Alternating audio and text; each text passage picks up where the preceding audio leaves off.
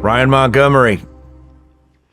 Shawn Ryan. Welcome back to the show, man. Thank you, man. I can't believe I am back in a good way. What's it been, like 2 years? 3 years. Has it been 3 years? 3 years, yeah. Lots has happened. Yeah, I'm pretty. You got me thinking. Is it 2 years? I think it's three. It's three. Is it really? Yeah. Lots has happened since you came on here, man. A lot for both of us, it seems. Oh yeah. Yeah. Look at the studio, man. It's unbelievable. I've been dying to show you. I couldn't wait to see it, and I mean, for the people that can't see the whole thing in real life, a video is not going to capture how awesome this is. It doesn't matter what kind of camera you use or how you 360 angle. It doesn't matter what you use. I've seen the last studio, which was awesome within itself, and then this one, it's like 2 or 3 times as big. Just the studio area alone. I can't talk about the rest of the property, but the rest of the property is sick, like beyond belief sick, and super happy for you, and not in a demeaning way, but proud of you. And I'm very grateful to be back. Well, thank you, man. You were a huge part of this. You know that. You know, dude, I'm fucking proud of you too, man. Thank you. Like, you know, just a recap for anybody that's listening who doesn't know who you are. You know, I just kind of want to go over how we connected, you know, the very first time, and where you were at in life, and, you know, kind of where I was at. But yeah, so backstory is I pull up Instagram one day. I see this very small MMA podcast. 500 followers. 500 followers. I don't know how this reel popped up on my algorithm. I don't even look at reels very often. And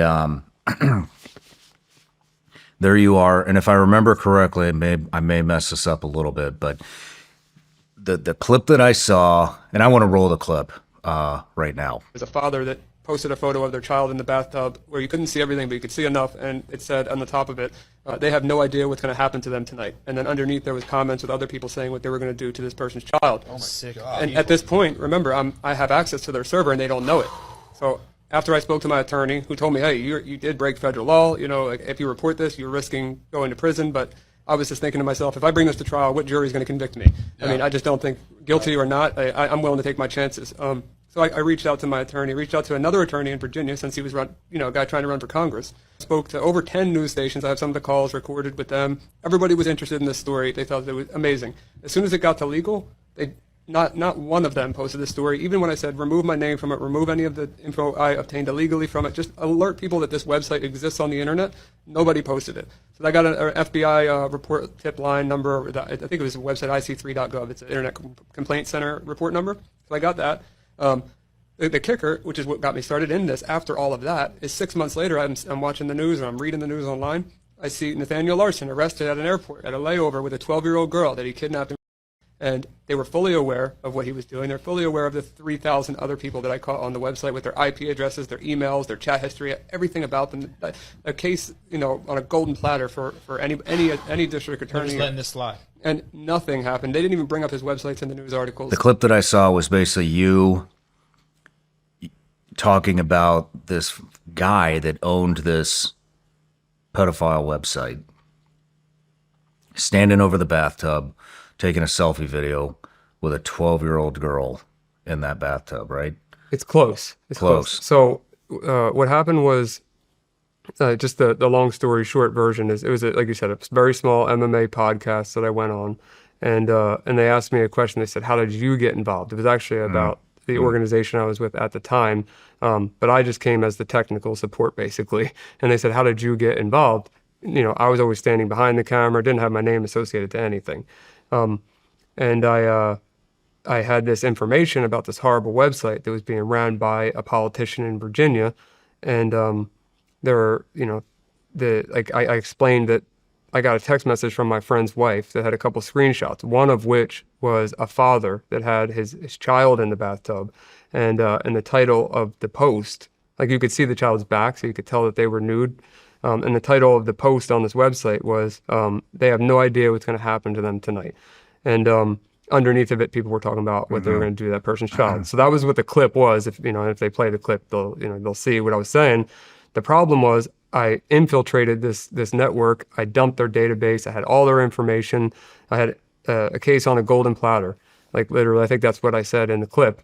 And nobody was taking me seriously. And it took years of me trying. I went to all media sources, 11 plus media sources. I went to law enforcement, went to 2 different attorneys. I went to a task force locally. I tried everything. And then I end up, just talking about that in that short clip, maybe a minute long.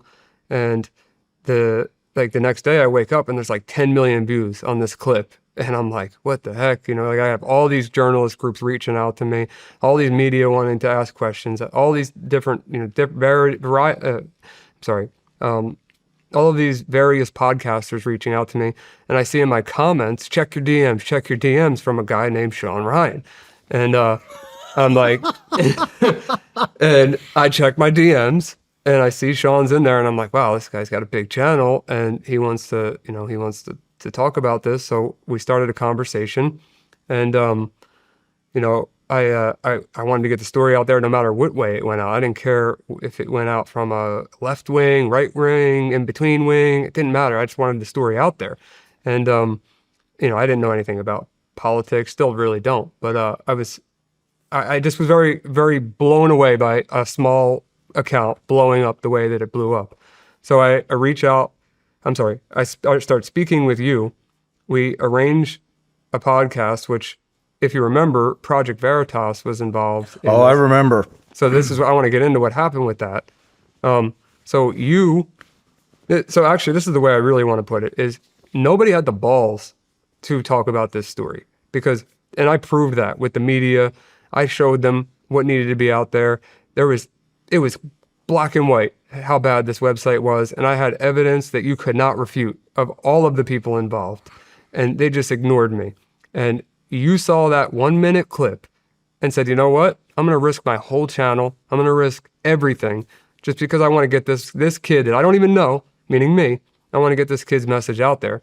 And you have no idea how much I appreciate that and how many kids that's actually helped. Not just from me, from you, man. Like without you, without obviously all the things that led up to you, none of that would have happened, And I am beyond grateful for that. And it's opened up so many doors, which I'll obviously get into in this episode, but beyond blessed, super grateful for it. And, one thing that's frustrating is, and I have a good and bad thing to say about Project Veritas and why I wanted to tie them into this story is Project Veritas is the first journalist group to reach out to me that I was willing to, because they said, we'll come with, we'll fly overnight. We'll be there the next day. So they were in New York. I was in Florida. And they said, we'll come out and check out the database and we will investigate it. So of course I was like, yeah, come out, let's do it. Anybody who wants to run this story, let's go. This is right about the time James O'Keefe left or was fired, whatever happened there. That doesn't matter to me, to be honest with you. They fly out to Florida. I hand them the data, and all of their journalists, all their reporters, the ones that I worked with directly, were passionate and wanted to work on this project. And they spent days / weeks / months of their life on this project. So I can't say a single negative thing about the team that I worked with there. They were all great, and they cared a ton about this case. Mm-hmm. What happened is James's replacement, her name is Hannah Giles. She came in as the interim CEO. While they were trying to figure out what was going on. And at that point, if you remember, there were 7,000 people in that database from the original database. And Project Veritas, the goal was to go out to confront these people face to face with hidden cameras and ask them about their participation on the website. So that meaning not just you were on the site, but here's the forum posts that you made. Here's the private messages that you had with other users, expose these people. So they exposed a couple of them. They put it out publicly. And we identified 500 of the 7,000 without a shadow of a doubt. 500 of the 7,000 were identified at the time when Hannah Giles became the interim CEO. They wanted her, I'm assuming Hannah, wanted the New York Post or New York Times to release a story on it. And that was their main focus, which at that time, I remember, we were talking about it. When you're talking about circulation, it's like social media has a way bigger circulation than them. Then Hannah says to me, I'm on the phone with her, and she tells me that my story is not a tidal wave. That's the words verbatim that this woman used. and she shut it down. So Well, boy, she fucked that one up, didn't she? she really did. And, not only because of how big this story got and how many kids, how much impact that database made on, some of the predator networks following it as well. But, the sad part of this is with Project Veritas, 500 of the 7,000 identified, 13 of which of the 500 were convicted of sex crimes with children after I originally reported the information to, National Center for Missing and Exploited Children, the tip lines, the task force, all the media. So, just ironically, the average offender has 13 victims in a lifetime, but 13 different cases occurred after I reported it. And then she shuts it down. So that's 500 of the 7,000. Who knows how many didn't get caught? Mm-hmm. And who knows how many more, how many victims just, it could have been prevented if someone would have just taken me seriously. And you did, man. You did. Project Veritas, as much as they, may get some hate or whatever, I don't have any opinion on anything else they've ever done other than what they've done with me. And their journalists were good to me. Their interim CEO, I don't like the way that she treated this situation. And I have no problem saying that. And man, I just wanted to, so I guess a long way of saying thank you so much. And I appreciate the balls that you have because nobody else did.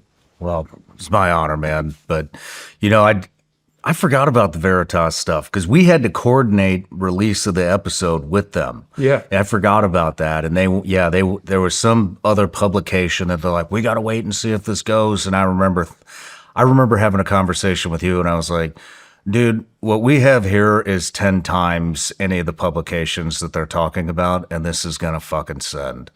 And it did. It wound up being the most viewed, most downloaded, biggest episode I've ever done, still to this date. And I remember reaching out to you. I remember the FBI stuff. The FBI wouldn't take you seriously. I was so upset, and also this is like, you were the first person that I dove into this subject with because I had heard so much about it.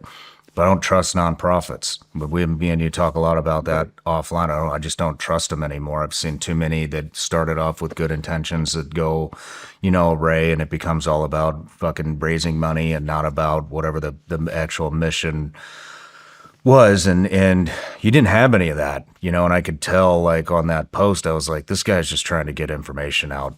And So yeah, reached out, tried to coordinate everything with Veritas. They wanted to do the story. And I remember telling you something along the lines like, fuck these people, dude, let's just run it. Yeah. Well, you actually had people that you had in line to put their episodes out before mine, and you rushed my episode for them. Yeah. Like, you did them a huge favor. Yeah. And then they just screwed it up. They could have done a lot more good. Like I said, they're journalists. If it was up to them, it would have happened. I don't think it could have gone any better than it did, to be honest with you. Everything that happened, I think happened because what we did, like, you enlightened me, for starters, because I've gone on to do several episodes after you about it. I interviewed Jim Caviezel. We went to the premiere of Sound of Freedom together. Interviewed Tim Tebow, interviewed Jaron Hudson, interviewed Victor Marks. Like, you were the start of all of that. And I still continue to talk about it, to this day. But, I think what we did, man, is we just created, like, the perfect storm. And also, like, that was a huge, I don't think you wanted to be public. You were extremely fucking nervous to come on the show. 100%. And I remember going through my head, like, how do I calm this guy down?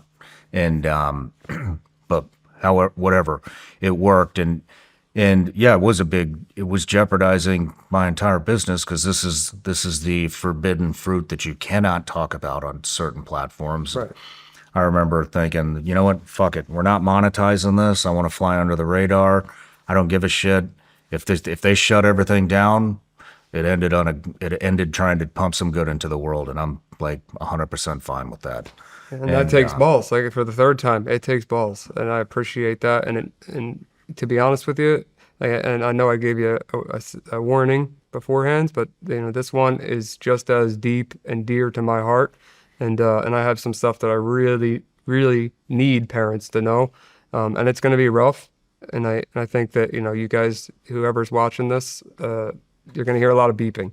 Yeah. But it's important that you listen to what I have to tell you today. But, I wanted to say, man, like, and we've talked about it a lot offline and especially at the very beginning after the episode when you were trying to figure out where you want to go. And because I think this was a segue into you having a much bigger role in the fight against exploitation and trafficking. Oh, yeah. But what we did, man, is, I jeopardized everything. You did too. But what wound up happening was we educated millions and millions of parents. We educated millions and millions and millions of kids on how this happens, prove to them how fast it happens. Dude, I will never forget when you made the screen name Ashley 13, because I was like, this isn't like, there's no way this shit happens this much. So I wanted to time you to see how, I figured we'd be there all fucking day. Yeah, unfortunately Dude, not. it was like 5 seconds. And that just proved to, like I said, millions and millions and millions of parents and kids, like this is how common this is. This is how fast it can happen. And then on the other hand, we scared a metric shit ton Predators. of predators. Yeah. Oh yeah. And so it really was the perfect storm. But some other context. I mean, now I'm like going back and forth. Now I'm like remembering all the things that happened like right after the episode. And I mean, we blasted the FBI on that episode. Yeah, we definitely did. Actually, we didn't blast them. We just expressed what happened when you got the information to the FBI and how they totally fucking dismissed it and how interested they were after the episode came out. Remember that? Remember how much they wanted to help? I know you guys are like maybe talking right now. Maybe. I don't know. Yeah, I mean, everything I do now is in parallel with law enforcement, so. Cool. Yeah, I'll get into more of what that means. But yeah, I remember being extremely fearful. I was like, these people aren't trying to help you. They didn't help you the first time. There's 7,000 names on that list. And that website was developed by a politician. They're every motherfucker on there is calling in favors, trying to get their name redacted from that. I remember. damn Do you list. remember? I was so scared because I took as you said, it was a risk for me. I was scared my door was going to get kicked in. Or like, I don't have anything to worry about, but I don't want to lose all my electronics or end up getting charged with something that I go to trial for and all this stuff. And I'm calling you at like 11, 12 o'clock at night. You got Tim Parlatour helping me out. You got all these people, telling me like, yo, do this, do that, like make sure you don't do this, don't do that. Like I got you helped me an absolute ton back, because I was panicking, man. I was panicking because I wanted the information out there, but I didn't know what to expect because technically what I did at that time was not legal. My intentions were obviously good. I would say it's more gray than black hat, but it was, I obtained that information illegally. So I was scared. I was genuinely scared, and it was very new territory to me. I know now a lot more than I did. And as I said in the beginning, if I had to go to trial for this and I had to stand in front of 12 jurors or jury, like I have a hard time believing that people would say that I'm a criminal for taking down a predator organization. But I genuinely was scared at that time. Well, it wound up being a wildly successful piece of content. I mean, with all the clips and the reels and the episode and the downloads, I mean, it's literally hundreds of millions of views.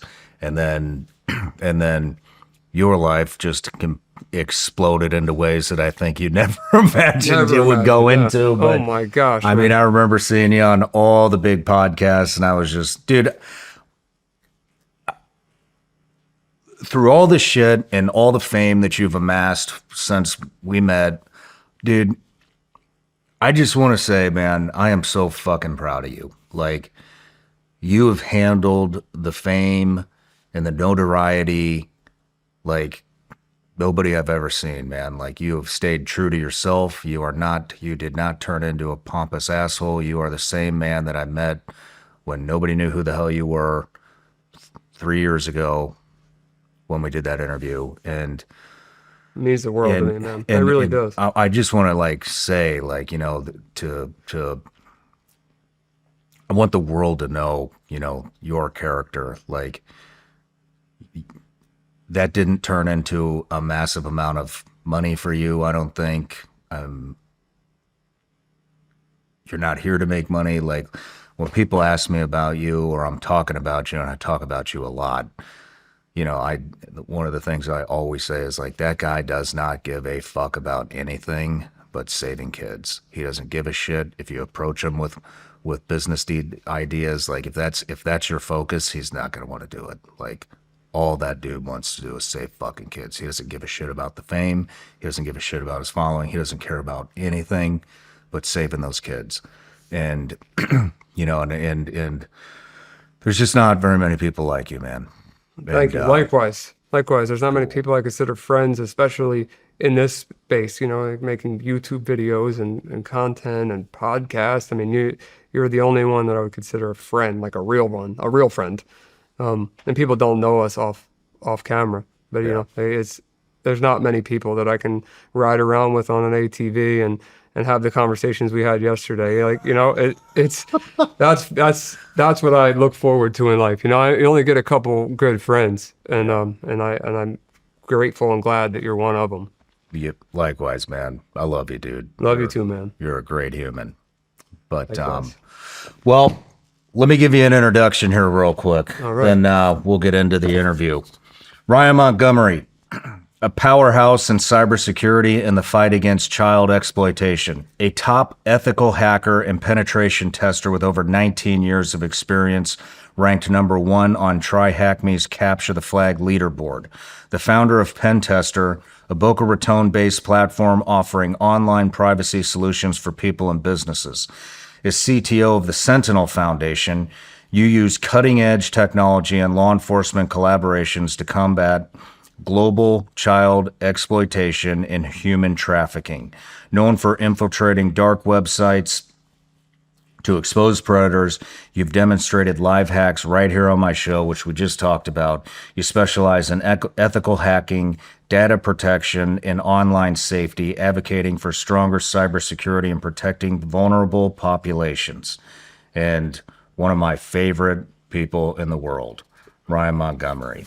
So I know we are here to talk about some of the childhood stuff that we missed the last time.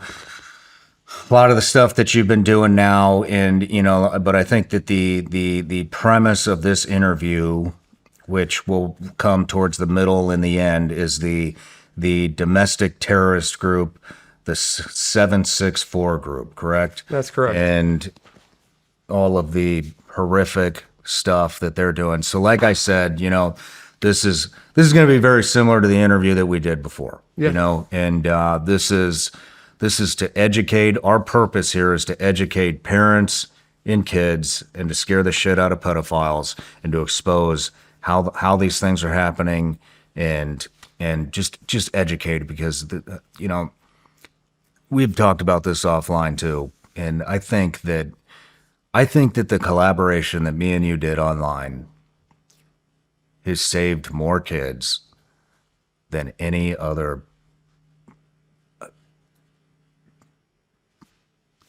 Dude, it's hundreds of millions of people that watch that. Like, so many parents and so many kids. Like, it made it real. I mean, you demonstrated it right here live. And I can unfortunately do it again on any platform. You know, and literally any platform. And so, you know, that's like, it's my proudest interview, man, because not because of the numbers and not because of like the explosiveness of the interview. It's because there are, who knows, countless kids out there whose parents watch that, who they watch that will never have to fucking face the trauma that they would have faced if their parents and themselves didn't implement the things to protect them. And, you know, I know it didn't get to everybody, but man, like, we saved a lot of fucking kids there, man. I love to hear that. And I'd love to believe that as well. And to be honest, like, I've been all over the world, all over the country in the last 3 years, and running into strangers on the street, at the airport, at the mall, all these places, people stopping me now, which, is very new to me.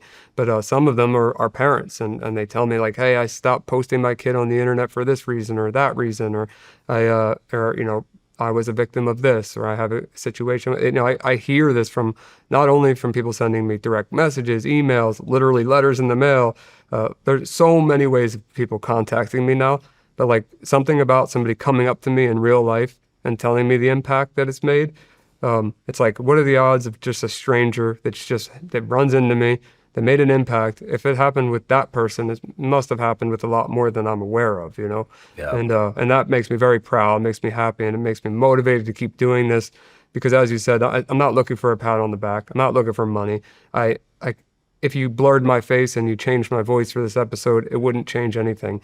It's really about getting the word out there and making some sort of change, because nobody else seems to be doing it. Nobody else seems to, I don't know. I mean, there's people that have passion. I don't want to discount them, because there are good people in this space. But coming onto a show and talking about this stuff in some of the detail that I want to, I don't really see other people doing.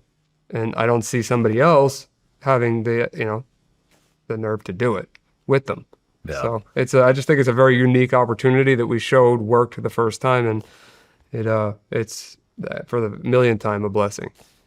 Well, let's hope it works again. But, Ryan, one of the other things that I loved about you is we both kind of started our journey to Christianity together around the same time. I wouldn't say together, but timelines really match up.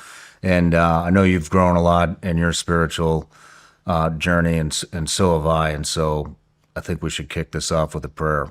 What do you think? Sure. You ready? Yeah. All right.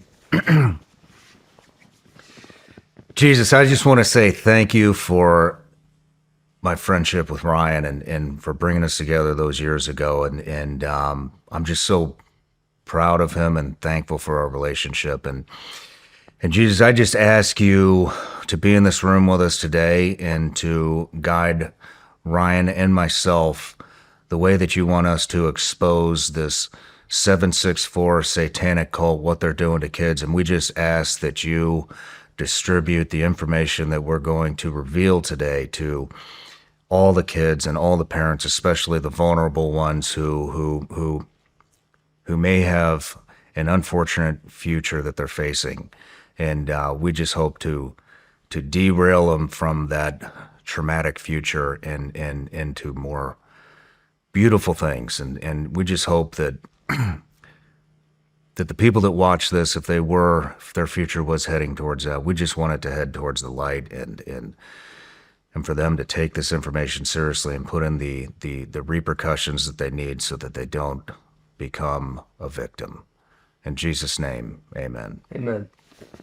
So, cheers. Cheers. All right, but let's start it with some fun stuff. So, Okay. One of the fun things we did last time is you had all these gadgets and you blew my fucking mind. So I see all new stuff over here. What do we got? So we got a lot of new things. I don't know if it's going to be exactly the way that we did the first time, because I did show you some, a lot. Yeah. I blanketed a lot of topics and and I pissed off a lot of people in cybersecurity in that process. Oh, yeah. Yeah, because, trying to explain some of these attacks and cybersecurity methods to people that aren't cybersecurity professionals is tough. I mean, try to explain a captive portal to your grandmom. It's just, you have to, like, and I'm not saying you're an old Are you woman. calling me a fucking... Are you calling me a geriatric? No. It's all right. I'm pretty close. What I'm saying is most people are not tech literate. Most. Like, it doesn't matter if they're older or younger. So people got really aggravated with the way that I explained it. They got really aggravated with the #1 ethical hacker thing. I never said that I was the #1 hacker in the world. There's no way to rank that. And honestly, I would love if you titled this video '1 ethical hacker, but just to piss them off. Because Hey, we can do that. I'm glad you finally reached that point. I am done. I'm done caring. I've tried posting on all of my platforms. I've talked on other podcasts about it. I've made it very clear. I know I'm not the best hacker. I never said I was, but at this point, I just like aggravating them. So if I've learned anything from doing podcasts, there's one thing. You cannot make the internet happy, no matter what the fuck you do. So not a chance. I it's don't more care fun who to you are. piss them off anyways. Yeah, I'm learning that. I'm learning that, and I call them the neckbeards and the actuallys, and Nice. you know. So I'm sure they'll have some stuff to say about some of this stuff, but that's fine. So there's a couple things here. One of which we're going to need, the thing, to screw it into. I don't want to ruin what it is yet. Are you carrying all this stuff all the time now, like the last? Yeah, it's always in my Right backpack. on. So this is the latest and greatest EDC. Yeah. Are you still carrying the flipper? The flipper, that is in my pocket. So at all times, always have the flipper. And the reason, honestly, is that I'll show a cool attack, which it'll probably end up being some type of B-roll or something in here because we have to do it in a non-disclosed location or just whatever. But I have some custom firmware on here now that they can, break into a ton of different cars. And it's on a rolling code system, meaning like every time you hit the button on your key fob, the code changes and the car only accepts the new code. And this has custom firmware that gets in sync with that rolling code. Let's say you click the lock button. Now I have the lock, unlock, trunk, all of the buttons on your key fob just from one press. And that was one thing they lost their minds over, saying that attack's been around 20 years. It's not rolling code. It's not this, but it is rolling code. It is a new attack. So, and I'll demonstrate it on the show, once we get outside or whatever point that is. But the flipper, and then this was actually given to me. This is called it's a dual ESP by a company called AWOC Dynamics, I believe. They're so AWOC. A guy, I was at this hacker conference called DEF CON, which is the biggest hacker meetup in the world, I believe. And a friend of mine, another YouTuber, Talking Sasquatch, just comes up to me and hands this to me, and it was obvious because I know what these pins mean. They fit in the flipper. So you plug this into the top of the flipper. They're called GPIO pins. Oh shit! And it makes this thing look ridiculous. But Flipper on steroids. Here we go. Well, the flipper doesn't have Wi-Fi capability by default. So this gives it two different Wi-Fi chips that do Bluetooth. They do other things as well. But you'll see that the flipper, when I turn this thing on, I give it 5 volts. You'll see the power of it goes on. And then I have a touch screen here now where I can do Wi-Fi attacks. There's sniffers, scanners, war driving, attacks, general, so beacon spamming, Rick rolls, evil portals, deauth, meaning like disconnecting devices from the network, deauth targeted, meaning target a specific device. And the cool thing about this is it can run. What do you mean target a specific device? So let's say you had a wireless camera outside, and I see that address, like, that's coming up as a device on the screen here. I could target just that device. How do you know what the device is? I mean, there's probably 100 wireless devices at the studio at all times. How do you narrow it down and go, it's that fucking camera right over there in the right corner? So it depends. If it's broadcasting like BLE, for example, or a MAC address, there's a thing called like an OUI database that you can identify it from the digits there, which I'm just trying to simplify things. But like there's ways you could do that, or you could just do a deauth flood, which then just hits everything it possibly can. And then you could take a safe bet that if it's on, the frequency that this is deauthing on, it's going to knock it offline. Gotcha. But what's cool about this is a lot of things, because I just, like, without going into the nitty gritty of it, the Wi-Fi capabilities. It also has Bluetooth capabilities and Bluetooth attacks.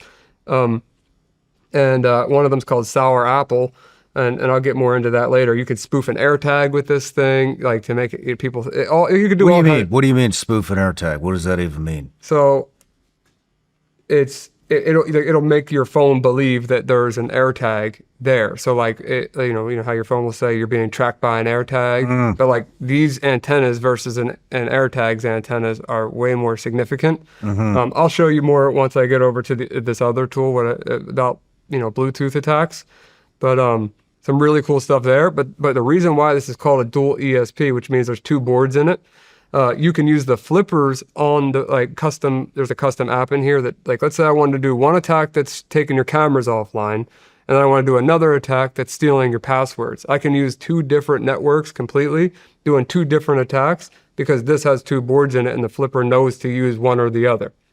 So how are you going to steal the passwords? I'll show you because I have something else for that. It's unbelievable, but this was a cool gift, and I wanted to show it off because it looks cool, you know. And then this right here, I think you're really gonna like this. So a company, also Kickstarter related. I'm not gonna like it, Brian. I don't like any of this stuff. You might not like this. You might not. All right, so this is called the BLE Shark Nano, and the company, I think they're for sale now, but they sent them out to me because I asked, because I really wanted one. It looked cool, and the guy was nice enough. I think his name was George. He sent it out to me, and I was like, who knows, what I'm going to do with it. I just want to play around with it. I recorded a video at that conference, and it's got 20 million views, me just showing this thing off, and I was not expecting that at all. So I'll show you. What I mean by stealing the passwords. I think that this should do it. Okay, so now go to your phone, just go to settings, go to Wi-Fi, and you should see a free Wi-Fi there. I just named it free Wi-Fi. All right, and my phone's over there. Oh, shit, here we go. Don't worry, won't hurt anything. Yep, free Wi-Fi, got it. So what happens when you click free Wi-Fi? I should click it? All right, here we go. Sign into your Google account. Okay, so just put in Shawn@gmail.com. And then just put in whatever password you want.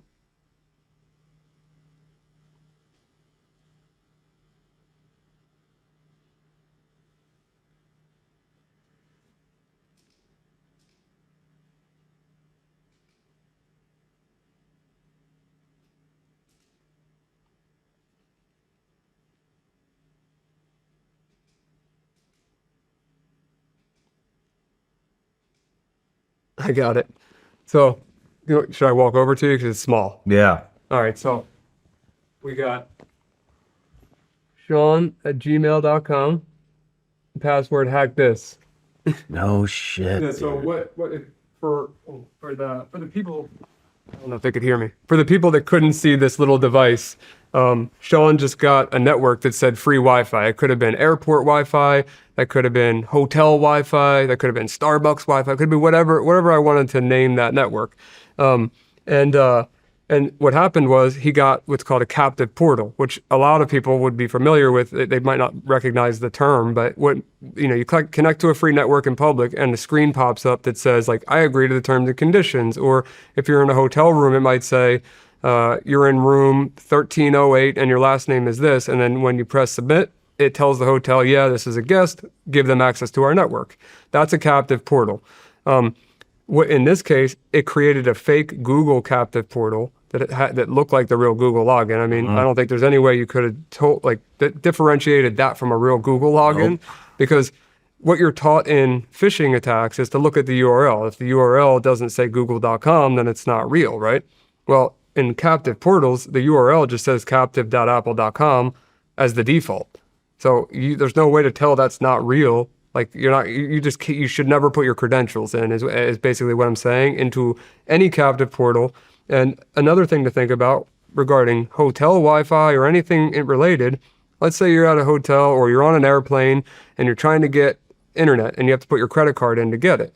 Maybe the hotel charges more for faster internet. I've seen that, like to support streaming or whatever. I could make a fake network that says, and stand outside of a hotel or leave a device outside of a hotel or be on an airplane and require a credit card with a name, with an address, with all this info for them to upgrade their connection or upgrade whatever it may be and be stealing credit card numbers as well as their passwords. And there'd be no way for them to know that I was doing it, because the second that they submit it and it's over with, now they're connected to the internet if I route it to the internet. You maintain your gear so it lasts. and your skin's no different. It's the first thing exposed to the elements every single day. Caldera Lab is built to help repair and protect your skin so you can look and feel your best every day. Caldera Lab creates high-performance skincare for men by combining cutting-edge science with powerful natural ingredients. It absorbs quickly, with no greasy mess. You guys know I'm a stickler for clean ingredients, and Caldera Lab really delivers on that. Each product is backed by science, built for impact, and thoughtfully formulated with safety and sustainability at the forefront. I know. Guys don't have time for a skincare routine, but Caldera Lab makes it easy with 4 simple steps that actually work. There's the Clean Slate Balancing Cleanser, the eye serum that helps reduce dark circles and fine lines, the base layer, that's a deep, hydrating moisturizer, and then there's the good, a powerhouse serum that has over 3.4 million antioxidant units per drop to help reduce signs of aging. Take care of your skin like you take care of your gear. Go to calderalab.com/SRS and use code SRS for 20% off your first order. That's calderalab.com/SRS. These statements and products have not been evaluated by the FDA. These products are not intended to diagnose, treat, cure, or prevent any disease or condition. A lot of dark stuff going on in the world right now, and it's to the point where I don't even believe my own eyes anymore because I cannot verify what people are saying about all the political violence, the division. I partnered with this production company called Ironclad, and we're doing an 8-part audio series on PSYOPs, on why foreign countries, governments, maybe even our own government would conduct a PSYOP on its own people. And I just think that this series is going to be extremely important because it's going to open the eyes of people on why these things happen. You can head over to psyopshow.com, order it today. I think you're going to get a lot out of this. Who's pulling the strings? Who's pulling them?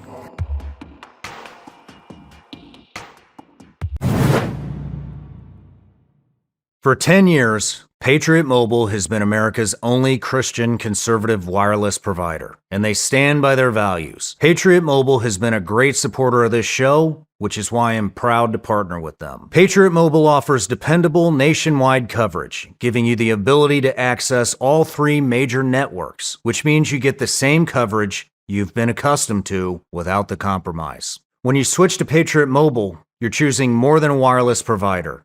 You're supporting a company that stands for American values and that proudly honors our veterans and first responders. Their 100% US-based customer service team makes switching easy. Keep your number, keep your phone, or upgrade.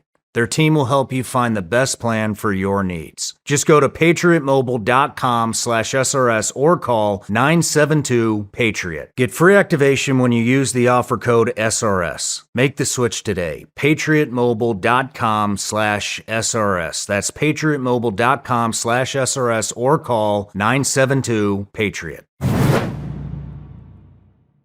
I mean, how many people are doing this? I feel like this could be happening at every single hotel. I think it would be naive to think it's not happening all over the place. I mean, there's a lot more cybersecurity people out there now than there were when I was a kid. Like, I don't know there's no way to tell you how many black hats exist, how many people get arrested for hacking charges. I mean, I don't have those numbers, but Was this like pretty common though? I mean, these attacks are I wouldn't say that the attacks are trivial because they're like your average person. It would take some time to understand these topics to know how to recreate that attack. You could buy a device that just does it, but I don't know. I can't tell you how prevalent these are, but it like I could give you that device and you could do that with 2 clicks. Well, I mean, the reason I'm asking is, I mean, you travel a lot, I travel a lot. You know, we spend a lot of time in hotels and airports and shit like that. I'm always connecting to the airplane Wi-Fi, even though the shit never works. Yeah. I love paying $10 and then you don't get any fucking internet. Yeah, but you put your credit card in there. Yeah. And how do you know it's really? So that's what I'm getting at. You know, if you go to whatever, the Holiday Inn Express, and you want to get internet, and there's Holiday Inn guest, Holiday Inn Express guest. You don't know which one's the legitimate one. They make them look identical. So Yeah, there's no way for you to know the difference. So how can people guard against something like that? there's not a great way to do it unless you unless you know a little bit about, computers. Because like what I would do in that case is I would try to, like, in a captive portal on a phone, you can't like view the source of the page, like look at the code of the front end client side of the page. I would look at that to see if there's anything odd there that's not connecting to like, because that, like, this isn't connected to the internet right now. So for you to see that Google page, it had to load the Google logo from that device. It had to load all of the, like, the text on the page from that device. Whereas if it was actually pulling data from Google, you would see all of the Google links inside it's called the source code. So that, like, if you're on a laptop, like in a perfect world, you could right click, you could hit view source and see if in the code, if it actually is going to the name of the hotel.com or google.com. And if that's true, it still doesn't guarantee that it's real, but it gives you a better chance. Gotcha. And then inside of these captive portals, there's like sometimes it doesn't just say captive.apple.com. You'll see like an actual name at the top. But, anything can be modified, man. And I just say that the general way to put this is just don't trust public Wi-Fi. So I wish I could give you a solid answer. I don't think anybody would be able to give you a better answer than that, because it's kind of an up in the air. Public Wi-Fi, there's way more vulnerabilities than just that. Yeah. Well, I got you a gift, Ryan. Oh, yeah? And so I was going to wait, but this seems like the perfect time to give it to you. So, I'll give you the other gift later. So here you go. Since we're talking about public Wi-Fi. So while you're opening that, let me tell you a story. All right. So actually, it probably started with you.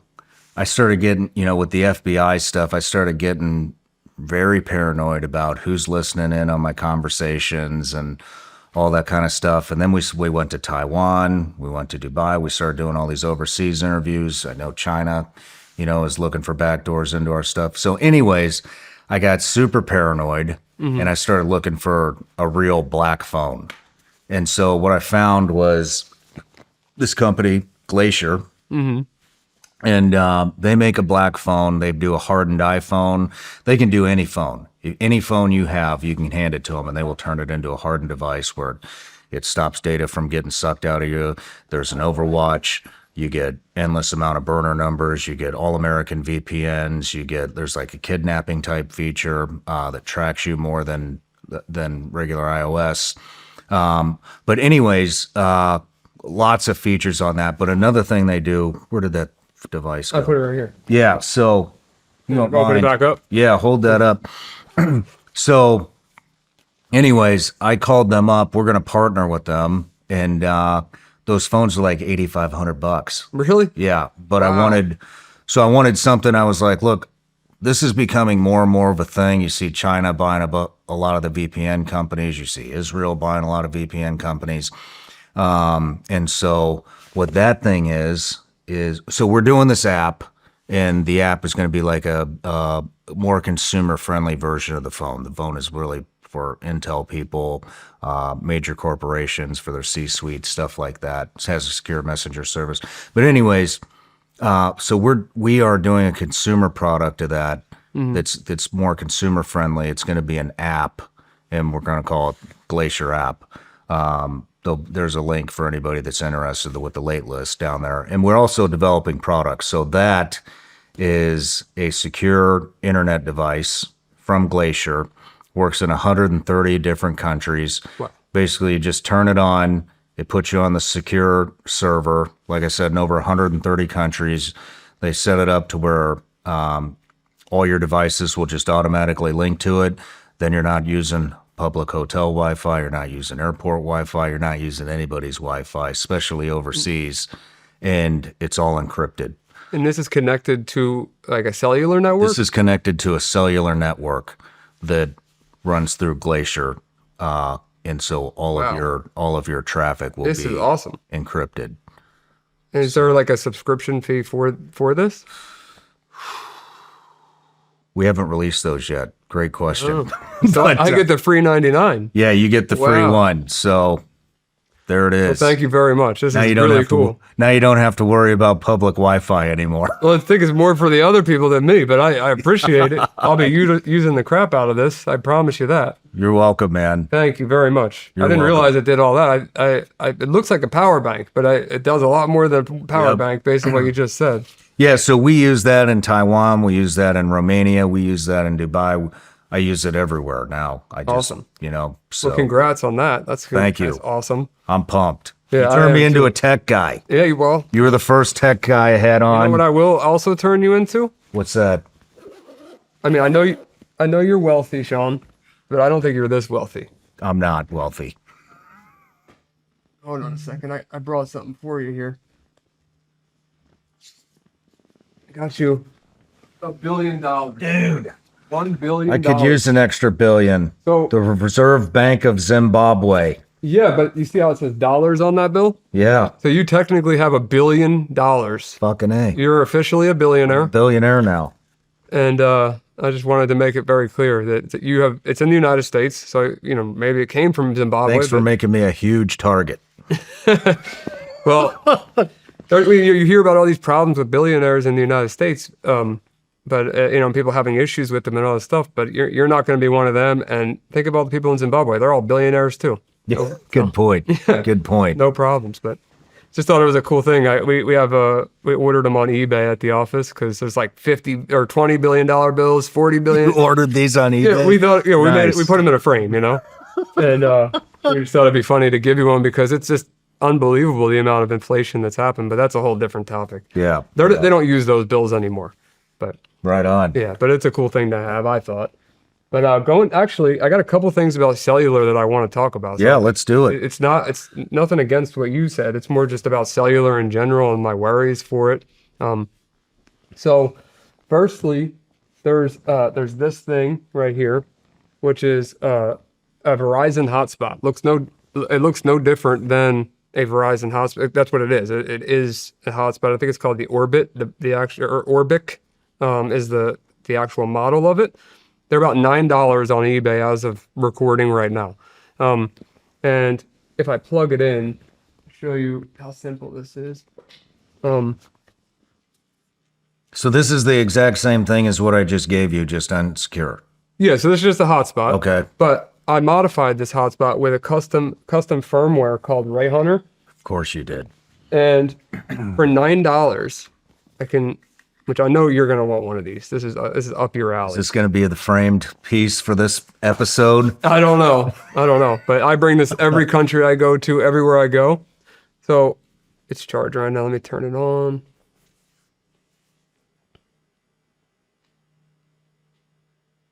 Come on.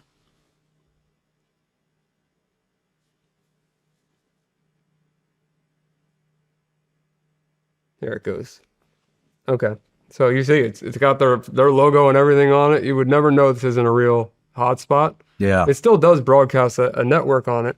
And you'll see at the top here, you're going to start seeing a green or red, hopefully green, a green or red line the second that it boots up.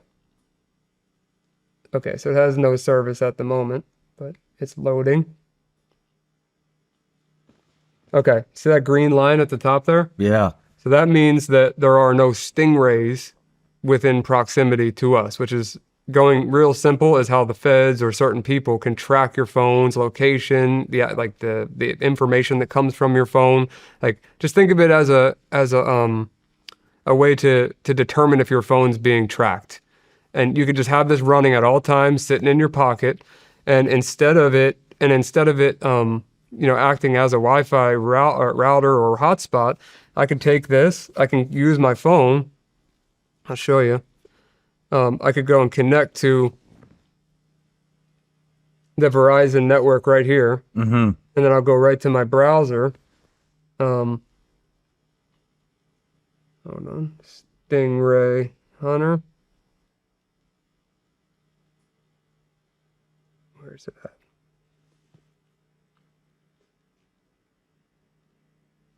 Come on. And I'll just So this thing basically detects if there's any anything listening or gathering information on you within some type of a radius. Yeah, and you don't have to stare at it. You know, that's kind of the good thing about it is you don't have to stare at it and if it turns red once, it's here. Hold on, I'll show you. Like when you came to the old studio and we had that little piece of shit EMF detector thing, and we found something on the wall, and we're like, "Where is it?"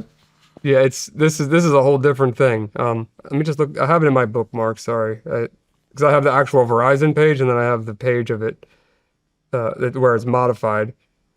Sorry.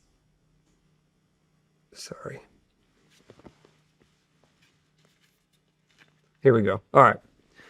So, oh, actually, what the heck?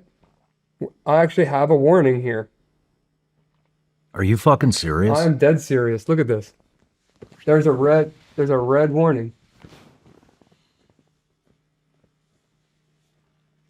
So I'll download that PCAP after. Like I seriously didn't set this up. I really didn't. I swear to God. Well, shit. How do you know what it is? I'll download it and try to see, but it just lets me know that there's a device within proximity. That's the first time I've ever seen. That's my first time ever seeing a warning. This is likely, if you just turn your device on, this is likely a false positive. Well, there's 2 other captures above it, so I don't know. There's a couple below it and above it, so we'll have to look into that. I've never even seen that. Wait a minute. This is my place? I mean, I didn't look at it. This says Thursday, July 3rd, Wednesday, September 10th. Well, then that would be incorrect, unless the top one has the wrong date. Top one is Monday, October 20th. That's today? Yeah. Yeah, then the other one I must have missed it. Dude, you can't be fucking with me like that. I didn't need to. I barely looked at it. I just saw red and was like, I just told you how paranoid I get about this shit. Well, this is why you need one of these. I need to buy that. It's $9 right now. I'll just give you this one. But that's $9? Yeah, it's a hacked version of a Verizon hotspot. But so you just turn that on anywhere you go. How far is the radius? I mean, it's anywhere it receives cellular, just like a cell phone would. Yeah. So what it's doing is like this interface is because I'm connected to the hotspot as if you would be using it, but it's on a custom port. It's called. So like do you know how like people can root their Androids, meaning like giving it more permissions and install custom apps. This is running a version of Android that's rooted, and then it's running that custom software. So you just go in here, you let it run all day, and then you can go and just check, is it green, is it red? And if it is red, the Ray Hunter, like GitHub is like where all the developers put their stuff. You can copy the file and put it in there, and they'll analyze it for you. Like you don't even need to know what you're looking at. So they'd be interested in this red one that I have because I've never even seen red before. This is my first time. But yeah, I thought you would like this because it's kind of a cool, cheap, little hacky thing, but all that works. I'm getting like one of those for everybody on the team. Yeah, I'll set them all up for you. All right, so that one. What's that called? This is a regular Verizon hotspot, but the software on it's called Ray Hunter. Okay. And then this is the Orbic, ORBIC, Verizon Orbic. Right on. Yeah, I got mine on eBay. Let me turn it off. But as long as you're seeing a green line, you're good. And I didn't see a red line here, so I was like, as soon as I logged into the portal, it was like red. I was like, what? Never seen red. So what do you do if it's red? Get a new hotel room? Put your phone in airplane mode or in a Faraday bag real quick. Okay. Yeah, because I never had it happen, but I like to know if someone's spying on me, So they could be sucking info out even. Okay. And then let's see, what else can I show you? Okay, so speaking of cell phones, staying on that topic, this is something I actually brought as another gift for you. And I love gifts. Have you heard of Meshtastic? No. So it's super cool. And I don't know how familiar you are with the China situation that just happened in New York. Yeah. Yeah. Can you talk about that? I mean, I can talk about it briefly. I wrote some just so I make sure I have the numbers correct on that. There was 300 SIM card servers with over 100,000 SIM cards capable of taking 20 million offline. So, and that's the tri-state region of New York. So like not just New York, but the surrounding states too. And that's just with the ones that they found. So I think it would be kind of naive to think, there's not more of these all over our entire country. So what could that have done? So it would have been a denial of service attack is the technical term for it, but it would have been so many, like have you ever been to a concert or a big event where everybody's there and your phone's going so slow and no calls are going through? Yep. That's because that's just so many people are there. Denial of service. This is a distributed denial of service, meaning coming from multiple angles with, let's say each one sending 100 text messages a minute. It's intentionally trying to flood the towers with so much data that they can't function. They can't keep up with it. So that's essentially what that was set up to do. And to my knowledge, the way they found that, at least partially, was from a tip. So I don't think they're going to get a tip everywhere that China or whoever, I'm assuming China in almost all cases, has these all over our country, which scares the crap out of me. Mm-hmm. So I started looking into what would they, okay, so I really want to dive in. I have an idea of where this is going, but I want you to describe like, okay, they shut down all cell phone communications. What does that mean for the population, especially in a city that's as dense as Manhattan? It's absolute chaos is what happened. It's absolute chaos.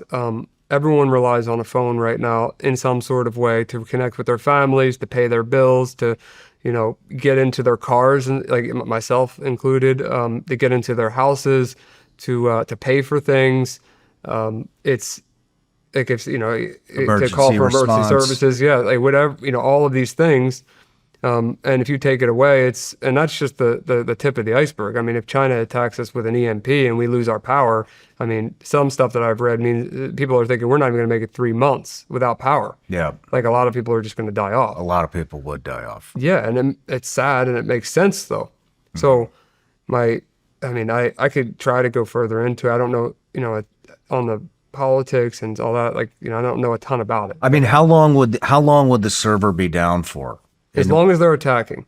So how would they initiate the attack? So this is a guess from me, but if it was me behind this, so let's say I would have all of these servers ready to go. I would have one computer that had access to all of them, or just imagine just like a digital switch.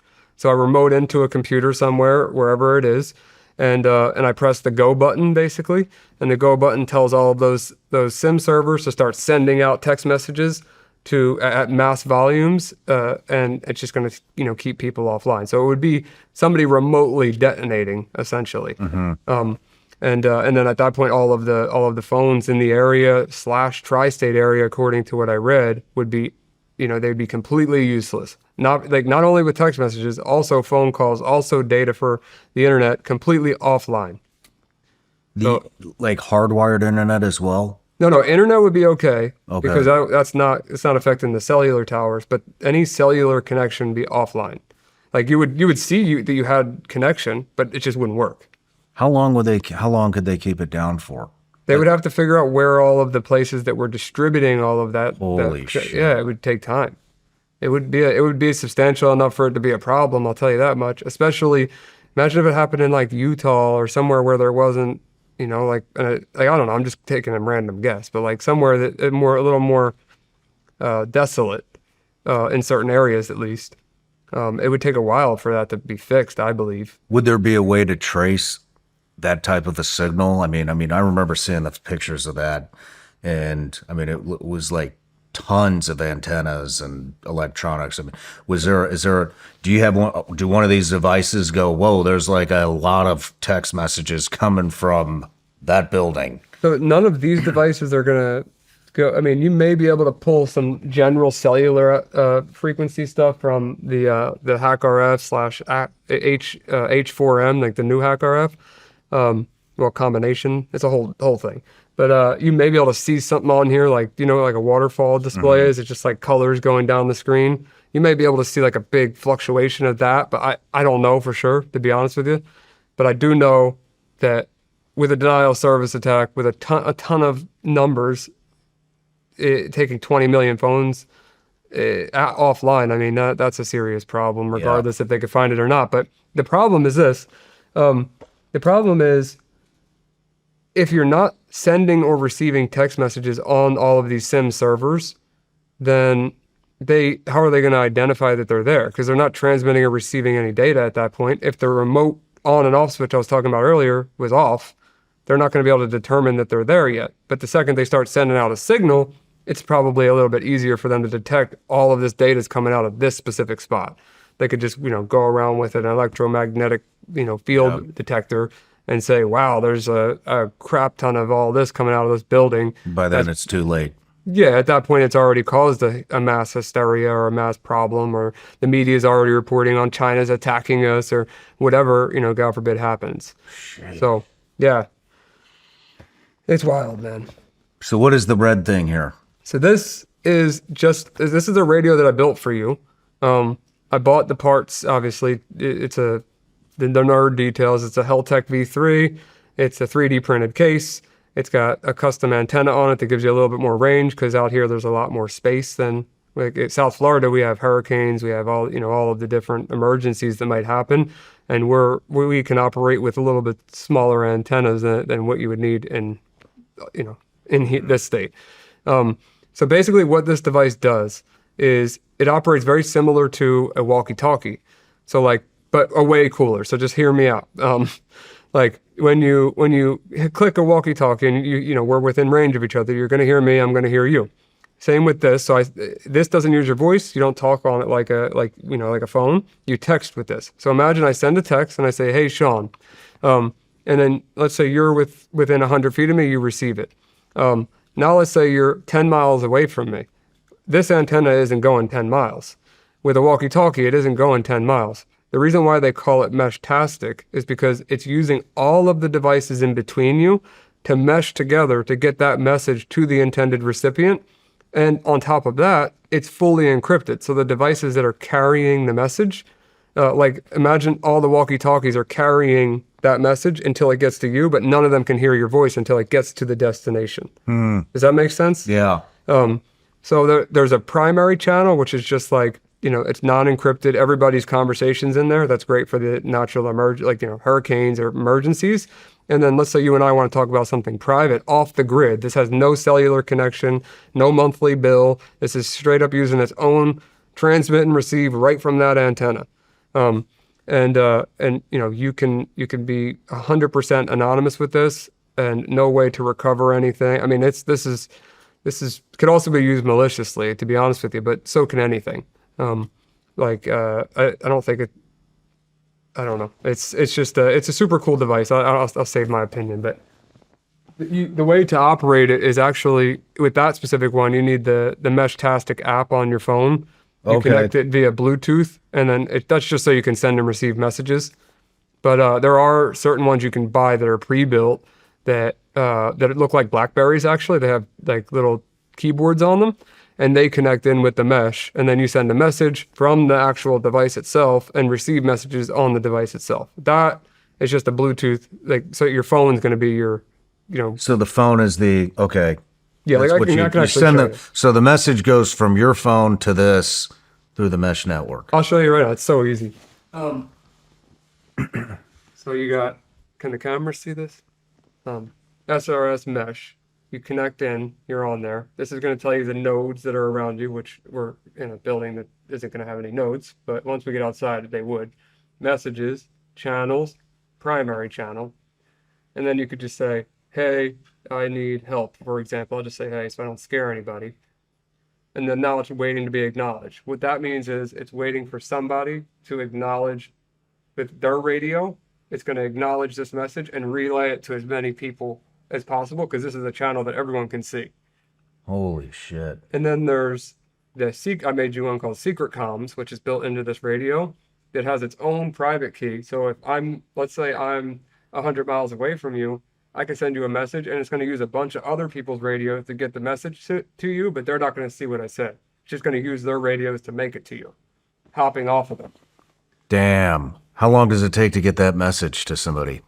Milliseconds. No shit. Yeah, it's radio. It's a decentralized. It's a decentralized cell phone network. Just think of it in simple terms like that. that if the power grid went down, if the cellular grid went down, the batteries on them things last so long because they're low power and they're long range, and they're cheap too. I mean, like all in on that thing, like we're talking like $30. Are you? Yeah, and like just to have that in like in your backpack, just in case something ever happens, God forbid, it can't hurt to have it. It's not hard to use. Like I don't own. It's an open source project. I don't make any money telling anyone to buy them, but the more people that have them, the further the messages that can go. South Florida has a huge population of them. Missouri, huge population. California, huge. Like there's a lot of places that already have a ton of these there, but the more people that have them, the further your message is going to go. So Interesting. kind of an interesting thing. I really liked it. There was a guy in Florida, because I was learning about it, trying to get my house set up. I had a little solar mount with a giant antenna coming off my roof. And like, I'm going way above and beyond for this. Like my HOA probably hates me. But this guy who has this large infrastructure in Florida, he calls it Tron. Like there's this, like, I could show you a screenshot, but he's got these giant cell towers all the way down the coast of Florida. And as long as you can get your message to a Tron, one of his locations, then it has enough transmit power to make it anywhere up and down the coast of Florida. So my goal was to get it to one of the Tron towers. So I finally go into their Discord, like their chat group, and I say like, hey, how do I, like, what kind of antenna should I buy? What kind of stuff should I get? I want to make it to Delray Tron. That was the Tron that I was trying to get to. And this guy, his name's Eric, reaches out to me, and he's giving me all this advice. And he said, I'll come out tomorrow morning at 6:30 to the intersection of where, he didn't know where I lived or anything, but I gave him a general idea. 6:30 in the morning, guy comes out, takes screenshots from his app, takes pictures on his phone, and he's showing me with a directional antenna. It's called a Yagi antenna. He's aiming it at the Delray Tron, southeast, I think it is. And you could see that it is reaching it. So he proved that with a directional antenna that it would work. And this is a guy I've never met before, somebody that's just like, if you know anything about the ham radio guys from back in the day, it's like a modern age ham radio group, but way more technologically advanced, and the people are like younger. So this guy goes out of his way to help me out, which is like, I'm not used to people doing me favors like that. And to make things even crazier, the guy that came out for me is a guy that owns the Tron infrastructure for all of Florida. So I just had the first guy and he didn't know who I was or anything like that. He just came out of the kindness of his heart. He drove a half hour. I found out where he lived because I came to go pick up that equipment from him later in the day. And super grateful for that. But the guy hooked me up and spent time that he didn't need to spend. And I recommend, if you go out and buy one of these things, make sure you Google like the state that you live in and join a community of some sort if you need help setting it up, because it's not hard or anything, but just to get advice from people that have already been doing it. I already researched for around here. It's configured best for this location, but if you have any questions, obviously call me. How do you turn it off? It's you can hold both buttons, but it doesn't actually go off. It goes into like a sleep mode. Oh, right on. Yeah. Right on. Damn, thank you, man. No problem. I would say I'm going to frame it, but you should use that one. Keep that one. I am. And especially because of the way, like, without going into detail, you live high enough to reach far. Right on. Yeah. What else do we got? This one, and I'm trying to speed through because I don't want to make this too long. Don't speed through it. This is good shit. So this is called a screen crab. And a screen crab, if you notice here, it's got an HDMI on one side and an HDMI on this side. And basically this little antenna broadcasts a signal. So I could put this behind a computer monitor, put this behind a TV, and more importantly, a computer monitor. And then there's an SD card slot in here on this side right here that stores a ridiculous amount of footage, like way more footage than you would imagine because it compresses the video. And this will be in line, so you can spy on somebody's computer screen. And they, if you put IT use only, do not unplug, and put it on a Post-it note or something, stick this behind the computer, who's going to remove this? Nobody. Most people are just going to ignore it. So I thought this was a cool little covert spy gadget that who's looking behind their monitor either? just a cool little gadget to have, especially when you're doing a physical pen test and you want to, watch people go through their internal systems and see their internal communications. If you can get this thing in there, then you can stand outside their office and wirelessly watch it or store it to the SD card and then watch it later. So You can hook that up wirelessly? yeah, that's what this is. So I could take the footage that's stored on the SD card and download it wirelessly Gotcha. or watch it wirelessly live. Wow. Yeah, I would have to be in range of it though. Gotcha. So that's the screen crab. And then this is called the land turtle. And the land turtle, the way I have mine configured at least, is the second I plug this into USB. So if I went into one of your offices and I plug this into one of their computers, it's going to immediately try to connect back to my server at my house and give me a connection like to this device. And then from this device, I can try to pivot from this device to your other devices on the network because this is a mini computer inside of here. So it's without going into, because it's nerdy stuff.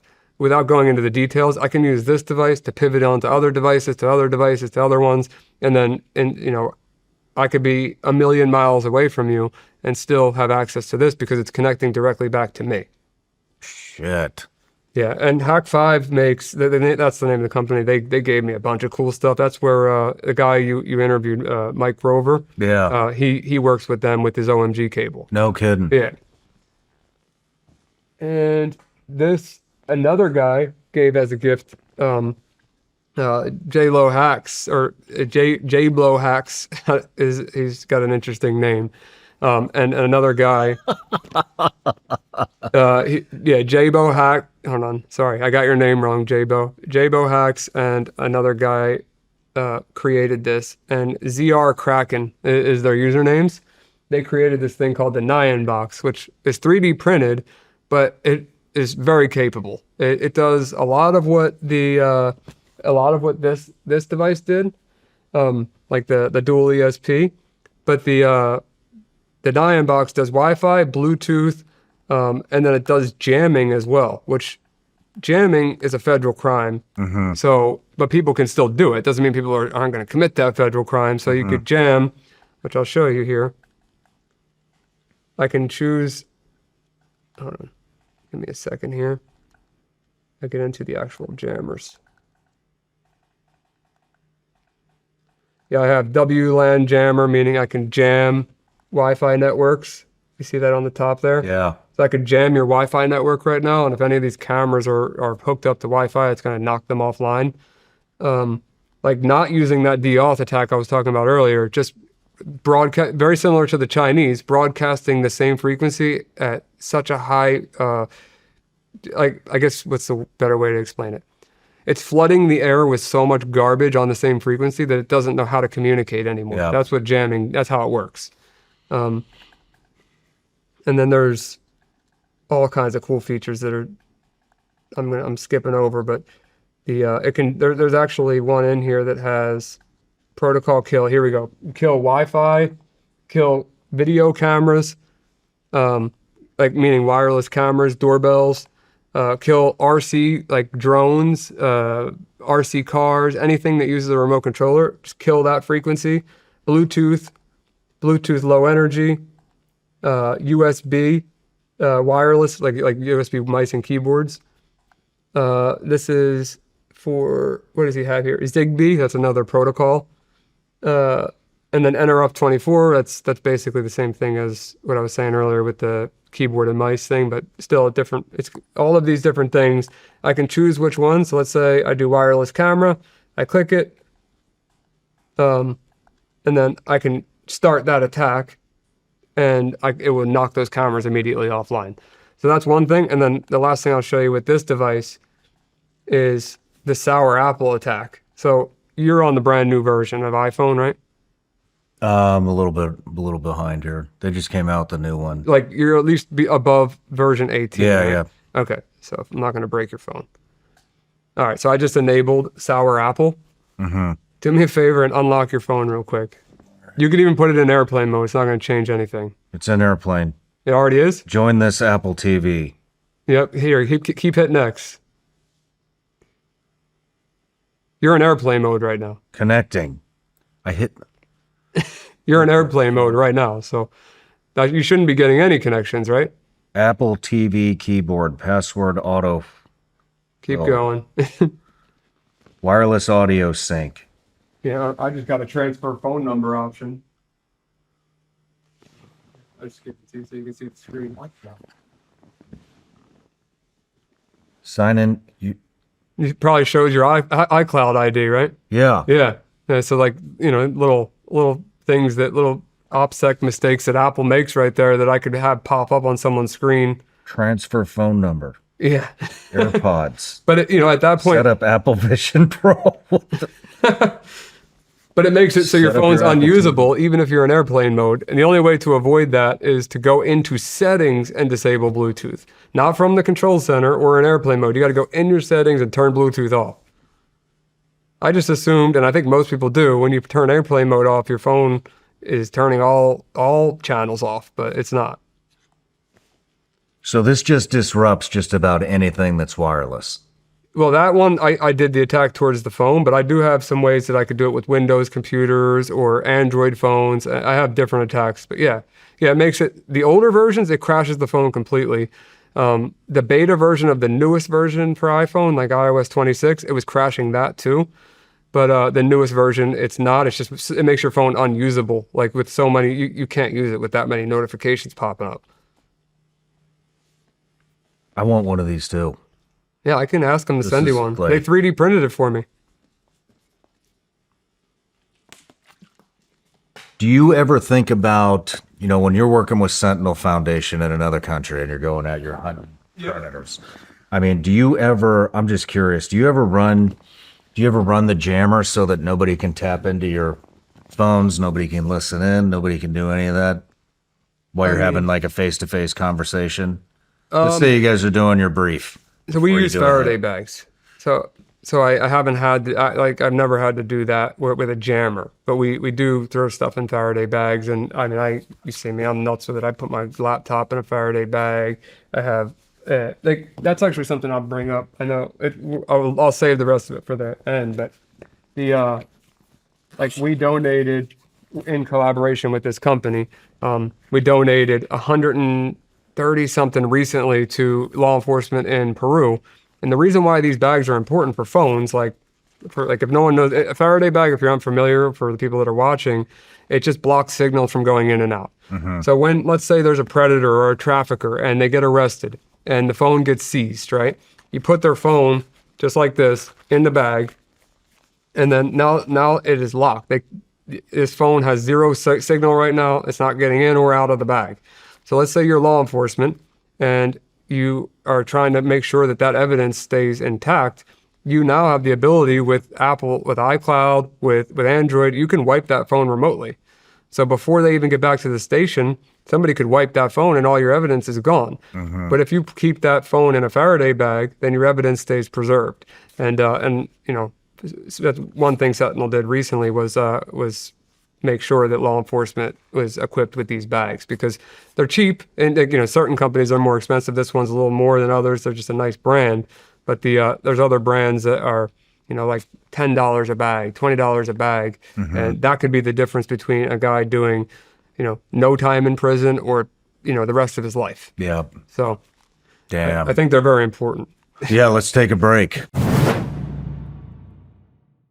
My days don't slow down. Between work, the gym, and time with the kids, I need eyewear that can keep up with everything I've got going on. And that's why I trust Roka.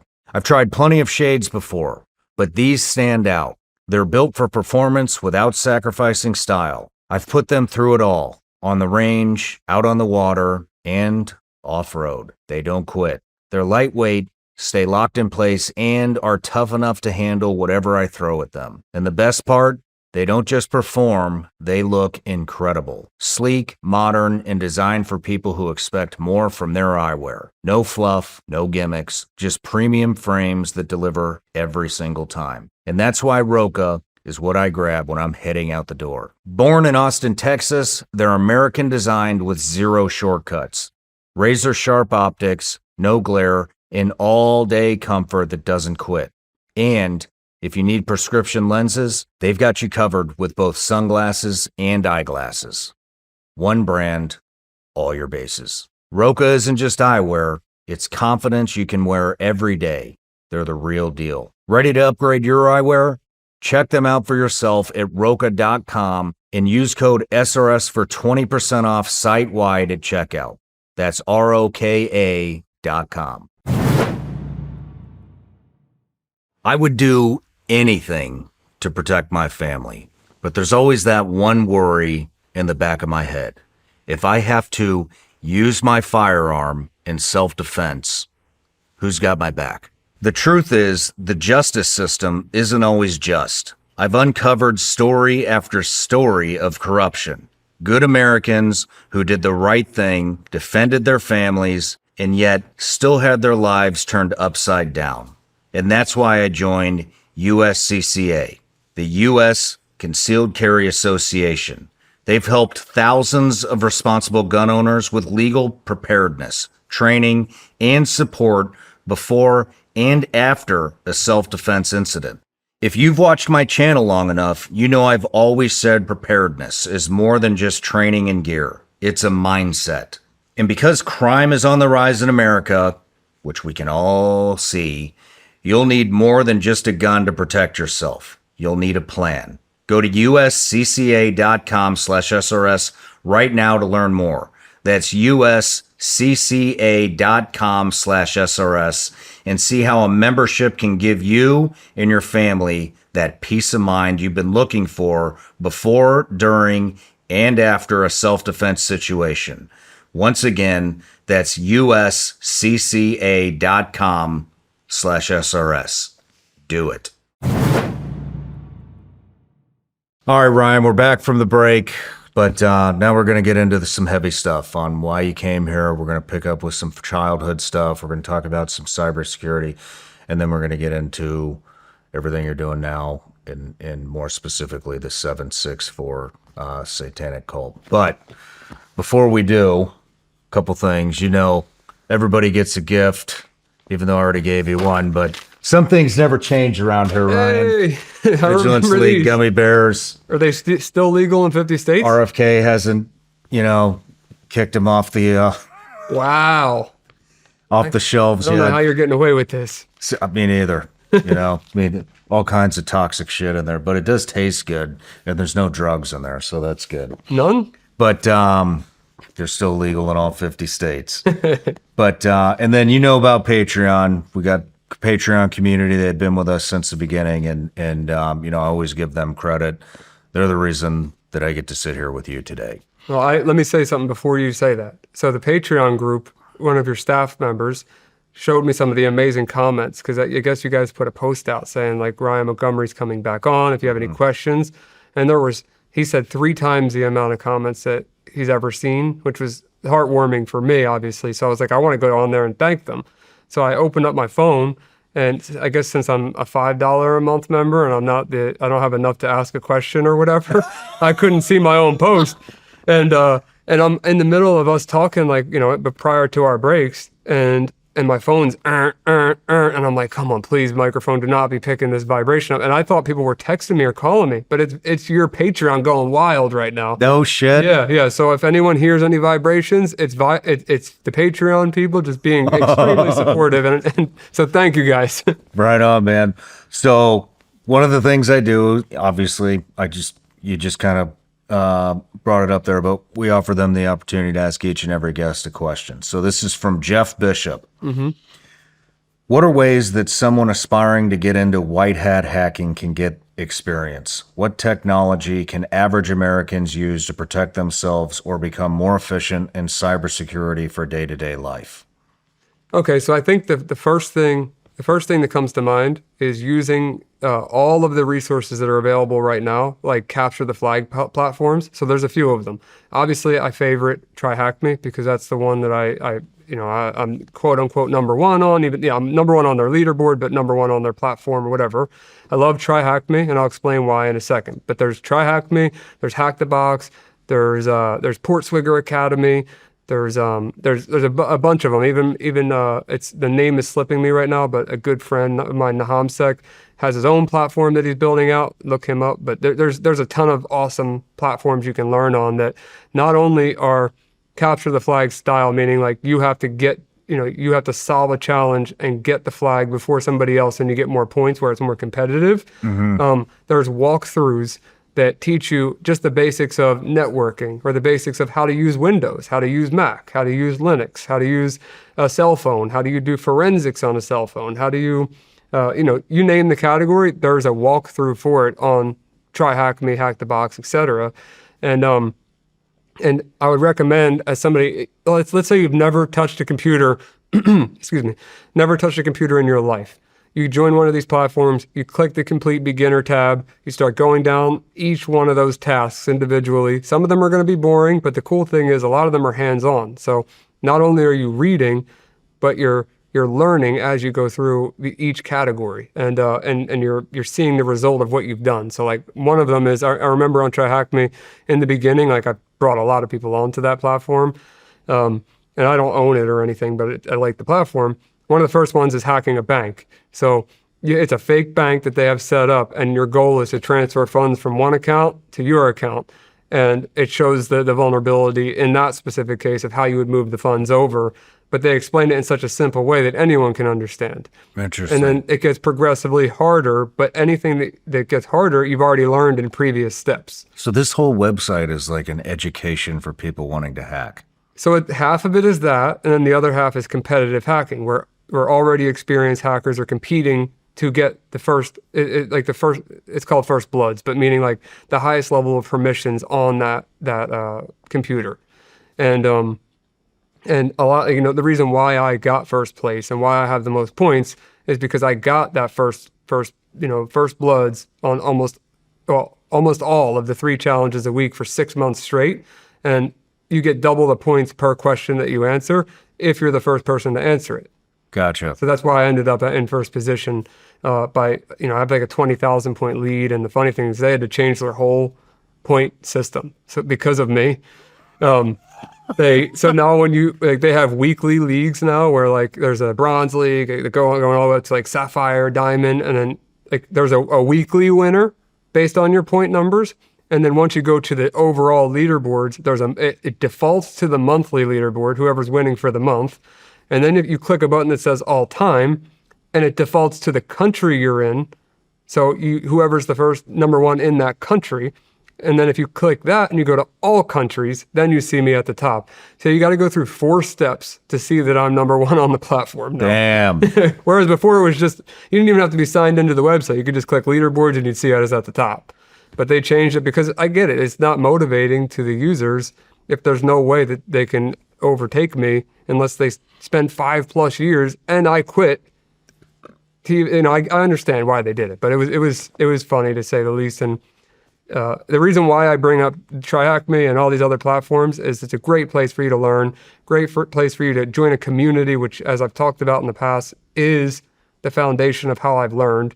Community, mentors, people, actually spending time. And I was never scared to ask questions. And thankfully, like I was talking about with the Meshtastic radios and off-the-grid communications, like those people a lot of them are ham radio guys. Like they super willing to help. You just have to ask nicely and try to be part of their community. They don't expect anything in return from you. And it's the same goes for these cybersecurity platforms. So highly recommend that he does that. And while learning offense, I think that offense is your best defense. No kidding. Yeah, because if you know how to attack, you know how to defend. So it's being aware is one thing, but knowing how that attack works in the first place means you know how to defend against it. Mm-hmm. So it kind of answers the question, I think, in both ways. So what is something for people that aren't going to learn how to attack, for people that aren't tech savvy, what is something that they can do to take cybersecurity more seriously?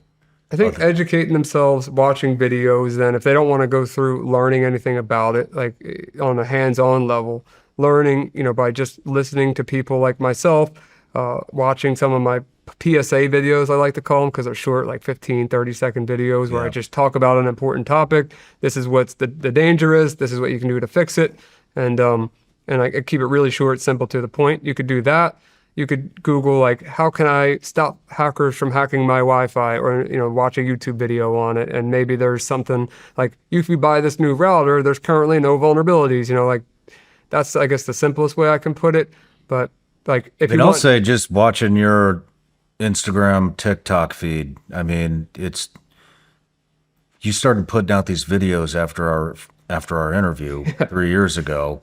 And I go crazy, but I mean, it's everything from talking about the Bark app, for parents, to erasing your residence off Google Earth, erasing your address. Like, there's a ton of like really good information on all of your social media pages that are, I mean, it's just good stuff that a lot of people don't think about. I genuinely appreciate it. And like, for me, it's simple too. You make it simple. I try to, and that pissed off so many of the neckbeards, like the cybersecurity guys out there that like, you know what?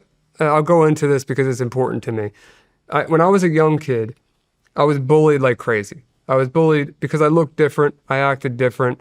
I didn't really fit in. And when I say bullied, I don't mean just them hurting my feelings by saying things to me and whatever. I was, physically, I didn't grow up in the greatest areas, didn't go to the greatest schools, and I'll get into more of that too. But I was bullied on a level that most kids wouldn't make it through, and I coped with it in my own ways. But I'm sorry. I'm missing. I forgot what I was going to say. Again, it happened to me again. Bullied. You're getting bullied. Yeah, I was getting bullied, but what was I originally bringing up? Why I'm being bullied? What were we talking about before that?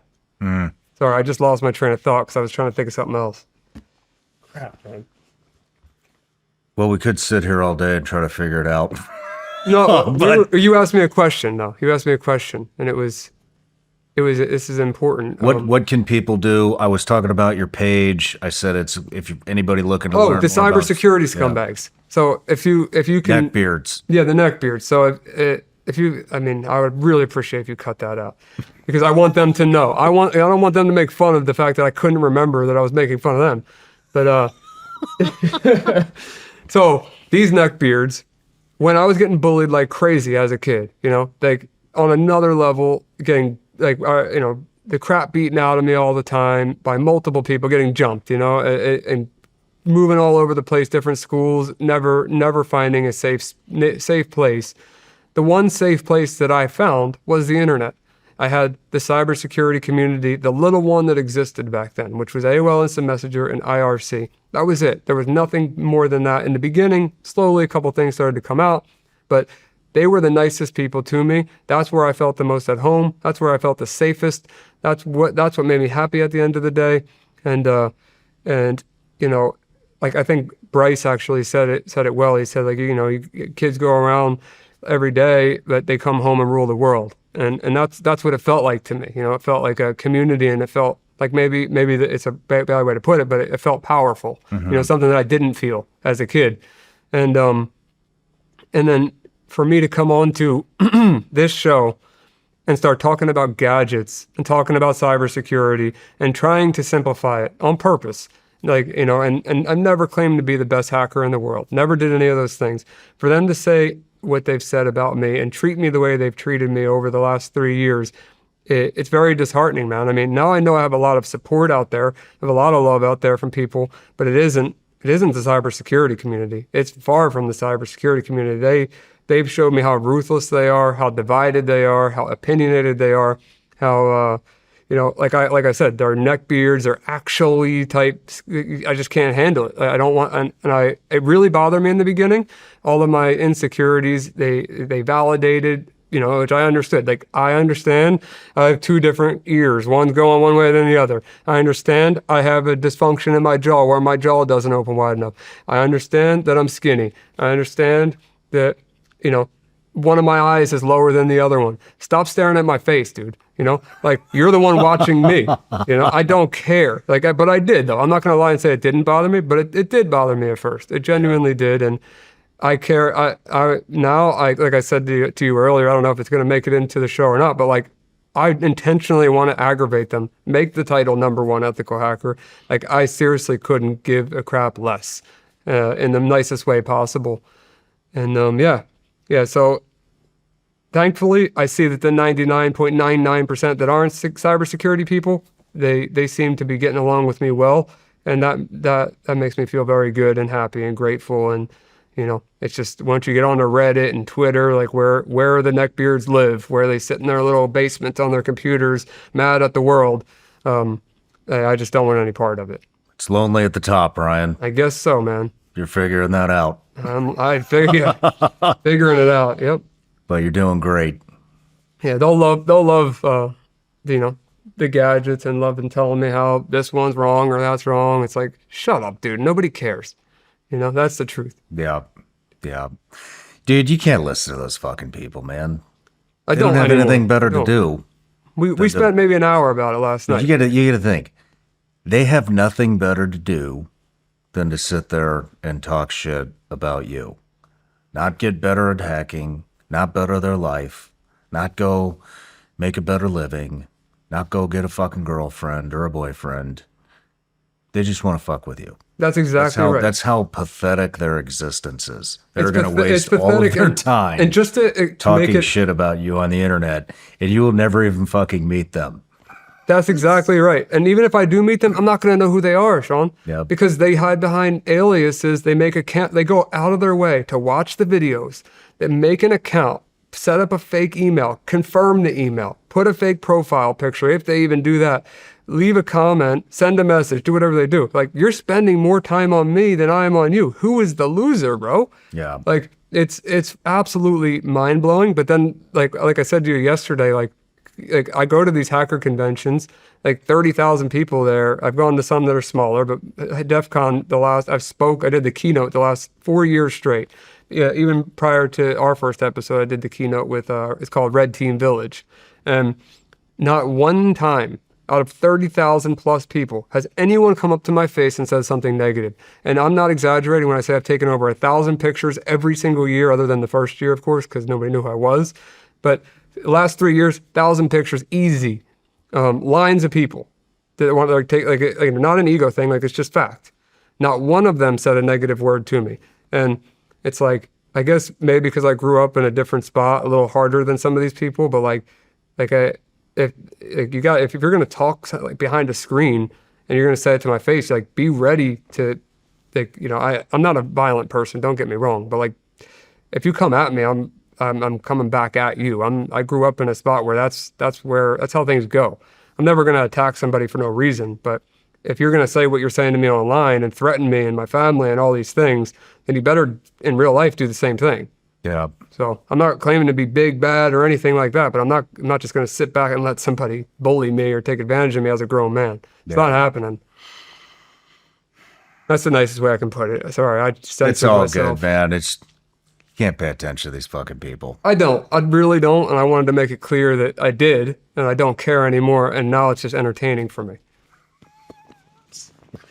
Let's move on with the interview. Mm-hmm. You ready? I am ready. All right. We left some stuff out in childhood last time. Yep, we did. What did we leave out? So this is, all right, I made it pretty clear, had a serious drug addiction at a very young age. And so did most of my family on my dad's side, not my mom's side, my dad's side. And unfortunately, lost a ton of them, lost a ton of friends. I talked about that a little bit the last time. Since our last interview, I've lost 3 more family members. And I showed you actually today, what my cousin on my dad's side is on one of those random street interviews, you know, whacked out on fentanyl. And it's, you know, it's my, so just the reason why I say that is I grew up with drugs as a serious problem around me at almost all times, friends and family. And My mom's side of the family was probably one of the most valuable pieces because I didn't have that really as much of a problem on that side. When I was really young, though, just kind of skipping right into a story, I was probably 11 years old, and I'm hanging out with the bad kids in the neighborhood, you know, and like I won't name them, but there was three of them, and we decided that we wanted to grow some weed, and you know, that's wasn't a hardcore drug or anything. Like as an 11-year-old, it is, but like whatever the case is, we decided we wanted to grow some weed. And I hate weed. I can't stand it. The feeling makes me freak out. There's no weed on this planet I've ever had a good reaction to. So never liked weed, but I like the idea of growing it. I don't know why. Maybe because I'm a nerd, but we agree that we're going to move these plants, these little baby plants, between all of our houses and try not to get caught by our parents, of course, you know, because that wouldn't be good. One of the kids, skipping a ton of details, one of the kids tells his mom that I have the plants at my house. The mom hated me already. And the mom calls the local police. Police call my mom. My mom gets brought into the station with me. They happen to do some stuff, they committed some crime, and the cops are accusing me of this crime. And then I had nothing to do with it. And then they have my mom kind of cornered and confused and like letting her know, like, hey, we know about these weed plants that you have in your house. Just let us know about it. We'll take care of it. And they convince my mom that there's no big deal. Like, you know, they're just going to come by and pick up the plants and it's going to be over with. Like, that's what they had my mom thinking. I'm 11. I can't tell my mom that's a lie. You're 11? Yeah. You're growing pot at 11? Yeah. Holy shit, dude. It wasn't a crazy operation, but they made it out to be. So what ended up happening was we're at the police station, sitting there with my mom. And my mom believes that the cops are just going to come in there, and they gave my mom two options. Either let us come pick it up, or we'll sit out front and wait until a warrant, you know, blah, blah, blah. And then like a warrant comes in, and then we can go in and get them. So either way, you're giving up the plants. Is basically what they put my mom in the position of. And she was unaware of this situation. It's not like my mom was like, yeah, grow weed in the house. You know, it wasn't like a thing. And I'm just a little boy. The cops promise my mom that they're not going to make a spectacle out of it. It's not going to be a thing. They just want to get the plants out. She believes it. They come, they take the plants. The whole neighborhood's outside. They're taking the plants. They're little plants, but they're, you know, maybe this tall. There's a bunch of little baby plants that are just little. They're called like the germination stage, like after the seeds start to grow a little root, like, and you just see a little piece of plant coming out of the soil. Like most of them were like that, and then there was like 2 or 3 of them that were like this tall. And the cops bring them outside with no bags covering them. The whole neighbors embarrassing the crap out of my mom at that time. And the cops charged me with possession with intent to deliver, for that, like as a drug dealer. They charged me with cultivating marijuana, and the charge, it was something to do with vandalism or something, but something I had nothing to do with the other kids. I wasn't even involved in it, but they charged me with it anyway. And that was my first time ever getting in trouble, but that turned into probation. That didn't turn into any type of facilities or any type of detention centers or anything like that. This was just probation, where I had to go pee in a cup with a juvenile probation officer who, you know, was strict, but wasn't anything like what I'm going to get into later. And, you know, when you're that young, you're doing the wrong thing, you're in the wrong areas, you're hanging out with people that are doing serious drugs. Like, cause I at 11 years old, I was hanging out with bad people. I started doing more, you know, what's the word for it? Sorry. After being on probation, you're at way higher risk of getting in more trouble because you have to check in if you don't show up on time, if you pee in a cup and you fail for a different drug or any drug for that matter. If you don't do anything correctly, you're getting a violation and you're going to juvenile detention, bare minimum, and then sent to a rehab, residential program, or whatever. And whatever they want to do to you, they're going to do to you. So I get in trouble way more times with different drugs and being on probation. I'm failing drug tests. I'm in school getting in trouble, getting caught with drugs, and you know all Dude, of these. How old were you when you started drugs? 11.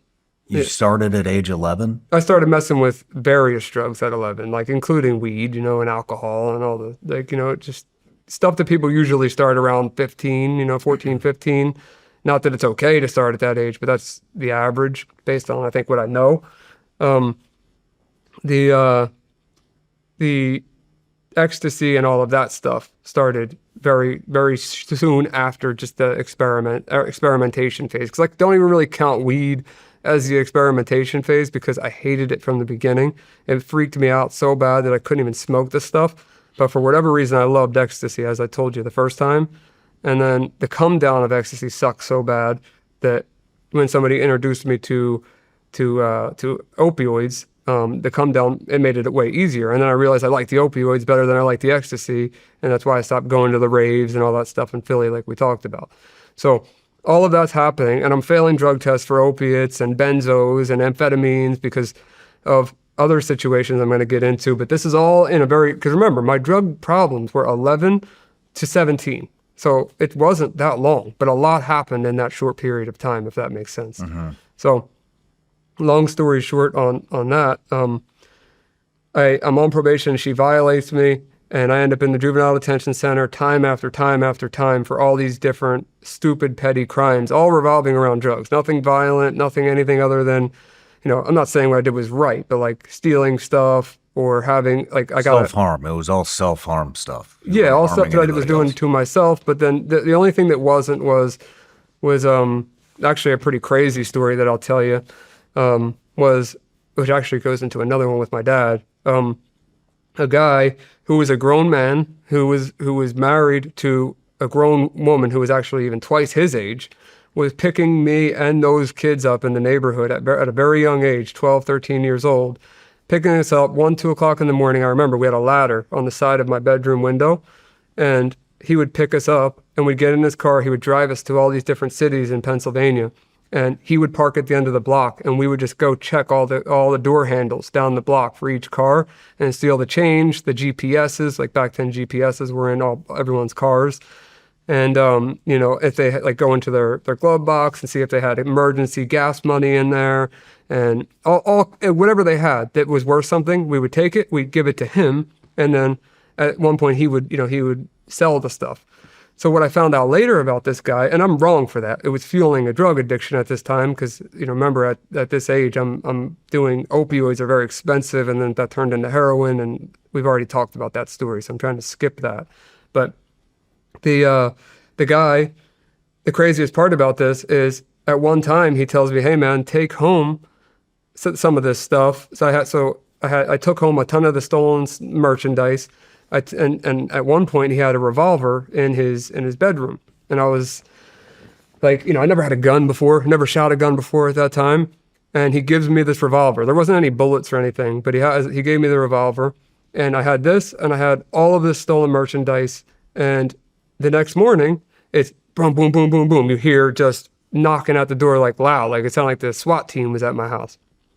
The cops are at the door, guns out. My family, my mom, my stepdad at the time, is out the door, and they see guns out. So it's like obviously serious, and they're like, "Where's the gun? Where's the gun?" They know about the gun, and I didn't tell anyone about the gun.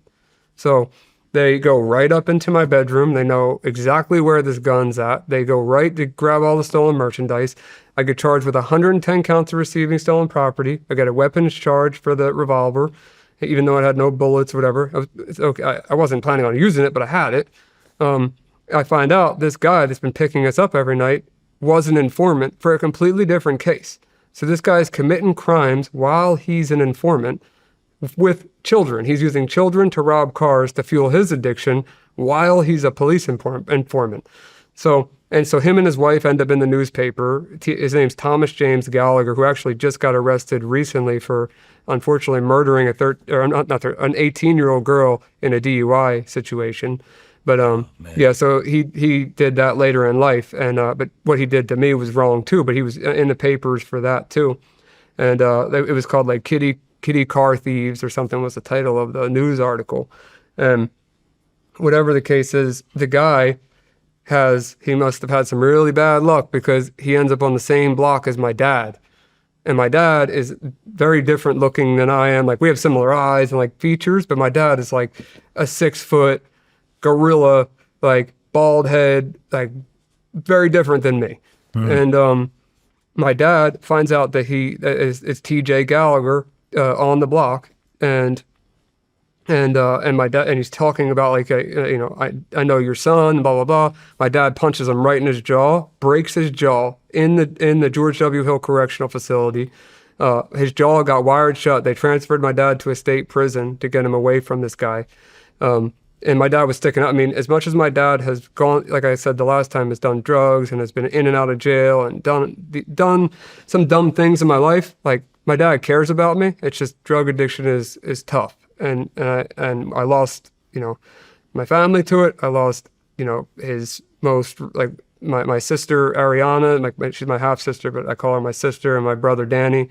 Their mother Lauren, which was my dad's, like, kind of basically his wife. And their parent, she passed from an overdose, semi recently, and a lot of people have passed recently. But my dad, the reason why I say that is he has a lot of problems at the moment. He just got hit he was on an electric scooter. He got hit at 65 miles an hour by a car, and he broke almost everything from his stomach down to his ankles. And if you've seen the pictures, it'd blow your mind that he's alive. My dad, on the other hand, has been shot, stabbed, lit on fire, and now hit by a car. And I could tell you each one of those stories individually, and he's still alive. The man has a wild story within itself. It's just still happening current day. My dad's story's not over. Like, it's still live action, But my dad has always cared about me, and he loves me. I know that, but it's really hard to be present as a father for 32 years when your main focus is alcohol and drugs. And if you're in prison or jail, even if you're in jail, at least for that case, he was in jail for something, but then he got more time for breaking that dude's jaw. Like, I know he loves me, I know he cares about me, but it was tough. Going back to another time my dad went to jail, though, and the bullying scenario, there was this kid named Charlie. I won't say his last name because I don't want to embarrass him, because he's probably older now and probably is very different than he was when I was a little boy. But in the middle of all this bullying, this kid, Charlie, his parents were really rough on him and weren't letting him stay at the house. So I was letting him stay at my house, but my mom hated him. My mom didn't want him around because she heard bad things about him from other parents. And I just lied about his name and never told her his real name. So she called him a fake name for a long time. Out of nowhere, the kids that were bullying me got him to join the I Hate Ryan group. And it was all over something stupid. If I can remember, it was about like a fake hit of acid that was sold that, like, I don't even remember doing, to be honest with you. But all of these people just wanted to hate me, and they wanted to arrange this fight to happen at this park. And the goal was for me to fight Charlie one-on-one. So a guy that was my friend, that I was giving a place to sleep every night, at risk of me getting in trouble for lying about who he was for a while. Now he wants to fight me. So I'm like, all right, dude, let's go. My mom freaks out about it, of course, because she's my mother, and she calls my dad, which she never would do unless it's an emergency, because my mom and my dad are like very different people, oil and water. My mom is just an angel, never did drugs, never got in trouble, very different person. Calls my dad shows up to, and he's wasted, he's on drugs, he's with my sister and brother's mom, Lauren, at the time, who passed, but she was wasted, had one of those big plastic cups full of vodka and Coca-Cola, like exactly what you'd imagine it to be. And they want to come with me while I fight this kid one-on-one to make sure everything's fair. And I was like, okay, that's all right if you want to do that. We show up at this park, no exaggeration to you, Shawn, I'm not even embellishing this. There were 40 kids at this park that were trying to come at me. Like, there's a basketball court in the back of the park, and then it's just a lot of like walkway up to it. It's like playground. There's a creek, and then and then in the back was a basketball court. There was, no exaggeration, 40 kids there. So the goal was to fight Charlie one-on-one, and I was willing to do that. My dad comes up. He sees that I'm about to get attacked by a bunch of kids at the same time, and he just starts swinging on kids. Like he's punching all of these kids. He threw one into a bike, it hit his head on a peg on a bicycle. One of them like into the basketball court thing. Like he hits Charlie. All these kids. Charlie's mom drives by after. She's screaming out the window like "F you, F to my mom." Like it was a disaster. My dad gets arrested for beating up kids. Obviously, does 2 years for that for me. Even though I didn't ask him to go fight a bunch of kids, like, what he didn't realize, even though he thought he was doing something good for me, and he stopped me from getting jumped by 40 people, he tried to do what he thought a father would do in that scenario. But what happened was everybody now hated me even more because I got my dad to go beat somebody up or beat everybody up for me, and which I didn't. But it looked that way at the time. So it forced me out of that school. It forced me out of that town. And my dad had to do 2 years in prison for it. He's never thrown it in my face. Never done, like, as much as like I said, my dad's a piece of work. He really is. He's surprising sometimes when it comes to those things. But I love him to death. I do, but he's not my mom. They're very different people, And then, like I said, my grandfather was like a father figure to me my whole life, where I had stability with him. Whose side? Mom's side or dad's side? My mom's side. My dad's side, my grandfather was macheted to death in Florida. What? Yeah, man. So my uncle Michael, my dad's brother, stabbed to death in Chichester, PA. My grandfather, macheted to death on my dad's side in Florida. My Uncle Richie overdoses on fentanyl when it comes out by snorting it, not by injecting it. Uncle Richie's daughter just was on that interview. All of the other families still currently on drugs. One of our my dad's long-term family friends just passed a couple days ago, 3 days ago, named Paul Lozak. He just passed overdose, most likely, but not 100% sure. So I don't want to say that in stone. I know his dad's I don't want to embarrass the family. So actually, maybe I shouldn't even said that. But I feel horrible for his family. And my grandmom and my aunt, they dealt with all of that, losing all their kids. And my aunt grew up with some birth defects, and she didn't make it very long. She died in between our interviews, within a month or so of my grandmother passing away on my dad's side. So we had a double funeral, and almost everyone except maybe 2 people at the funeral were high, maybe 3. Jeez, dude. Yeah, it's sad, man. But that's what Philadelphia and the surrounding cities look like right now. And That is like some serious generational trauma. yeah, I mean that's just, there's so much more to that, to the crime stuff too. So I want to get into that, and I don't want to cut you off at all. I just wanted to finish that real quick. Is just I don't want to make my dad look bad. That's not why I'm on here, because I really don't. Like, I know that in a different world, in a different circumstance, he would not be the way that he is. And if he could beat addiction, and maybe one day he will, I know that he will be just as caring as I will be when I have my first kid. But as of right now, I know he loves me, and I can't change him as a person. I love it. So I guess I'll keep it at that with him. And I'll get back into the legal stuff when you're done. I'm on a tangent. No, it's fine, man. It's fine. I mean, one question. I mean, growing up with that, and still dealing with that side of the family and all the addiction, and I mean, I'm kind of curious, and you've owned recovery centers. Are you still involved in recovery at all?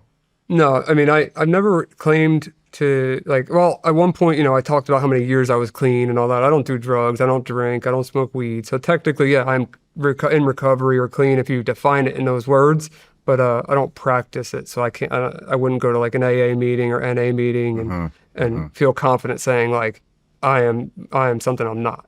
Mm-hmm. That's not what I meant. I meant, are you still involved in helping people recover? Indirectly, yes. So like if somebody wants help, if somebody like for example, if my cousin that was just recorded in a street interview said, hey, I want to go to rehab, I have the connections that could put her in a place, insurance or not. I'll make sure she gets help. And I do that all the time if people need help. So in that regard, yes. I own a healthcare company. I don't want to go into all the details because it's a whole irrelevant story, but we audit charts for behavioral health, and we do a great job at it. So it's still indirectly helping rehab stay afloat, do well, helping people that are in treatment stay in treatment without their insurance kicking them out to the street. So yeah, indirectly, yes, not directly anymore. Where I'm going with this is, I mean, the fentanyl epidemic is massive. It's huge. Huge. I mean, China. hundreds of thousands of people are dying from it.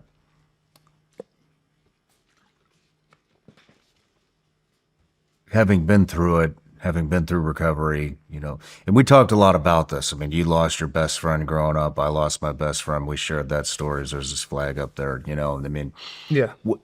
and so, I mean, where I'm going with this is everybody knows somebody that's addicted to heroin, fentanyl, opiates, one narcotic or another. And the addiction problem just seems to be getting worse and worse and worse. And so, with somebody has as much experience as you have, I mean, what is your advice for somebody who has a loved one who is addicted to heroin, fentanyl, meth, anything? So my Anything advice, that's going to ruin their life. Because and the reason I'm asking is I see, I almost did it. I mean, you will see people with a loved one who's suffering from an addiction like that, their life they will ruin their own life. oh yeah, Trying to save somebody who doesn't want to be saved. And so that's kind of what I'm asking, how do you? totally understand what you're saying, and I wish there was the perfect answer for it, but you're going to hear the common, they need to want it, like they need to want to be clean, which is true. I believe that they have to want to go through it. They want to have a new life. They want to have a new future to stop using. I truly believe that, but on the other hand, they may not realize that they want it because they haven't been clean long enough to realize what the difference is. Because their normal is high, or their normal is like what they believe is sober is high. So for them to want it would be pretty difficult. The only time they may want it is when they're sick, when they're withdrawing. So I think that forcing them to, because certain states like Florida, we have a Baker Act. If you're a harm to yourself or others, you can be forced into a hospital. I think in certain cases, especially when you're doing this new stuff, it's not just fentanyl. There's xylazine, medetomidine, all these tranquilizers that are not even opioids that Narcan can't bring you back from if you're overdosing. If you want to, if you you may need to I'm sorry, the tranquilizers, even if you are smoking them, if you're snorting them, if you're swallowing them, they're creating holes in your skin, like that old, I don't know if you've seen crocodile, like the stuff that people inject, like the cheap heroin. It's not real heroin. These tranquilizers are putting holes in people's arms and legs, and they're walking around Kensington, Philadelphia, looking like zombies with like actual legs and arms cut off. What? Yeah, you can look up videos. It's crazy. So they're at a point where they're going to die from sepsis or from an abscess or from an infection or septic shock or whatever it ends up being. Force them into a hospital, force them to get over the physical withdrawal, get them into a program if you can somehow pull it off, and see what happens. But I can't make any promises. Addiction, the only reason that I stopped was because I had enough time away. I was forced. I had no choice. And I want to get into something real quick. So before I got clean, I was still actively using. I got sent to all these different schools. I went to Bucksmont Academy, which was a PetSmart that got converted into a school. And there was no walls. It was just a big warehouse that had rolling dividers for the classrooms that you could like reach your hand over and you'd be in the other classroom. That was my high school for 9th grade, I believe it was. And then, like I said, I dropped out going into 10th grade. But I did 9th grade at a place called Bucksmont, which was for bad kids. Or because I had what's called an IEP. I don't know if you ever heard of it, an individual education plan. It's for kids that have learning disabilities, whether it be you have trouble reading, you have trouble with math, or in my case, it was from trauma, or it was called an emotional support IEP. So they realized I wasn't getting along with kids in my school. There was a lot of fights, a lot of problems. So they decided to send me to Bucksmont, which was a Petco or PetSmart, or I think it was a Petco that was converted into a school. Lots of fighting in there. lots of, you're not the greatest education. Some of the teachers meant very well, but not the greatest education you could get. And crazily enough, and I know people are going to comment about this and say that I was abused, and maybe it's categorized as that way. But the guidance counselor at Bucksmont was in college, and I was, like 14. How old would you be in ninth grade? Like 15 or 16? Ninth grade? Yeah. I think you'd be, 14, 15. Yeah, so she was my guidance counselor. She knew how old I was because she was my guidance counselor. And she had the nerve to come to my house one day. Her and I were texting, talking to each other at that time, inappropriately. And she had the nerve to show up at my house, meet my mother, and go up into my bedroom. And my mom didn't know who she was, so that's why there wasn't a fight about this. But the guidance counselor that worked at the college, I guess she was a college student as well as working at Bucksmont. Technically, I would just say, what she did was illegal. I don't recall being traumatized from it. If I was a girl saying the same thing, I don't think I would agree with anything I'm saying. If a guy was, I know that it doesn't sound right. It doesn't feel. Hold on. What is she saying? What do you mean? What is she saying to you? Who, the guidance counselor? Yeah. I mean, she came to my house in my room. So, the whole thing. So. She wants to have sex with you. Yeah. I mean, we talked inappropriately. Yeah. Yeah. If you want to say. Did it go into more than talking?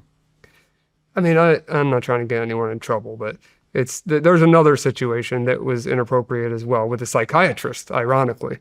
With you? With me, yeah. But it was. Hold on. How old are you? You're in ninth grade. You're in ninth grade. Yeah. And you have a guidance counselor wanting to have sex with you, and apparently you guys did some. Maybe you acted on it. Yeah, there was maybe something happened, but either way, with bare minimum, like a little relationship we had for a short period of time. How did she show up at your house? He drove. To do what? Were you there? I was home, yeah.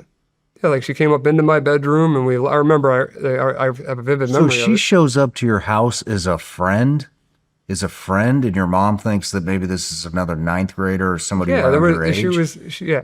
Without going into details of who she is, she looked younger. She was in college. Holy shit, dude. Yeah, so technically, legally, what she did was very wrong. I don't feel traumatized from it, nor do I agree with what she did. So don't get me wrong when I say that. Yeah. But I don't feel like, it's just everybody has their own thing, right? What I do feel a little bit upset about, that I thought about later in life, that contributed to my addiction problems, is because my mom was so against me on being on medications, even before I did drugs.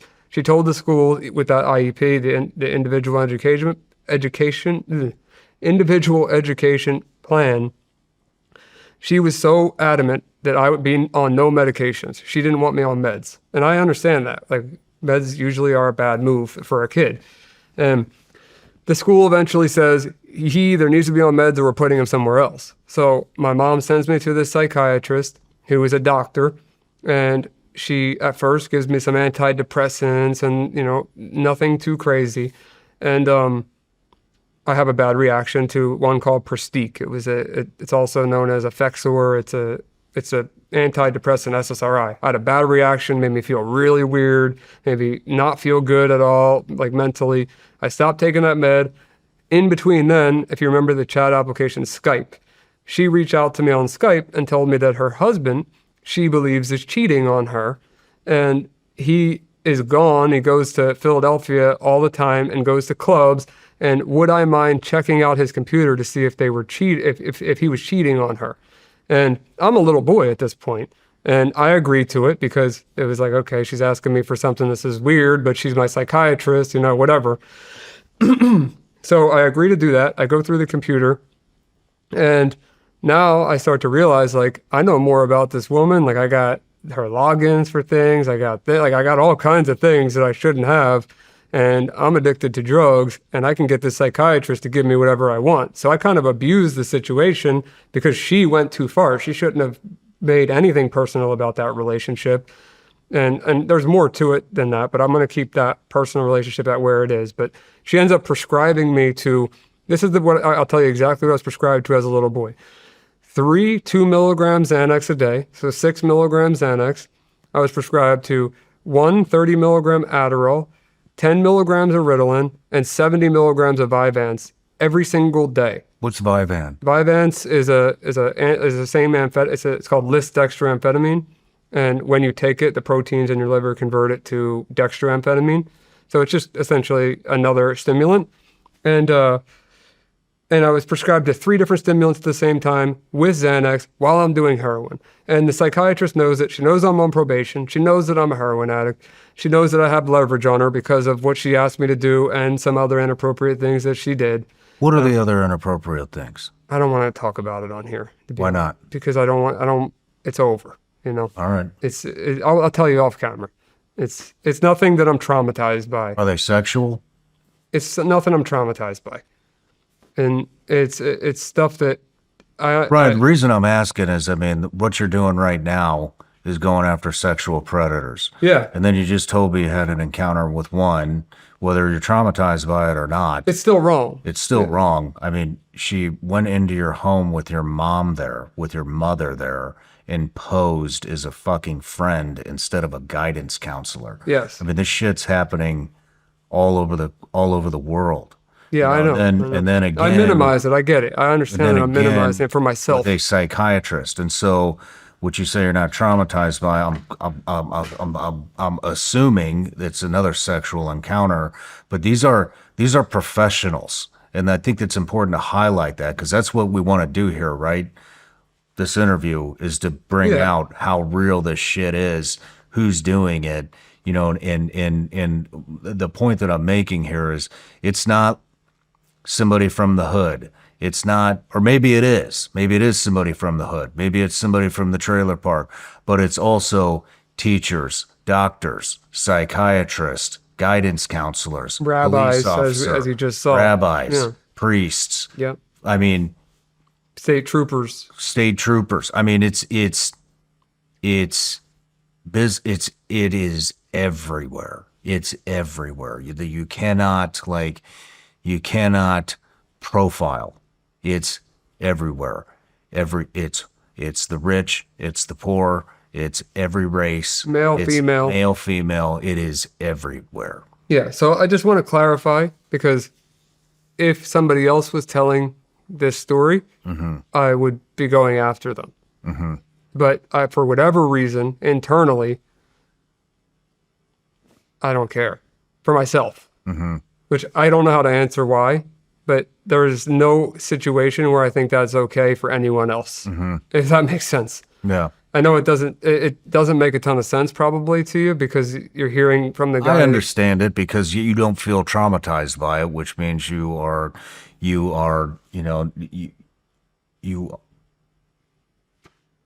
dubbing it down. Yeah, I mean, maybe I don't feel the effects for you weren't, you don't think that they were traumatic. Yeah, well, they didn't take away my trust in women. They didn't take away, I don't know. It's not the average situation for me, but that doesn't mean that I agree with it. Obviously I'm highly against it. It's what I focus half my life on. So I know it's backwards and almost hypocritical. Well, let me ask you this. I don't want to lie to you and say I'm traumatized when I don't feel traumatized. Without going into detail, if you don't have to answer this, but I mean, did you enjoy it? Or Yeah. You did enjoy it? Yes. You didn't feel violated? No. You didn't feel No. affected? I remember clear as day at 32 years old wanting to. How did those relationships end then? Just, I guess, stop talking, me getting locked up. I mean, I was locked up so many times as a kid. You ended it? I'm sure it just ended because I don't remember having to be like, we're over, How old is this psychiatrist? The psychiatrist was substantially older than the 40s, 50s? 40s at the time. So yeah, substantially older. But the guidance counselor was a college student, so not that much older than me, but still an adult. I mean, and then on top of that, like, what kind of fucked up women are these? You got one that's a guidance counselor and another one that's a psychiatrist. And hear me out. You know what I mean? not only are they targeting a 14-year-old, 15-year-old, Yeah. they're targeting a 14 or 15-year-old that is fucked up on opiates. Yeah, and with mental health Stimulants disorders at the, and like at the time. antidepressants. And It's like you were targeted because of the situation that you're in.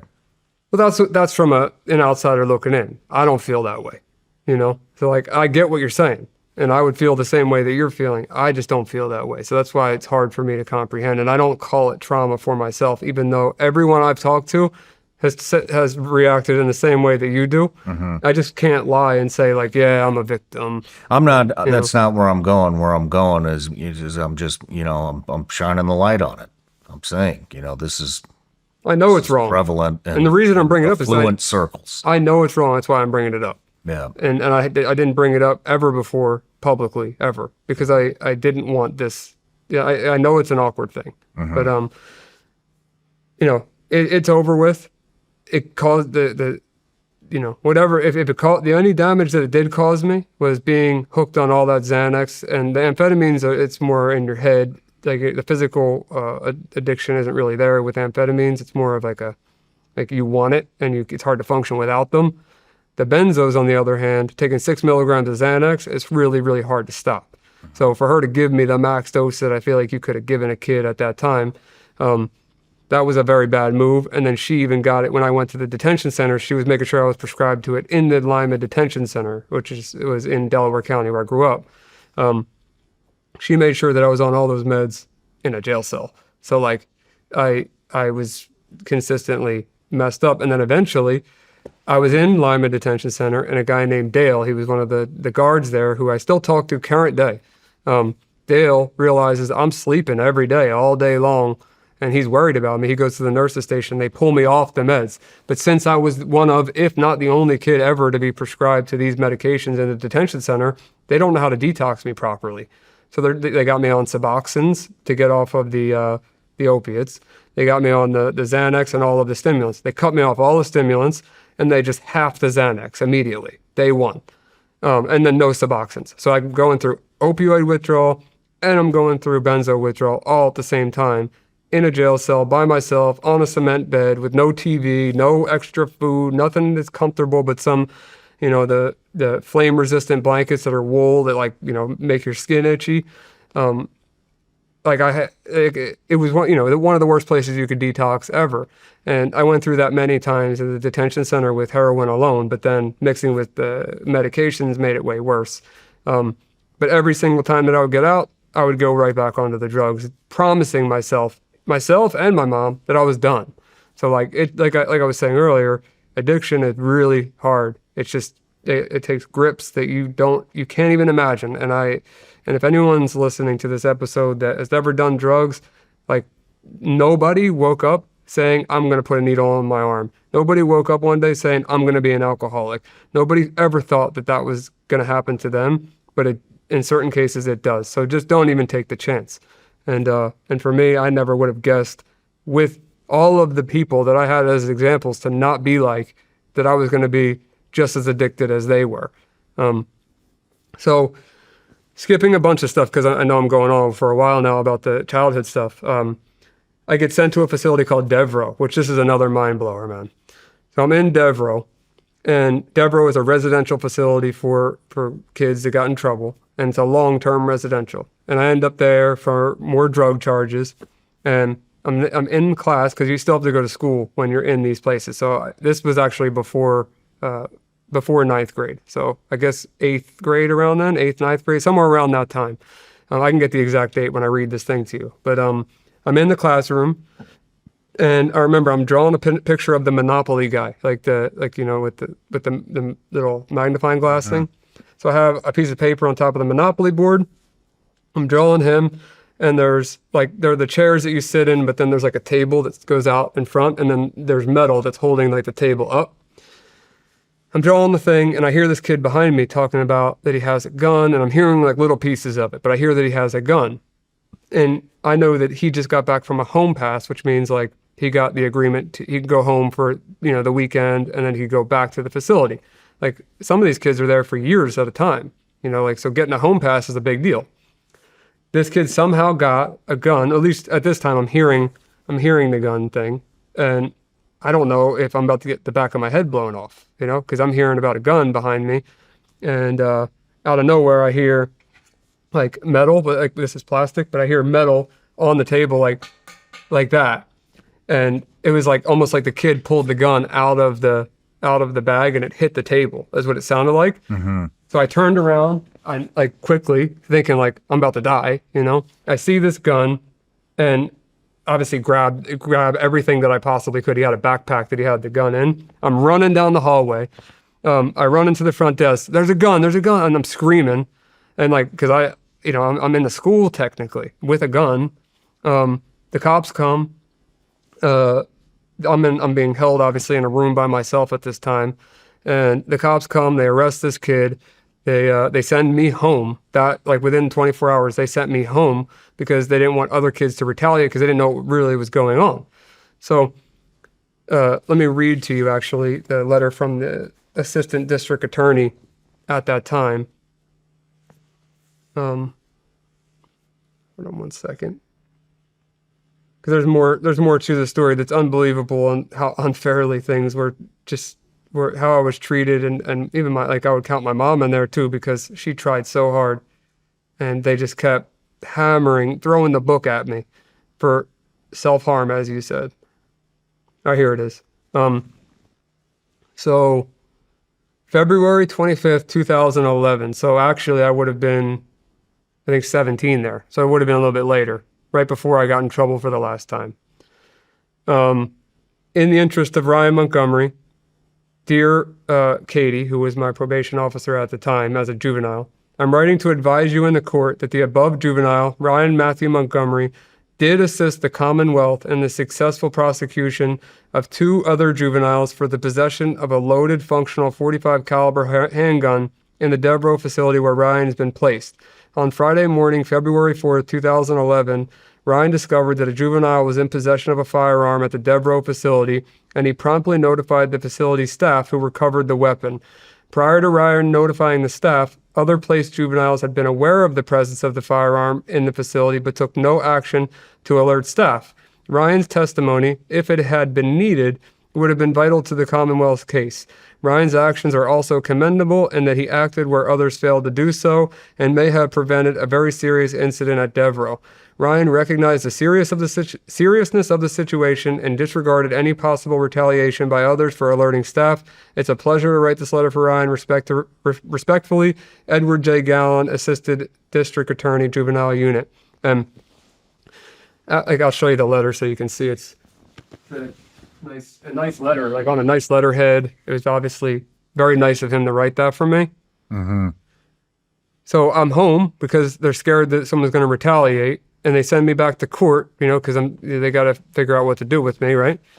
So I'm sitting at home for 3 or 4 days. I go back to court, and I go into Master Kern, was his name, was the guy. I give him that letter. My mom wrote a letter. He knows that I just stopped. The kid's plan was, by the way, to shoot up the whole classroom and steal the teacher's to steal the teacher's car and take a couple kids with him. That was his plan.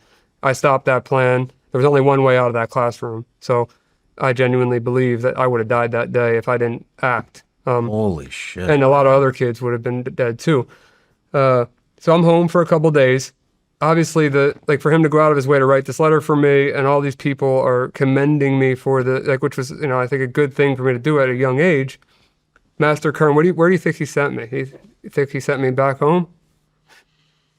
No, he sends me back to the Juvenile Detention Center. The worst place he could have sent me, back into a jail cell, back off of all my medications, to sit there for 3 months, which is the max you can sit there till they place you, till they send me to another rehab, which wasn't a residential, thankfully, but another rehab where you usually stay about 28 days as a juvenile. I was there 38 days. I get out of there, relapse the first night, end up getting put back on parole. And it was a disaster, man. And then eventually it ends up with a guy named Matt Pfeiffer, who, a good friend of mine, Jim, he's an old man. He went to Vietnam. He's been in and out of jail a long time, but off drugs a long time. He had the same parole officer as me. And he said he was going to kill Matt Pfeiffer. He ends up getting locked up for saying he's going to kill Matt Pfeiffer like a long time ago. He didn't really mean it. He said it at the VA to his doctor. And the guy was very hard on me. I remember one day, this is, the last thing I'll talk about legally, but he told me that I didn't have a real job. And I knew that the affiliate marketing, I was making more money than him. That's the truth. He told me I didn't have a real job and I needed to go to an office. So I found a place called Answering Service for Directors. So it was like for funeral directors. And I start working there. I got referred there by somebody else who was a previous heroin addict. That dude starts doing heroin in the bathroom at work. I get fired for not advancing fast enough on their computer systems. That was the reason they fired me. So that part was funny. But, I wasn't doing drugs. I really wasn't at that time. And I remember being in the parking lot and him telling me that if I didn't have a job, that he was going to violate me, which I didn't realize he couldn't do at that time. Or I guess he could have figured something out, but whatever. I was on the phone with my mom crying my eyes out thinking like, I am so screwed. And he was just so mean to me, man. He treated me so badly. And then when I failed a drug test for him, the last time I I'm at 17 years old, I failed a drug test for him. They put me in a really bad spot. This is what happened. I had a choice between doing house arrest for 6 months and going home that day. While withdrawing, I had to make this choice, or doing 2 years in a George Jr., a juvenile boot camp. I chose to go home on house arrest and, go with adult parole. And I failed 2 drug tests in 2 weeks because obviously I was withdrawing as a kid in a juvenile detention center. This dude, Matt Pfeiffer, violates me, resentences me for the possession with intent to deliver of heroin, even though I wasn't selling heroin. I just had it in individual bags. That's how heroin comes. I could prove that too. Like literally, that's not just me saying that to make myself look good. I never was selling heroin. I just had it and I was with people that we just picked up heroin. He violates me on that and resentences me for a failed drug test. Not because I got caught selling heroin or had more heroin on me, because I peed in a cup. And the sentence on that looks at 2 to 4 years. So I'm sitting in the George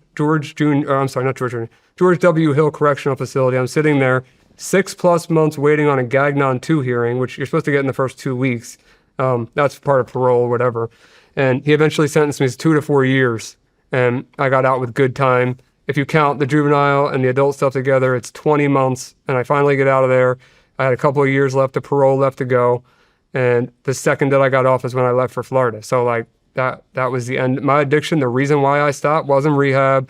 It wasn't because somebody said something to me that changed something. It wasn't because I looked at my family and was scared that I was going to die. It was because I spent enough time away from it, and in the worst possible scenario you can imagine, I just didn't ever want to get high again. It was over. The thought was out of my brain. Wow. And I just left Pennsylvania and never looked back. So that's the actual story that I've never talked about before. And Damn, Ryan. there's more to it, but I just, I'm on a little bit of a rampage with what I'm saying. So What more is there? just all the different times I've been in trouble for stupid stuff. But it was countless times as a kid. Never as an adult once, but as a kid, countless. I mean, How have you maintained the relationship with your mom? I mean, you guys are really tight. We talk a lot about her. Love my mom to death. And my mom was there for me throughout all of this. Like my mom got Never sick. gave up on you. She never gave up on me, even when she got diagnosed with her first round of cancer. Like I don't want to get too much into it. It's going to upset me. But she's still sick and still going through stuff. But when she got breast cancer for the first time, she got chemo, radiation, and I was still getting in trouble. Like I tried my best to leave her out of it. I really did. But like she's the only one really there for me at that time. And other than my grandparents, which I didn't live with them because I had a stepdad at the time, which, like I said, my grandpa was like a dad to me, but he wasn't there. I just want to your mom is going through cancer treatment, battling cancer, and her son, you, are still jamming needles in your arm. Yeah. I mean, that's a lot for a woman to go through, man. I know, and I feel horrible. I mean, if I could take that back, I would do anything to take that back. I can't change it. All I can do is be a better son, and I think I'm doing a great job of that. Like anything she needs now. If my mom wants to go to Bermuda and she wants to be floating around, in a hot tub in a hot dog outfit, I'll make it happen tomorrow for her. So I think that, maybe it doesn't make up for the things I've done to her, but anything she wants, anything she needs, anything that she's uncomfortable with, I will make sure that my mom is number one priority, because she made me her number one priority when she didn't have it in her. My mom was a bartender for most of my life. Like, she worked just so that she could get food on the table for me. And she didn't have, that's late nights and sometimes working days just because she couldn't do it, and like whatever, but she just did a lot for me, and I owe her the world. And like where money really wasn't a thing for my family, she made up for it in every other way you possibly could. So I love my mom to death. Damn, man. I'm just curious, when you did get clean, when you cleaned it up, did you know you were clean for good? Yes. You did? Yes. Oh, yeah. Yeah, I would never getting myself put back in a facility like that again, never putting myself in that situation, never hanging out with the same group of people again. I was so done. I just wanted parole to be over with because I couldn't leave the state. So the second that I was able to leave the state, I was out. And that was it. That was the end of it. How did your mom take it? My mom was all of them, my grandpa, my mom. When you were clean for the final time, I mean, how long do you think it took your mom to realize he's good? She still texts me, "Hey, Rye, are you okay?" every single day. She shares my health app with me, current day. She sees my heart rate, my resting heart rate, my steps, my respiratory rate, my wrist temperature, you name it. My mom's got it. So I don't think that fear will ever leave her, sadly, but she checks it. The second she wakes up, she makes sure that I got up with the health app on the phone. And if I don't answer her text, then she'll call me. If I don't answer, and this has only happened one time, but if I don't answer her calls, she'll start calling my friends. Because she knows I live alone, and she lives in Pennsylvania. I live at the bottom of the country. Like, what if I'm in my house dead? Like, I know it's an extreme, but she doesn't know. So she'll call my friends to make sure I'm all right. And I call her, I can't call her in the middle of the day, but I text her back. And then at nighttime, before I go to bed every night, I call her and say goodnight. And I've done that every night since I've left for the last 10 years. Wow. Yeah. And I've been clean, if you count the years, over 14 years. So, long time. Congratulations, man. Thanks. Well, yeah, I got clean at 17, and I'm 32 now. So it's whatever that exact time frame would be. February. I got arrested again after that. So if you count whatever that date is in 2011 to now. I thought we were going to get arrested last time I was in Florida riding around in that Lamborghini of yours. Oh my gosh, dude, you were gunning it. We put that thing in sport mode, and he was just gunning it back to back past to the back. police. Yeah, right past the police. Right past the police. And Shawn was not like, it wasn't like he just gunned it once. We were on Ocean Ave, right by the water, in a orange Lamborghini Aventador, and he just gunned it, stopped, gunned it, stopped, gunned it. Like it was like a kid on a roller coaster. He loved it. So I had a ton of fun. It was a good time. Okay, so before we go on the break, I just want to share something with you. So after all of that stuff, me getting in trouble a million times as a kid, my family having a bad reputation with the last name in the area, Montgomery, just having a bad name in Delaware County, me getting in trouble, like I said, all drug-related and petty crimes, but bad reputation with the cops, with everybody. I end up hanging out with this kid, Vinny, who brings me to a place called Lenai Fire Station, which was a very small firehouse down the street from a big mall that I used to hang out at. And there was a guy named Ken Collins who was the chief of Lenai at that time, and he was also a police officer. He didn't know me, never heard of me, never knew anything about me. I go over to Lenai with my friend Vinny, and I sit down in the office with Ken Collins, and he's willing to give me a chance to be a firefighter at Lenai Firehouse while I'm on parole, while I have this record as a kid, while he doesn't know if I'm going to rob the firehouse for all the stuff to support my addiction. Like, he doesn't know anything about me. He just is willing to take a chance on me and no one else at this firehouse has any issues like I do. This guy just must have saw something in me that I didn't and nobody else must have at the time. And I proved him right. So I became a firefighter at Lenai, but I didn't have what's called Fire 1 or hazmat, so I couldn't go into any of the burning buildings. I could just go on calls. And I could stand and watch and help with the tools, but that's as much as I could do. Then Lenai merges with this other firehouse called Lima Firehouse, which was down the street from the detention center, across the street from the mall. And it turned into, Lenai merged with Lima and became Rocky Run Firehouse. At that time, Ken got, he got the county, the same county that's putting my family through hell. They paid for me to go to fire school. They paid for me to go through fire school. I didn't let them down. I showed up every single day, showed up on time. I passed the first time around. I went through the physical exam. I went through the written exam. I ended up my fire one and my hazmat. I became an actual firefighter for 2 years. And this man, like, he didn't have to do any of that for me. I called him later in life and was like, listen, man, like, I am so grateful for you, man. Like, you showed me that there are good people out there, like people that care. And yeah, that's it. That's it. We can go on the break. That's pretty cool, man. But I do have another question. Yeah. When you were getting clean, what was the thing? I mean, it sounds like you had been in rehabs for a very long time. I mean, so many, from yeah. 11 to 17, right? So many, yeah, in So such a short period of time. What was a lot of people are struggling with addiction right now. Yes. Millions of people. Yep. What was it for you that was I forgot to clean it up. This was the last straw. This is rock bottom. What was it? Just being stuck in a cell for all that time, for if you count the juvenile time plus the adult time, 20 months being locked away and not being around these addicts, like around any people, places, and things is what they call it. Not being around any of those places, people, or things, I think my brain naturally healed itself and realized, like, maybe you aren't a drug addict for life. Maybe you just are physically dependent on so many things that you feel like you are. And that was the truth, because I don't care about drugs anymore. I could watch someone shoot up in front of me and I'm not going to think about using heroin, not because I feel like it's more dangerous than it used to be. I have no desire. It's gone. So I guess I just needed the time away. And as much as Matt Pfeiffer, that parole officer that, I don't know, because he hasn't answered my calls. I tried to connect with him as well. He won't answer me, even though I left him messages. I would love to know if his intentions were good or bad, or he just didn't care. I'd love to know, but he's never actually answered me. Like, he inadvertently saved my life, whether he did it on purpose or not. I don't think I'd be here talking to you right now if I didn't get locked up for that last time.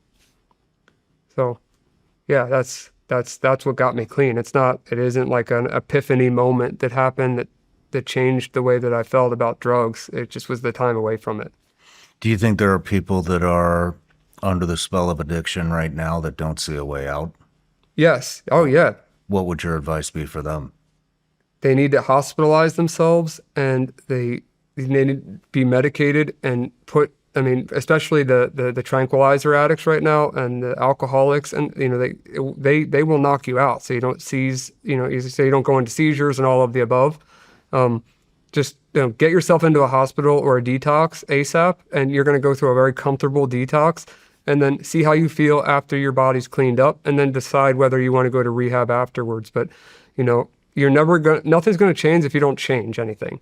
And if you don't want to change, you may not realize you want to change because you don't remember what it's like to feel good anymore. You just don't remember. So like I said earlier, just try it. What's the worst thing? You take 5 to 7 days goes by and you say, screw it, I want to go back to this lifestyle. It can't hurt. Just try. Just try. There's people that care about you. Like, you might be somebody's brother or mother, brother, sister, family. I mean, you could be, like, people care about you. I don't care who you are. Somebody out there cares about you, and they don't want to see you destroy your life. And the least you can do for them is try to clean yourself up. And I know that I'm hypocritical because I could have done the same thing as a kid, and I really believed that I was doing that. Every time I did get help, I believed I was going to stop, and I couldn't. But hindsight's 20/20, and just get help is really the best I could say. Even if you don't feel like you want it, just try it. Thank you for sharing that. Of course. You went down. You did 7OH, right? Yeah. Talk about this last night. Yeah. So not 7OH directly. It's an alkaloid in the kratom or kratom plant. Mm-hmm. So it's 7-hydroxymetrogenine, or it's pronounced in many ways, but that's the way I pronounce it. It's with opioids, I was able to take. It was like way back before it was like gas station heroin, because there's different types. There's the type that is not banned because it's not like it hasn't really killed anyone by itself. There's been deaths with it in their system with other drugs, but I don't recall any deaths that were strictly related to Kratom or Kratom itself. I took it to help withdrawal from opiates when I wasn't in facilities, and it was very, very helpful for me as well. I mean, it was, because it gets rid of withdrawal symptoms. Yeah, I just did an episode on this with a investigative journalist out of Maine, and Steve Robinson. Okay, I'll check it out. And he was talking about how bad it is, how many people are getting addicted to this and don't realize how addictive it is because it's over the counter. And so I was just curious what your experience was with that. Yeah. It's I've never done 7-OH. I've never done any like the extracts you would get at a gas station, but I've I've made Kratom tea and I've tried that, I've tried like the natural ways of it, and it's been very helpful for me when I was in that state. Gotcha. I'm not saying it's a good idea because even though it is natural, I don't think you can overdose on it. It's not it is physically addictive. It is, that's true, but it's like a very minor physical withdrawal to my knowledge. I wouldn't recommend it for an opioid addict because it's going to not satisfy your needs. Like you're going to expect it to do more and it's not going to do what you're expecting. And you're going to end up just relapsing. So I wouldn't recommend it. Gotcha. That's the truth. And then last question before we go on a break. Your mom sounds like she's the only person in your life that just never gave up on you.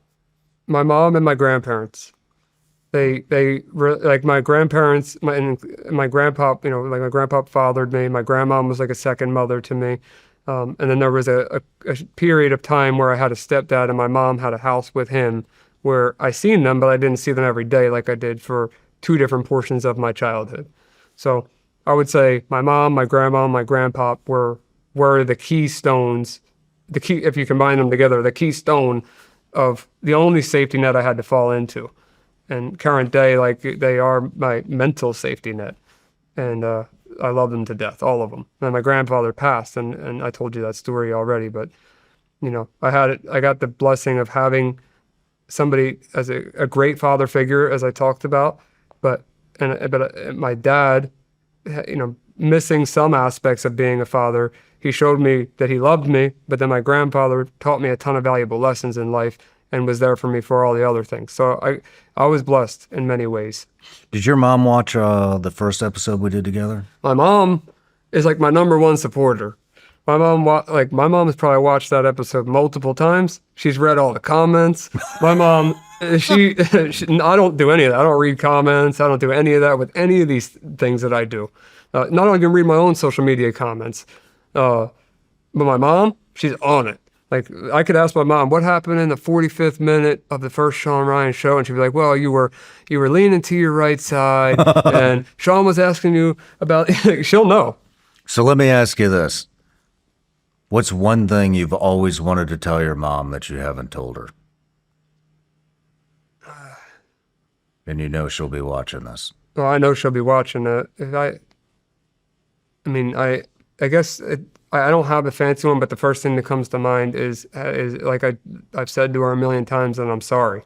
I am very sorry, but I know that she's proud of me now.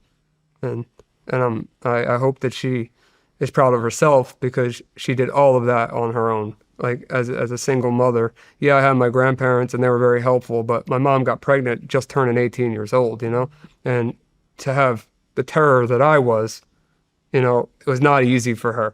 And I know that my story is far from over as well, but it is night and day from what it was before. And without her, I'm nothing. So love my mom. I love you, Mom, very much. I'm sure she is very proud of you, man. Yep, she is. She is. This show is getting me all emotional. We gotta take a break. I don't know how you do this to me, Shawn. Let's go blow some shit up. Yeah, that'll help.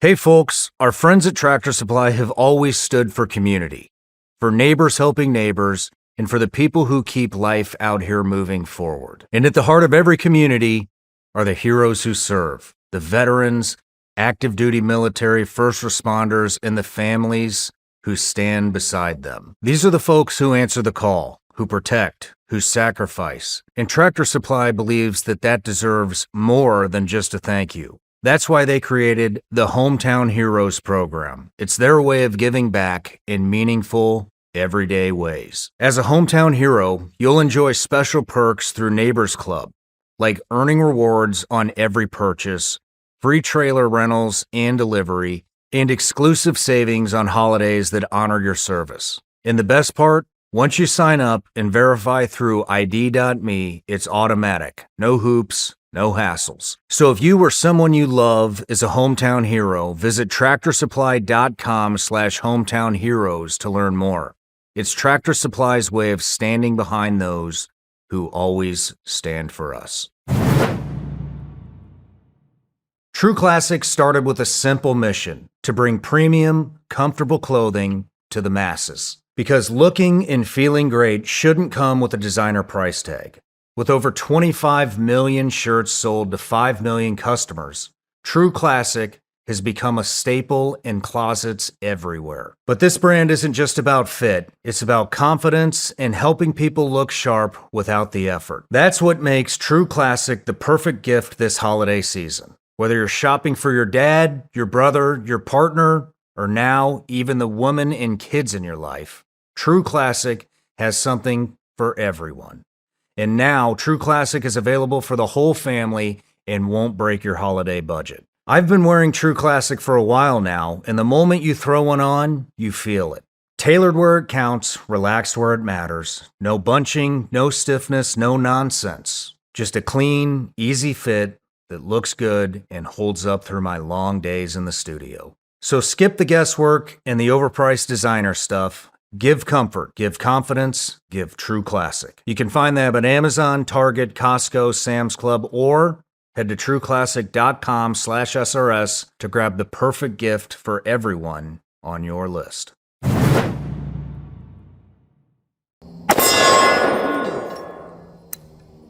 Pretty sure my forehead just got blasted with a piece of brass there. Really? Yeah. Yep. I can feel it. How'd that happen? Fucking Oh, thing's let me got see some your power, hand. buddy. Do you have a gash up here? Yeah, you do. I'm pretty sure I see it. Perfect. Yeah, you got hit in the head.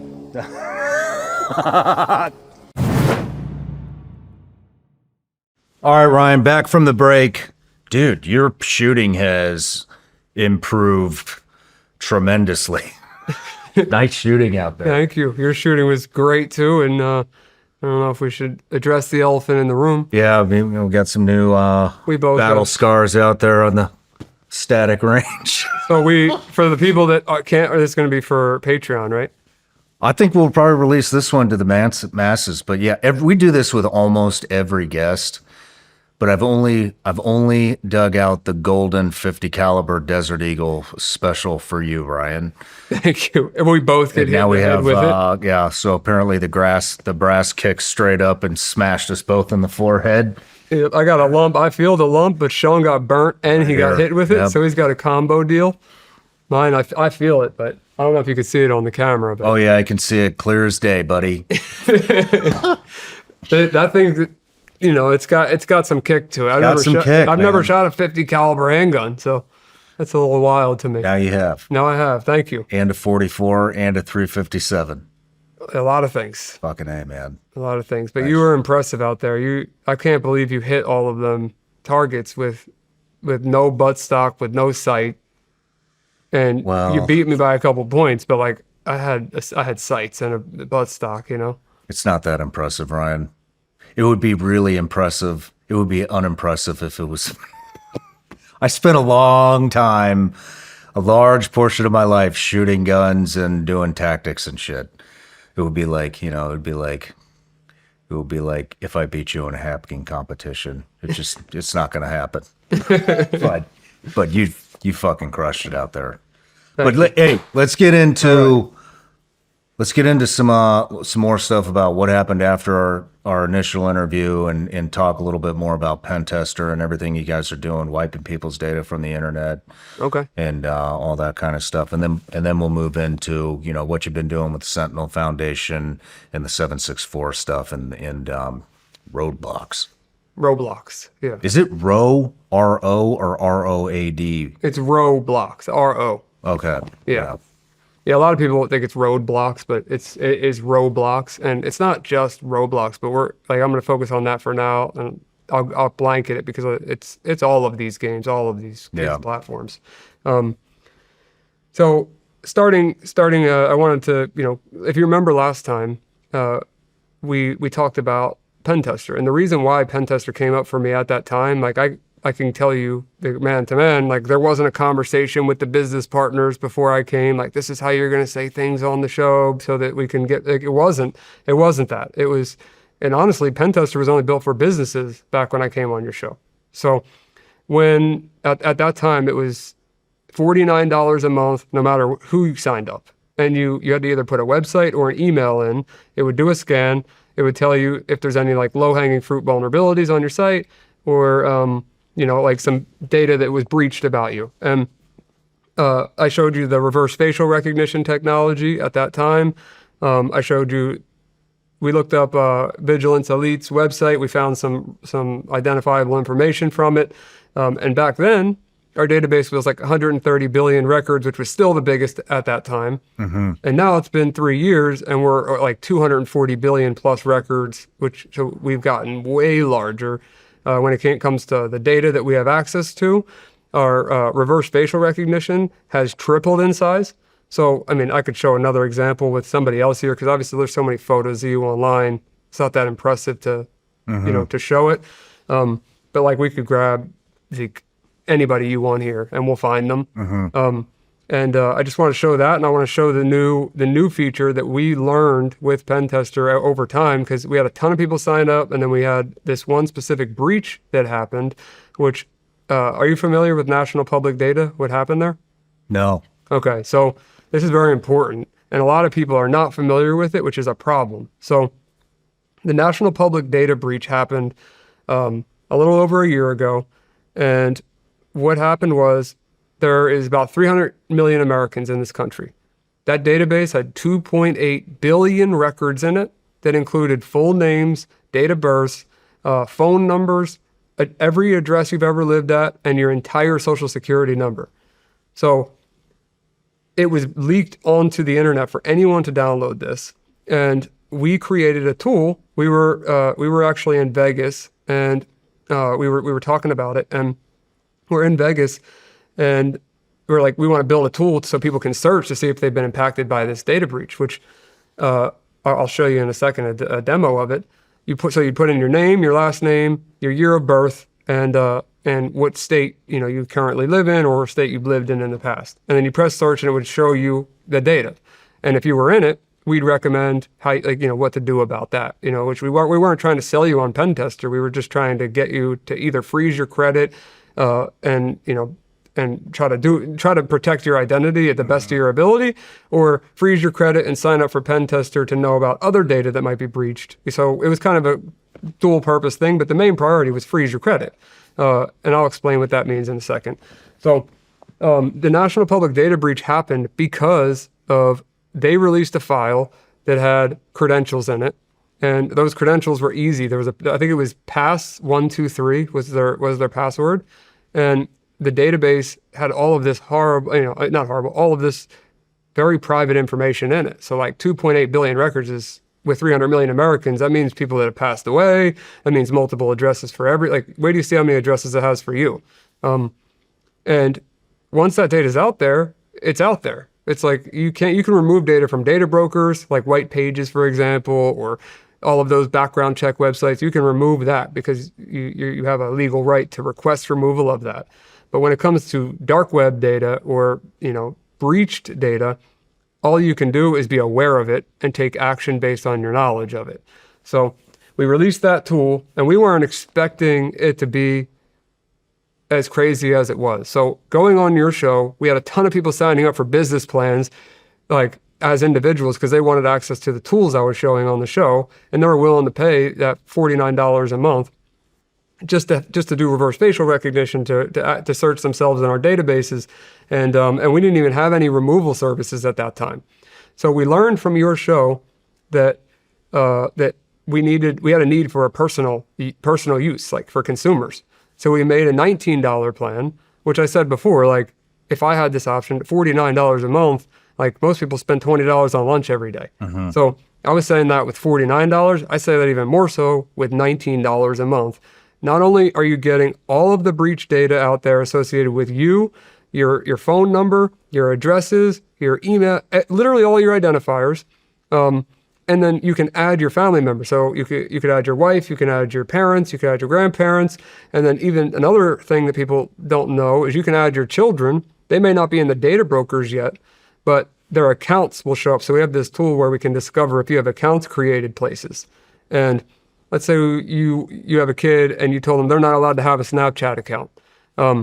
You put their email and phone number in there. Now we can confirm if they have a Snapchat associated with that email or phone. And there's no one else that has that integration with a data broker removal tool. So that's a really cool feature. No kidding. So parents can use Pentester to see if their kids are messing around on social media behind their backs. Yeah, that is one use case. The other use case is at $419, you're still getting all of what you got before with all the breach data to see your passwords, your social, your credit cards, all of that stuff that's happened and stuff you can take action on. But we're also removing data from data brokers on your behalf. So like, it's not an instant, immediately as you sign up, you'll see some exposed records, but over time you'll see there's pending removals and then removals that have happened. I'll show it all to you. But I highly recommend anybody signs up for it because there's a ton of data removal companies out there that do this exact thing, but what they don't do is show breached data, and they don't do facial recognition, they don't do account discovery. So that's something that Pentester does very well, and the reason why we do it so well is because it's built on the methodology that I used along with some of my business partners have used to identify predators and traffickers. So using it in the opposite sense to see what digital footprint you have out there, it's the same methodology I would use to identify these people based on minimal identifiers, and I'll show you a demo of it so you understand what I mean. But what we actually learned last minute was like because you got to remember the NPD breach coming out, we had all of that built. People were searching through it, and we had people signing up, various ages, like 40, 50, 60, 70-year-old people are signing up for Pentester that don't know how to use computers. And, we realized through support, we could read the support tickets coming in, and we have a support team that handles that. We're seeing like a lot of people don't know how to use a website at all. So like, yeah, they need the service, but they don't know how to navigate. No matter how easy we make it, there's no getting them to use it, and we can do a lot of stuff on their behalf, but they got to sign in and put in their information for us to automate it. So we decided to make Pentester SMS, which is essentially just Pentester through text messaging. No kidding. So you text a phone number, and that phone number you can talk to like a human. So you could text and say, hey, and it will take your phone number, try to identify who you are, find your emails, find your leaked information, tell you what's out there, say, hey, do you want to start removals on this information? And, this is our recommendations with changing your passwords or deleting accounts here or all of the recommendations you would get. And then that is only $9 a month because they don't have access to all of the extra tools. If they want them, they could upgrade their account, but I'll show you the example for your phone number, and it's got everything on you. I mean, it's literally got everything. So let's say you want your wife or your family, like a parent that isn't going to sign in. They're not going to look at the dashboard. They're not going to use any tools. Tell them to text the phone number and sign them up for it. And then they'll get notifications via text like, hey, a password was breached. Your password was summer 2025 ! Make sure you're not using this anywhere. And you just get a text every once in a while from Pentester SMS that says, hey, you need to do this. Okay. And then, like, let's say I'll give you an example. Bi-weekly, you get a text that says, you've been removed from 47 data brokers. If you want to see the full list, click here. But at least something's happening at all times. You don't have to sign in. You don't got to do anything. Just text the number. So for you, this is, what I'll do is I'll screen record this and then I'll hand it to you. Here we go. Yeah, you're going to like this one. No, I'm not. No, you're not. All right. So here's an example right here. boy. This is the phone number that you would text at the top, and this is the conversation that you would have. Like, you're welcome to text it now, but I figure there'd be a bunch of delays and you having to respond. But this is how it would start the conversation, and then how it would end. Okay. I'm gonna show this. Okay. Cool. We'll overlay this on the screen. Awesome. And that's just from your phone number. So let's say we gave it more and you were like, hey, check this email, check this one, check my wife's. You know, you can get deeper into that conversation with the chat, you know, with we call it Pentester SMS, but let's just say it's a chat bot. That you can talk to it just like you're talking to me, and it will respond to you like a human. It has access to our tools. So you could say, like, you know, what about my wife's email, or what about my wife's phone number? And then it'll start answering questions about that as well. So it's like having a 24/7 breach/data privacy support agent in your pocket at all times for $9. But I'm sure you're seeing your full social security numbers there. And your previous addresses, I'm sure, are there. An email that isn't public is there. So how do you get your info off?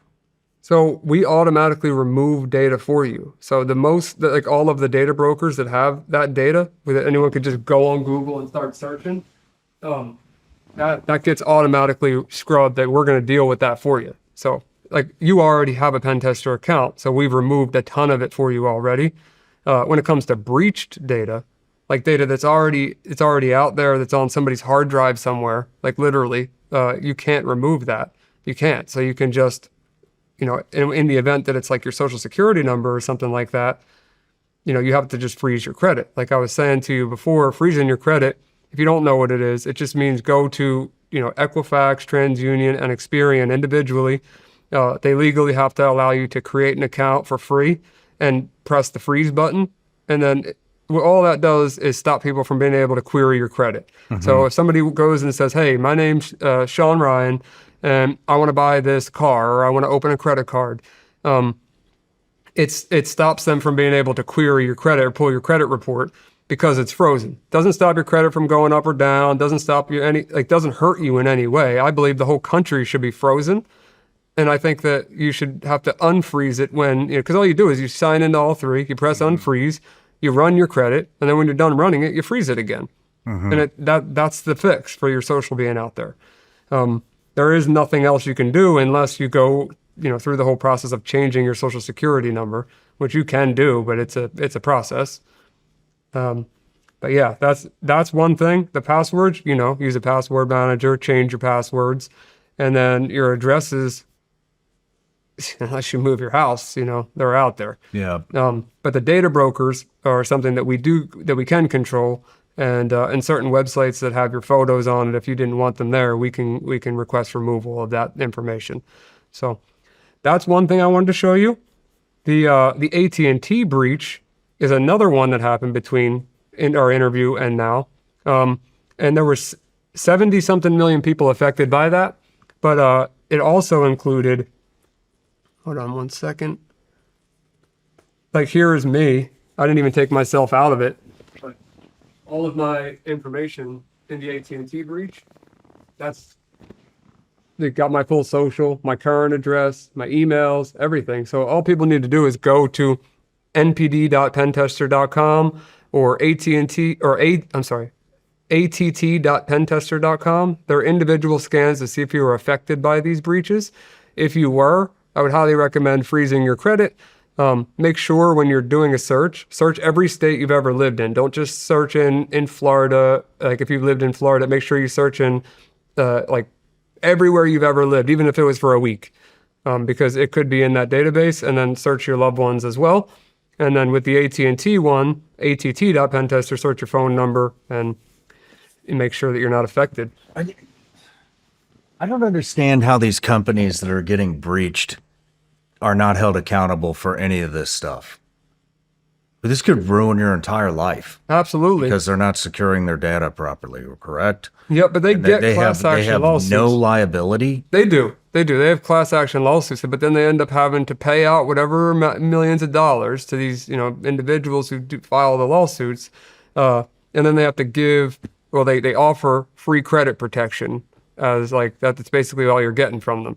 And that just means like tell you your credit score and tell you if somebody's like when it's too late. So it's not really Who offers the free credit protection? the companies that get breached. So they'll pay for all of the people that are part of the class action lawsuit or were affected by these breaches. They'll offer your credit report for free for whatever amount of years.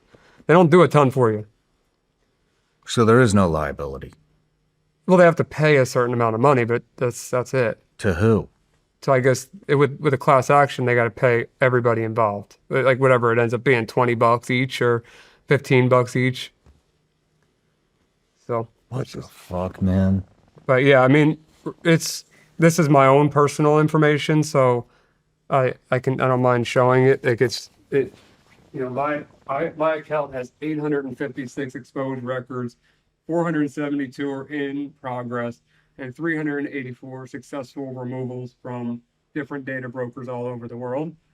All my IP addresses, all my accounts that I have connected to things, and Whoa.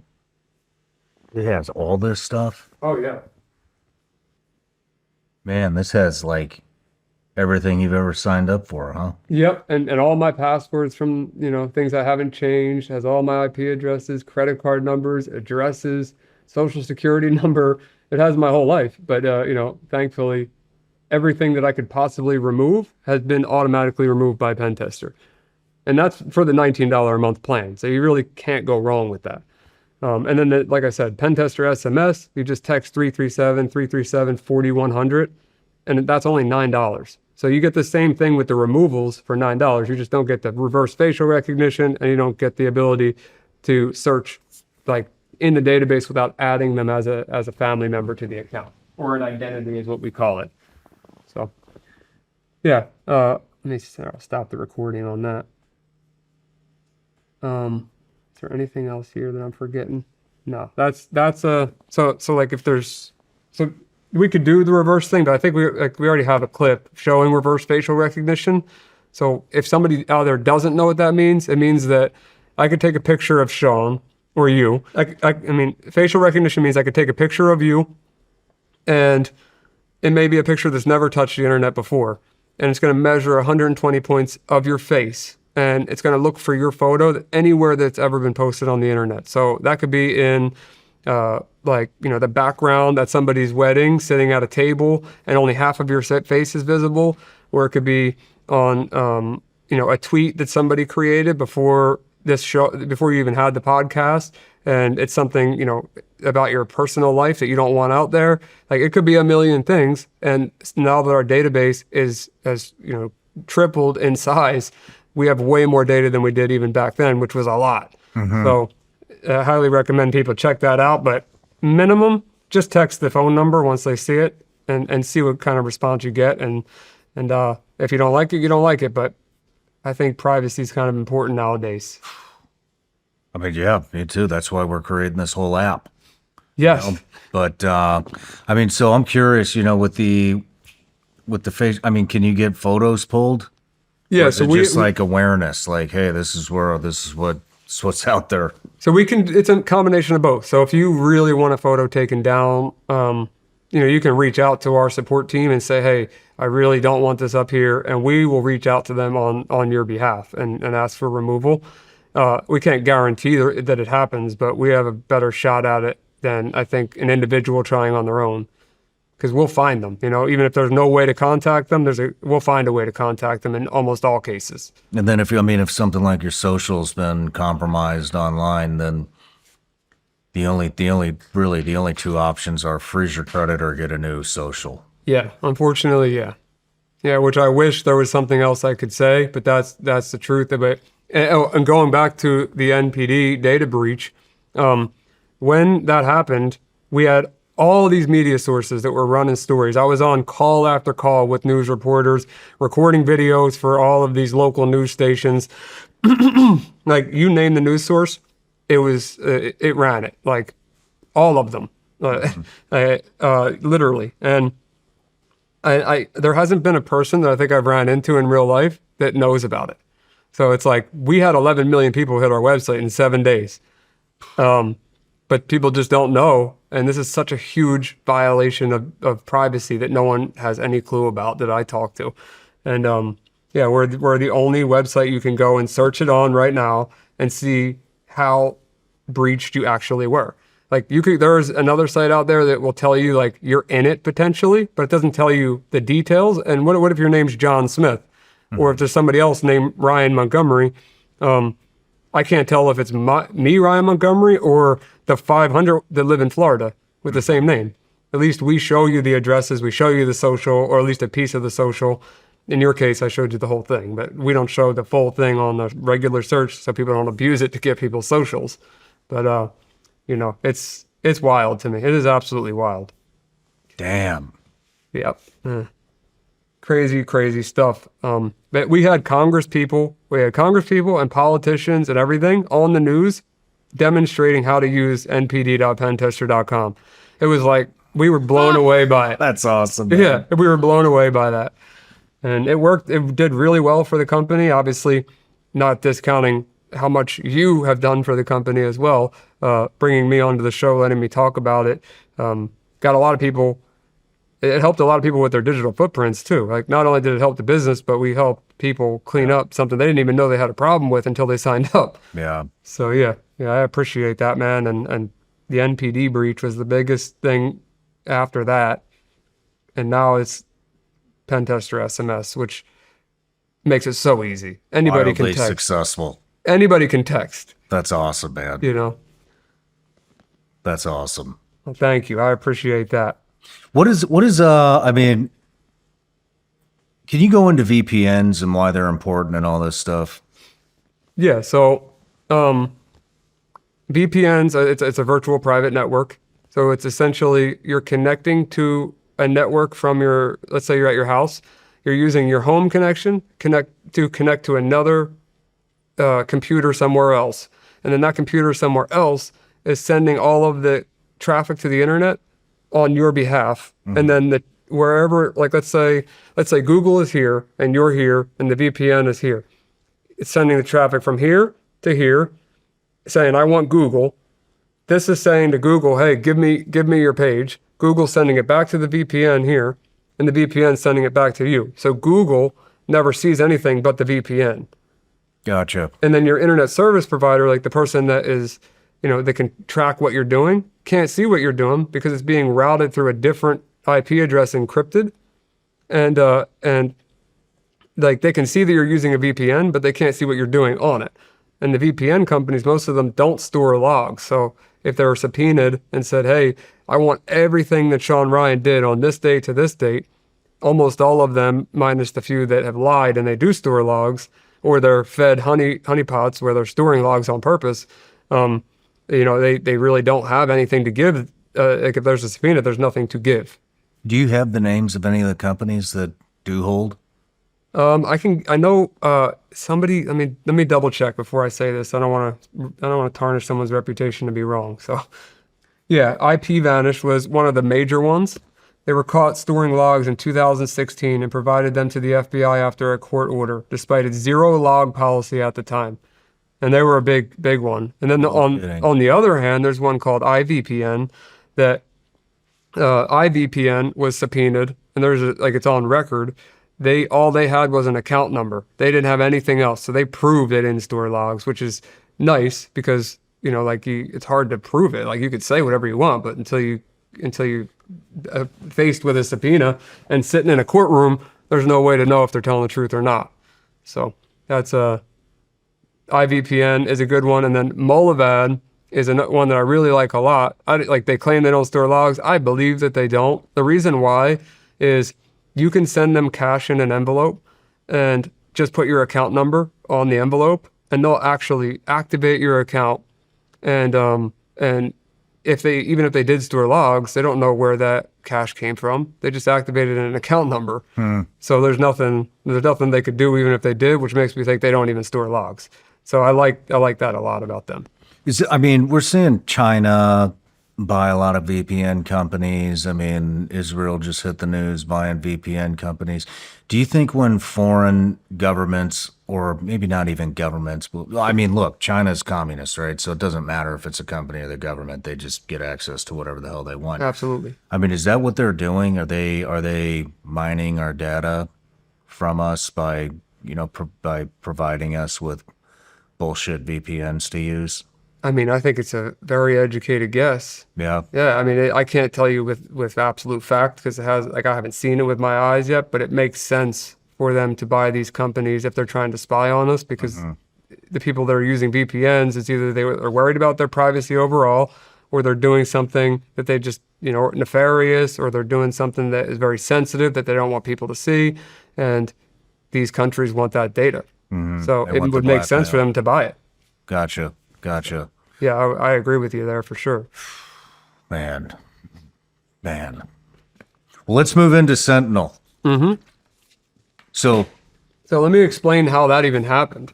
Because remember, when I originally came into the original studio with you, I had what was considered at the time to be a vigilante group called 561 PC. And I was doing that with my friend Dustin Lampros. And we were just individually catching one predator at a time. And we were doing doing as well as we possibly could at that time. And that's how I ended up on that podcast and ended up here. So all this stuff's going on. I come onto your show, and I guess a ton of federal agencies watch this podcast, and my phone is blowing up. You name it. It's DEA, which is drugs. I got CIA. I got this even the Secret Service, FBI of multiple field locations all over the country. HSI. I had HSI show up at an ATM on me. I don't know if you remember me calling about this. no, I remember. They showed up at an ATM. They surrounded you at the hacker event. Yep. And they came to your house, correct? They didn't come to my house, but the other two things, yes. They at the ATM, they came in two different cars. Their office is in Miami. That's about an hour drive at that time.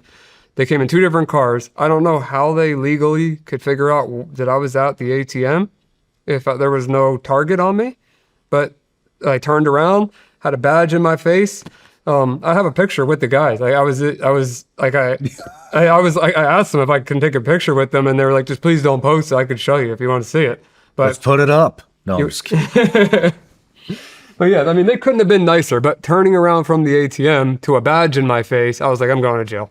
This is it," And my phone would not stop ringing. So something I want to just clarify now for anyone that works in law enforcement that's watching the podcast.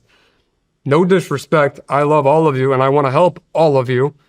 But last time I was on the podcast, I got so many calls, I couldn't work with everybody at the same time. It just wasn't possible.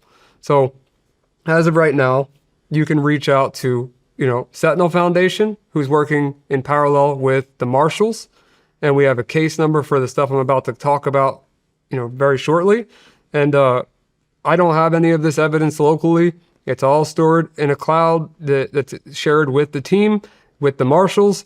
Like, if you want to call me and need my help with something, I'm all ears. But if it's about this specific case, just reach out to the appropriate people because I can't work with a million people at once. I mean, Why was there a badge shoved in your face?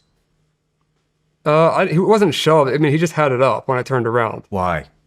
Guess to tell me he was HSI. For what? Don't know. He just wanted to talk. He kept hitting me up. I still got a text I could show you. He just wanted me to come down and sit down and talk to him. He never told me why, but I assume it's the database. What else would it be? I mean, if there was something criminal, he would have arrested me. Yeah, I mean, I was extremely worried for you. Because it seemed like I was getting arrested. Well, shit. I mean, I remember when we went to the Sound of Freedom premiere with Jim Caviezel, for the FBI opening. was there. Yeah, they're fucking harassing you. Yeah. They're texting you, "Hey, don't be alarmed, but we see you over there." Yeah. Dude, I was fucking pissed. I remember I was how so pissed you were. fucking pissed when that shit started. Because one, I'm sitting right next to you. Yeah. Two, I'm just like, this is fucked up. Like, you guys had the opportunity to do your fucking job years ago. You didn't do it. More kids got fucking. more kids got exploited, and now you're sitting here fucking with my friend who's trying to do the right thing. Maybe go do the right fucking thing and save some fucking kids and quit following Ryan around fucking Nashville and harassing him. Fuck you. I know you're fucking listening to this. Fuck you. Man, that shit pissed me off, dude. I remember you were heated. You were definitely heated. And It makes my fucking skin crawl. I'm sure it does. I mean, from your side, you've been in, you were on the other side. They fucking come in like they're like, yeah. like, oh man, it just fucking makes me angry. Like it was straight up fucking harassing you. Oh yeah, it wasn't just the Nashville. It was everybody. And it was, for me, it wasn't anger at that time. It was fear because I didn't know. What are you even doing at a fucking movie premiere? Like if you're, what are you looking for traffickers at a fucking movie premiere that's about trafficking? Go do the fucking job. Go do your fucking job. Man, this shit makes me fucking angry, dude. There's so many fucking people in federal law enforcement agencies that don't do shit. They just fucking harass people. They don't do their fucking job, and then they want to know why nobody trusts the fucking the federal institutions or even fucking state. Right. It's just fucking ridiculous. Like, go do your fucking job and catch bad guys. Quit fucking trailing around a guy that's like trying to save kids and fucking harassing him. What is that shit? Like, how the fuck do you even sleep at night? Yeah, I appreciate. I know you know this fucker too. I wish I fucking knew him. I'd fucking release his name and tell everybody who he is. I remember, like, what is that shit? Hey, I'm in the fucking movie premiere. I just so you know, I got eyes on you, buddy. What? Fuck you. It's over with in my mind, you know. Thankfully, I appreciate that you care, and I'd care the same for you.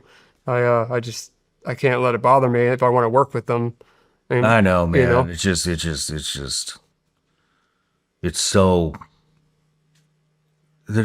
so fucking unimpressive. Like, it's just like, for me job. to have any impact and to be able to do things legitimately, I have to work with law enforcement. I know, man. I know. So I have no choice. I'm making a generalized statement that they're all bad and they're not. No, I get what you're saying. I get your frustration, and I'm sure there's way more to it that I don't know because you were on both sides, you know, at some point.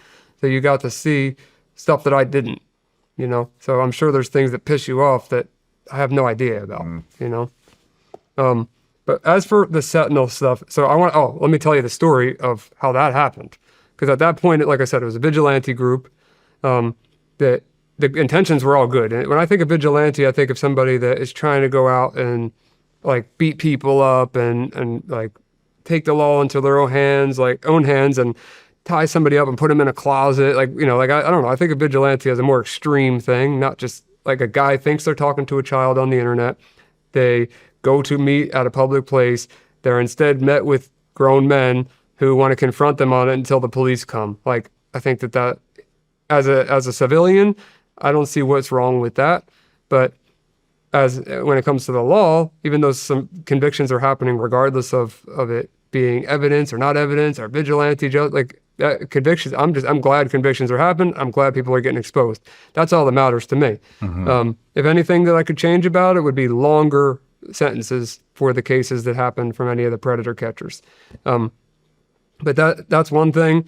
Another thing I want to bring up about predator catchers, that if you've noticed since our interview, like, I'm not saying that I'm the pioneer of predator catchers, because I know I'm not. There's Chris Hansen, Justin Payne, Courtney Elizabeth, all like a million people, Anxiety War, all of these people that were doing it before Dustin and I started it. But after our stuff started to go viral, a lot of other groups just popped up, and like, you know, there were a couple others before that too. That you know, there's a lot to think about. So I'm blanking. But what I did notice is, let's just say 100 new channels pop up. A couple of them already had very large followings. So they're shifting what they currently do to start catching predators.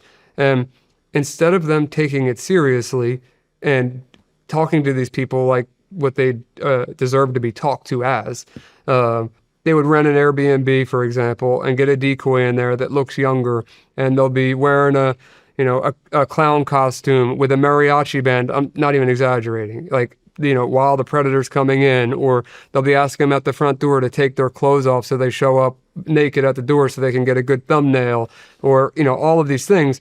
But what they're not realizing is, yeah, maybe you're exposing this predator. Maybe you get him arrested, maybe not, but you're exposing him bare minimum. Do you realize what was going to happen if you weren't there that night? Like, do you realize, like, I guess maybe I'm a little bit jaded to the subject, or more informed is a better word to this subject, because I know what would have happened to that child. And like I don't want to get too graphic here, man, but like, think of a toddler with blood running down their thighs because a grown man is hurting them physically. I think of stuff like that, and these little girls and little boys, and what would actually happen to them if that man, or in most cases men, but some cases a woman, were to be there. Like, do you think a mariachi band and a clown costume fits in that equation? I genuinely don't. I understand it's going to get you more views. I understand it's a better thumbnail. I get what they're trying to do, but there's nothing funny about this. This isn't humorous to me. Like, this is it's not a joke to me, So, like I said, half of it I respect. I respect that they're exposing people, using their platform to do it, but I don't think it's funny, and I wanted to make that very clear. Some people have gone to the levels where the cops aren't doing anything, so much so that they're beating the crap out of them, which they deserve, but when you beat them up, you can't call the cops, and you can't get them convicted. And yeah, it's great for views and all of that, and they definitely deserve getting beat up, but, like, something's got to happen. And you had Tim Tebow on here, which is an awesome guy. Love that guy. Tim's amazing. Best, yeah, really good dude. Like, I don't think anyone can say anything bad about Tim Tebow. They try. Yeah, I've heard. They try to say shit about him. It's crazy, man. It's crazy. But, like, I don't know Tim personally. I know, I've talked to his vice president, Camille. But he brought up situations with like the amount of people that we have in this country looking at that material at ages under 12, and what, if I can remember correctly, there's 111,000 unique people in this country in less than 30 days. Yep.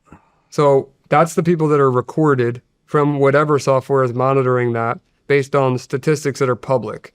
That means there's a way bigger number than he's aware of and that I'm aware of. It sickens me, and the problem is not. It's not that the problem is getting better. What's happening is the problem's getting worse, because the material is going to spread regardless if there's less victims, because there's still material out there. Like, there was just a case in Florida with 1.2 million photos and videos that were being sold for $100 and something. Like, that's not going anywhere. It's going to keep going, circulate all these communities for a very long time, regardless if there's new victims or not. So catching those guys is a priority, obviously, because they're going to re-victimize other people or reoffend. But it's just like an endless loop of disgusting horribleness. But like I was telling you last night about the state trooper that just got caught a couple days ago with 23 videos having sex with his toddler in full state trooper uniform and sending the videos on Telegram. Like, that was a few days ago. There's just so much going on. Are you seeing this stuff? I mean, I didn't. Not one I didn't see, but it's. I'm seeing the worst of the worst all the time, and it's for sure. But that's a topic I actually do want to talk to you about at the end of this, if you're cool with it. Because yeah, it's I've been doing this almost 7 years now, 3 years of which have been with working in tandem with law enforcement and Sentinel Foundation, but yeah, it definitely got more intense when I started to work with law enforcement and work with groups that, like Sentinel, for example. And so, sorry, I missed the entire beginning of this point. So having a vigilante group, in the eyes of the law, at least, I wanted to do that, and I also wanted to work with Sentinel Foundation. I had six I looked at my phone. I had 6 organizations reaching out to me. One of them was Sentinel Foundation, and I got a call from a guy named Jim Cole, who's a very respected Fed that worked with HSI. I know Jim. You do know? You know Jim? Yep, he's there. He's at Operation Lightshine. Yeah. Or Okay. was. I don't know if he still think, is. I'm not sure. I haven't talked to him in a while, but back then, all them years ago, he got on a call with me. I know he was in HSI for a very long time, and he says to me, he's like, "Hey man, you can't be a part of, any of these groups or work with law enforcement if you're going to continue to do the vigilante stuff on YouTube." And having to explain that to Dustin while we have 561 PC going was hard to do, because it's like, dude, I have a choice right now to help more people and less people see me doing it. Like, I'm not going to be public about it. You're not going to see videos of me saving kids and arresting traffickers and all. I'm not going to be putting stats out of like my progress. Whereas with YouTube, you're going to see each one predator getting caught at a time. You're going to see more action from me, but I know I'm going to make more of an impact. And in my heart, I can't say, you know what, I'm going to push that opportunity aside because I want to continue to work on the YouTube stuff. So I chose to go with the best group that I had available to me at that time, which was Sentinel Foundation. At the time, the guy that was running it was Glenn Devitt, very nice guy. I like him a lot. He's no longer involved, and we stay in touch. He's a Delta guy, I'm pretty sure, or Special Forces bare minimum, but I could be wrong on that one. I'm not super knowledgeable when it comes to like military stuff. But I know for sure that he's involved in some way. So with Sentinel, since we started, I'll get into like the granular stuff that I got involved in, but just want the general stuff. Sentinel's a nonprofit dedicated to fighting sex trafficking and child exploitation, domestically and internationally, which was important to me. We have partnership with law enforcement agencies across multiple states. We combat human trafficking, missing persons, exploitation cases. We have joint operations, MOUs with all kinds of places. We've rescued a ton of different women and children, particularly in operation between July and September. So I'll keep it at that. Integrated advanced OSINT and cyber tools for real-time targeting and trafficking of traffickers. And targeting of traffickers, meaning like some of the methodologies that I use and some of my friends that have their own custom databases and tool sets, I've helped integrate into Sentinel's workflow and train law enforcement in many countries on how these things work. Because you'd be surprised, man. Like you may not be surprised, but they don't know. Like even the ones that are dedicated to internet crimes against children, they don't really know what they're doing, or the methods that they're using are antiquated, and it's not their fault. They have the passion, they just don't have the tools. They don't have the resources. They don't know. So with Sentinel, what we were able to do is travel to, right now we've had operations in Thailand, Uganda, Haiti, Peru, Jamaica. There was at one point when Glenn was involved, there was Philippines. There's a ton of stuff domestically going on, and there is stuff domestically going on. Yes. So it's mostly local and the marshals right now. But it's been HSI at one point. We had some people involved there too. It kind of skips around depending on the need. Mm-hmm. But my purpose in Sentinel Foundation was to bring something new. This is in the beginning, to bring new technology to the space, mm-hmm. And that turned into getting involved in a ton of operations that I never would have had the opportunity to be involved in without going public with this stuff. Because I would still be catching a predator one by one, although I still believe is effective. Now we're able to, like if you look on like Fox, there's an article with the Tebow Foundation and Sentinel where we pull 59 kids out of Haiti. Haiti's a pretty rough place to be, and I'm not the biggest guy in the world. So having a team that can go in there while I do recon on a computer, gives me an opportunity that I wouldn't have sitting in my living room trying to track down one local predator at a time. Gotcha. So not devaluing that, but it's just a different opportunity for me. Well, it's like I said at the beginning, Ryan. There's not much you care about other than saving kids. You don't give a shit about fame, notoriety, money, none of that stuff. Yeah, I don't make a dollar from it, and that's all I care about. I appreciate a lot you of these recognizing. organizations, I'm going to say it, you're not going to say it, but I know a lot of these organizations have come knocking on your door, pretending like they want your expertise, but really they just want your notoriety to make them more fucking money. That's exactly right. And that is a damn shame. I don't mind saying it either because I know it's true. I know it's so blatantly obvious to me now. In the beginning, it was hard to know because it's like opportunity, opportunity, opportunity. And now it's just like, okay, I get You what want to do the work, not be a fucking poster boy. And Right. I commend you for that because Thank you. 99% of the people would take the poster boy route every single time. Got it. And I do have a question though. You know, I mean, you're the first person that I've talked to about sex exploitation and child trafficking and that kind of stuff. And then, you know, like I said, then it was Victor Marks, and then, you know, Tim Tebow, Jared Hudson, Jim Caviezel. Like,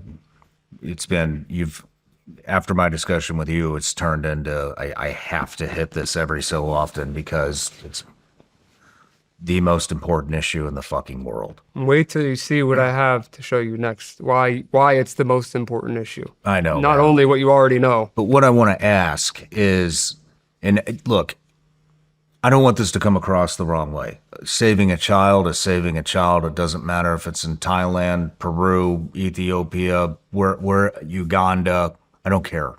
It's a child. Mm-hmm. One thing though, and I'm just curious as to why, if you know why. So many of these organizations operate out of Haiti, Philippines, Thailand, you know, Colombia, Peru, you know, third world countries, countries in poverty. Mm-hmm. But I believe it's every single time that I breach this subject, the one commonality is the U.S. is the biggest consumer of kitty. We're the biggest problem in the world. The United States is the biggest problem in the world when it comes to sex trafficking and sex exploitation, correct? Well, with the consumption of CSAM, like child sexual abuse material. Why isn't all of the focus on the U.S. if that is the number one problem? If we are the number one consumer, I would love to tell you, user. that bringing what Tim Tebow said in here, there's 7 people working in C3. And Yep. there's roughly 60 internet crimes against children locations in the entire country. The people that are making the most impact, I believe, are, you know, some of these organizations that are working with, you know, FBI, HSI. And it just needs to be better than that. We need to do better. Why is it though? Why are so many foundations going to Haiti, Thailand, all the places that I just mentioned, and very little, if any, here in the U.S.? It's just, is it the red tape? Is our federal government harboring this shit? Are they encouraging it? I mean, that was a rumor for a long time, especially good with the question. southern border. You know, I mean, what is it? What is it? I mean, we just saw one of the top guys at the Israeli like cyber fucking command or whatever got caught luring in fucking kids to have sex with in a hotel room. I tweeted this out. Did we prosecute that individual? No. We packaged him up and fucking sent his happy ass back to Israel. No consequences whatsoever. What the fuck is that? What the fuck is going on? Why are we packaging this guy up and handed him back to Netanyahu? Here you go. Here's your pedophile. Take care of him. We don't want him to get hurt. Yeah. What is that? What is that? Where's the don't know. fucking justice for the kids, man? Right. Where is it? Like, what the fuck is going on in our country, man? And why aren't these organizations, why aren't they focused on the U.S.? This is the biggest problem. So my guess, just based on my experience, my guess is there's not access to a lot of the information. So if there's a group being ran in the United States, and we, like, for example, if I get involved in it, it's going right to a federal agency, and at that point, it may not ever go public. So that is happening. When it comes to like these big media cases like you know, sending someone back to Israel or whatever. What is that? I can't answer it. There's so many things that I wish I had an disgusting. answer to. Like Did you see this shit with the Epstein files? It keeps That's what I was getting literally just swept about to under the say. rug. Like, it's like, what the fuck is going on here, man? I don't get it. I just don't get it. And It's either a conspiracy or it's not. It's definitely not a conspiracy. The Yeah. shit I'm talking about is real. I know. You I'm can just look it up for yourself. the people watching, they got to make that decision for themselves, or that assumption for themselves. Do they think that this country is holding out on the details or not? And Yeah, I just don't understand it. If the United States is the biggest consumer of sex crimes and sex exploitation and trafficking and all these other things, then this would be the easiest spot to make a dent, right? If we are running rampant in this, Well, think of it like this. I'll give you another good example to add to your argument. Every single airport you go in, what's the sign you see in the bathroom, on the walls, over the intercom? What do you hear every single time? If you see something, say something. Human trafficking is a real thing. Human trafficking is a fight. Call this number if you see, this or that. Do you think they would be using that space in the airport for human trafficking signs over making ad money from advertisers? Absolutely not.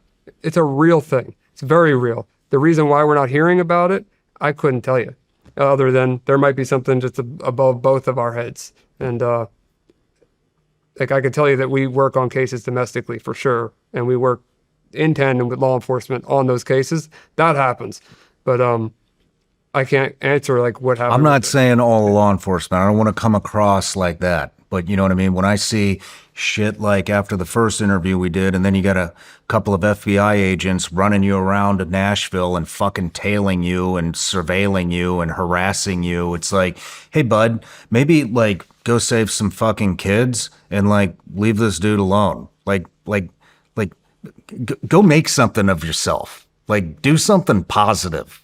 Go save a fucking kid or anybody. Just do something. You're the FBI. Yeah. Be an admirable fucking human being instead The of ones that were harassing. tailing me around were the HSI guys, but they were nice. Obviously the FBI tailed you into the damn Yeah, they did. premiere. They did. You know But what I mean? I was it wasn't sitting all right of them. there. It was. I remember now. I don't remember the guy's name, but it was their boss who happened to be there at that time. Oh. Yeah. So that was the situation. But But I remember you being pissed. I was fucking 'Cause I furious. went to the bathroom, remember? And, Yeah. and then in the bathroom, that's when I got the text. And then you at that point we were in the hallway and you were pissed. You just wanted to leave. Yeah. So, I remember it. And then you see a guy like Jim Cole who's spent his entire career doing this. Yep. You know what I mean? And so it's not at the workers level, but you know what I mean? I mean, Jim Cole, I think he's very similar to you. That's all he cares about. He is a black and white guy, straight to the point. He would never. That man would not jaywalk. All he wants to do All he wants is to do save is kids. Save kids. And But- you know another person I want to give credit to while it's on my mind, because I know Jim knows her as well. Someone I work with current day that I've known since the beginning of this. Her name is Yvette Thomas. I don't know if you've ever heard of her. She's like the godmother, like Jim Cole is the godfather of this space. There's not many people that have made it around. She's been in federal law enforcement for 36 years, I believe it was, 20 of which have been in specifically child crimes. So she recently, she helped me identify a bunch of victims in a case that we were working, and it was a case in Cleveland where a guy was getting little girls and boys on FaceTime and group calling people, and they were getting paid. This scumbag was getting paid to have them do sexual acts via FaceTime.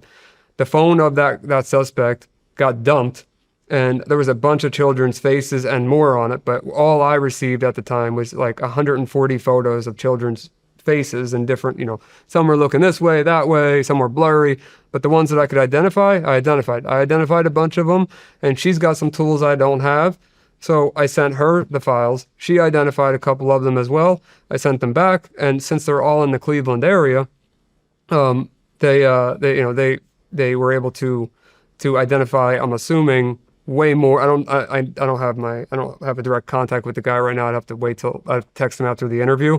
But just think of all of the girls and boys in that area. A lot of them go to school together. They do things together. They're going to be able to identify each other. Mm-hmm. So I feel really good about that. And her and I have worked on a bunch of cases like that, which are just thrown at us randomly. Technically, she's retired right now. She's doing this just out of the kindness of her heart. And there's not many of hers. There are not many of Jim Cole's. There are not many of Bette Thomas's. Yeah. It's just a blessing to have those people in this country. It's just it's odd, you know. I mean, we've been screaming at the top. I mean, dude, the episode we did, hundreds of millions of views with all the clips, all the reels, the episode, the downloads, like all together, it's hundreds of millions of views, and that's just one. That's just two people talking about it for less than 3 hours. Yeah. Right now, there's lots of people talking about it. I just did a music video with John Rich, who's singing a song about child exploitation. I met this woman who was trafficked, and now she's kind of doing what you're not with the tech and stuff, but you know, she's going after traffickers. She's helping with rehabilitation. You know, and I'm hoping to actually get her on the show. Her name's escaping me right now. Wish I knew it, but you know, and then anyways, what I'm saying is like all these people are screaming at the top of their lungs at how often this is happening, and you see it. I mean, fuck it. 50% of the people I interview here, you included, some type of, you don't call it trauma. I don't know what else to call it. Yeah, I get what you mean. Sexual trauma. I would call it trauma. So you can call it whatever you want. It's not trauma to me, but it's. I get it. I get it. You know what I mean? It's at least I just had Tig from Benghazi here, you know, and he was talking about how many. It was like I can't even remember how many times he was sexually assaulted before he was an adult. Mm-hmm. I mean, I was like, Tig, like, fuck, man, this is it's like a monthly occurrence for you.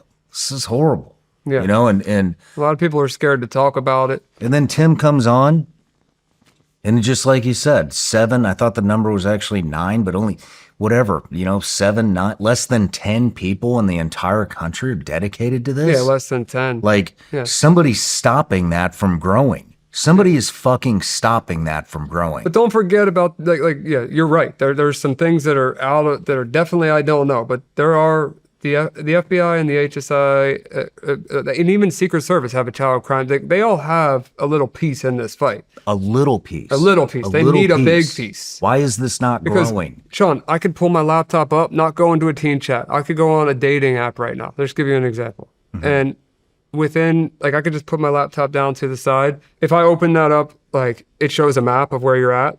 And it's a whole other topic that would take me an hour to explain, but it's a great app for decoys to go on because it shows it's not a good app it's a horrible app for children. It's an app for gay people, and like very similar to, if you're familiar with Grindr. Grindr is a dating app where they swipe yes or no or message the people, and their conversations delete when they're done. They hook up with each other and they never see each other again. It's not really like a relationship app. Mm-hmm. This one it's called Sniffies. And Sniffies? Yeah, it's not an app. It's a website that can work on mobile or computers, and you can press the button, use anonymously. You don't need to put in any email. You don't have to sign up. You have to do nothing. You click use anonymously. You end up with this map around you because you share your approximate location, which is pretty spot on to your exact location, especially if you're on a phone, and it tells you everyone around you that's using the app. If I throw up a picture of myself using like a filter that makes me look young, I'll get DMs from people in this area, not just somebody in a teen chat that's, anywhere in the world, people here, and then they'll message, you have to go in, you have to have a little bit of a conversation back and forth. They'll ask you how old you are, you tell them you're under, and, let's just say 8 out of 10 times, they're fine with it. And they want to meet up. So for the decoys out there and the other agencies out there, if they could just automate Sniffies, they would find a ton of these guys. They could automate the process and literally go and just set warrants and pick them up. Like it's that easy. It's like shooting fish in a barrel. How the fuck aren't they doing this stuff, man? I really don't know, man. That's the part that frustrates me. It's like they want it to happen. I'd hope not. I hope not too. But it's like, what else can you think? It's weird. This shit's been going on forever. And it's getting louder and louder and louder and louder. And nothing's being done, man. Yeah. It's just nonprofits setting up all over the place. It's all these nonprofits, which is great. Thank God somebody's taking it into their hands. But it should be our fucking law enforcement that's doing this shit. That's who it should be. Yeah. And it's not. Yeah, I agree, and I don't want to speak negatively here and be wrong, but when I get into the 764 case, the FBI has, to my knowledge, 240 different active investigations right now regarding the 764 case. I could tell you that within the short period of time that we've started an operation at Sentinel investigating 764, there is more than 240 different things that we found that, so like with just passive reconnaissance. Say that again. There's- The FBI has how many? They have 240. Let me get the numbers for you, just so I want to be 100% accurate. What a here. joke. What a fucking joke. I don't want to talk negatively, but it's true. So I'll read it straight from here. Here we go. Get ready to get pissed off, everybody. Okay. So 764 adjacent discords and all of the, because remember, I'm not giving these people credit by username, not giving them credit by their group names. The only one that I'll talk about is 764 because it's only giving them what they want. They want recognition, these people. There's a ton of subgroups, a ton of them, that all are doing exactly the same thing, but I'll get into the whole story in a minute. But the FBI is part of 250 probes tying these streams to global rings. 250. So I was off by 10. The FBI The FBI. has found 250. Probes is the word that I'm reading. So I can it? tell you that there's way more than 250 people doing this. There's more than 250 people in just one server that I would join to get some screenshots that I'm about to show you. That's what the FBI has. What has Sentinel done? Sentinel, just in the last month and a half, almost 2 months, we've infiltrated 3 different groups that I don't want to name, but you'll see them. I would say there's 1,000 different users. The minimum 1,000 So you've probed 1,000 users. and Yeah. the FBI's probed 250? I don't know if they're talking about, they're not really clarifying here. It's 250 probes. That's all it says. So I don't know if they mean users, groups, arrests, communities. I mean, there's a lot of, I don't really know. So Well, it's definitely not arrests. Otherwise, it would say arrest. no, it's 'cause not they would be arrests. taking It's credit. not arrests. The FBI hasn't done nearly as many arrests This as is they need to. 250 in a lifetime. Sentinel does it for 2 months and gets 1,000. Yeah, and watch what happens. How many people work at Sentinel? that roughly? are working on this case specifically? This is an operation that I got to kind of cherry pick people involved. There's, if you don't count one of the main guys that's overseeing it with the feds, there's 6. Six people. 6 people on this operation. Wow. Wonder how many people at the FBI are working on it. Must be less than 6, right? I mean, if you guys got 1,000 in a couple of months and they got 250 and I don't know. You're gonna their get my house lit lifetime, on fire, Shawn. Well, that's down. I agree with you. It's frustrating. What can I do about it? Yeah. Somebody's house needs to sound the alarm, but it ain't yours. Yeah. Yeah. Government agencies. It doesn't matter who's in there. They're just worthless. That's it. They're just worthless. I like A that. lot of hope for this one. I did. I had a lot of hope For what? for that things are going to change and they're going to be great. We're going to go after this- all well- the bad guys. Speaking of that, going back on a changed. positive note, what has changed, like you just got done saying, the preventative side of things, I truly believe and said to you in the beginning, I believe that preventing it from happening in the first place, if possible, is the most effective solution to this problem. Yeah. So by letting parents know that this is a thing, by letting parents know what they can do about it, how they can talk to their kids about it, educating them about it, there's a very strong chance you're going to stop something that you would have just thrown the iPad at your kid or put them on a computer, not knowing like, oh, it's a kid's game, Roblox, little cartoon squares running around the screen. How dangerous could this be? Yeah. Like if they don't know any different, then they're putting their kid in a dangerous situation and they don't know it. But if they know and they're listening to the words that you and I are saying and they take action, I feel like that's making change. Yeah. So I think that is valuable, but that's just my opinion on it. It's definitely making change. I just wish that the government would take this shit a little bit more serious, Agreed. you know? So They're the ones that really have the keys to make this shit go away. yes, They aren't fucking doing it. They are not doing it. I agree with you. It's frustrating that more can be done. That is for sure. Are we getting ready to talk about? Yeah, I want to show you one more thing though. Okay. Regarding that, because it just kind of brought it to my attention. I wanted to. We got to take a break before we do that because I'm already about to lose my fucking mind, and this is really going But this is something I want you to see, because you're already pissed off, and I'm not trying to piss you off more, but it's something that you need to know. This is straight from the Google website, and this is the global request for user information. So you can see here, subpoenas is red. Look, so back here is 2010, barely less than 10,000. Going all the way to 2000, let's say 15, we're at 20,000 requests for, less than 20,000 requests for subpoenas, right? Then you start getting into these later years. Holy shit! The biggest difference, like triple, quadruple, quintuple. So this information, this is just Google. This isn't all the other places that are receiving subpoenas. And this is, primarily, I would say, the United States. So, who else is sending subpoenas to Google? So, I mean, other people are, but Jeez, is that an image? it's an image, but it's on Google's website. You can, We gotta overlay that on the screen. yeah, I could send it to you. All right. So we're getting ready to dive into the nasty shit. Yeah. All right. Let's take a break, get some water, Okay. take a lap. Yeah. Get ready. We both need it. Cool.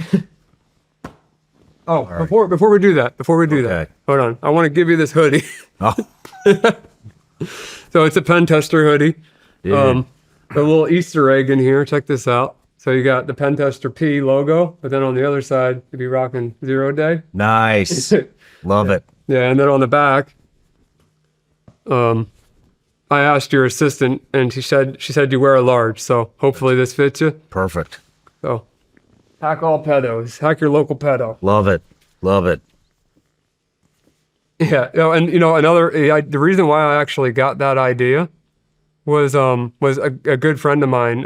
His name's Scammer Payback. He's got a YouTube channel as well. Yeah. He catches scammers that are like going after elderly people. You were telling me about this guy. Yeah, he's I awesome. want to get him on the show. He is awesome. His name's Pierogi is his username. I don't want to say his real first name because he You doesn't. guys get along? Oh, I love him. He's a really good friend of mine. He's a believer in God, which matters a lot to me.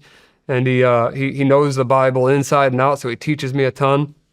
And one time I was over at his office. We've done a bunch of videos together now, all in the last 3 years. But we've done a bunch of videos together. One of which was an interview where one of his team members was interviewing me, and in the middle of an interview, he's got a connection at HSI that he deals with named Scott.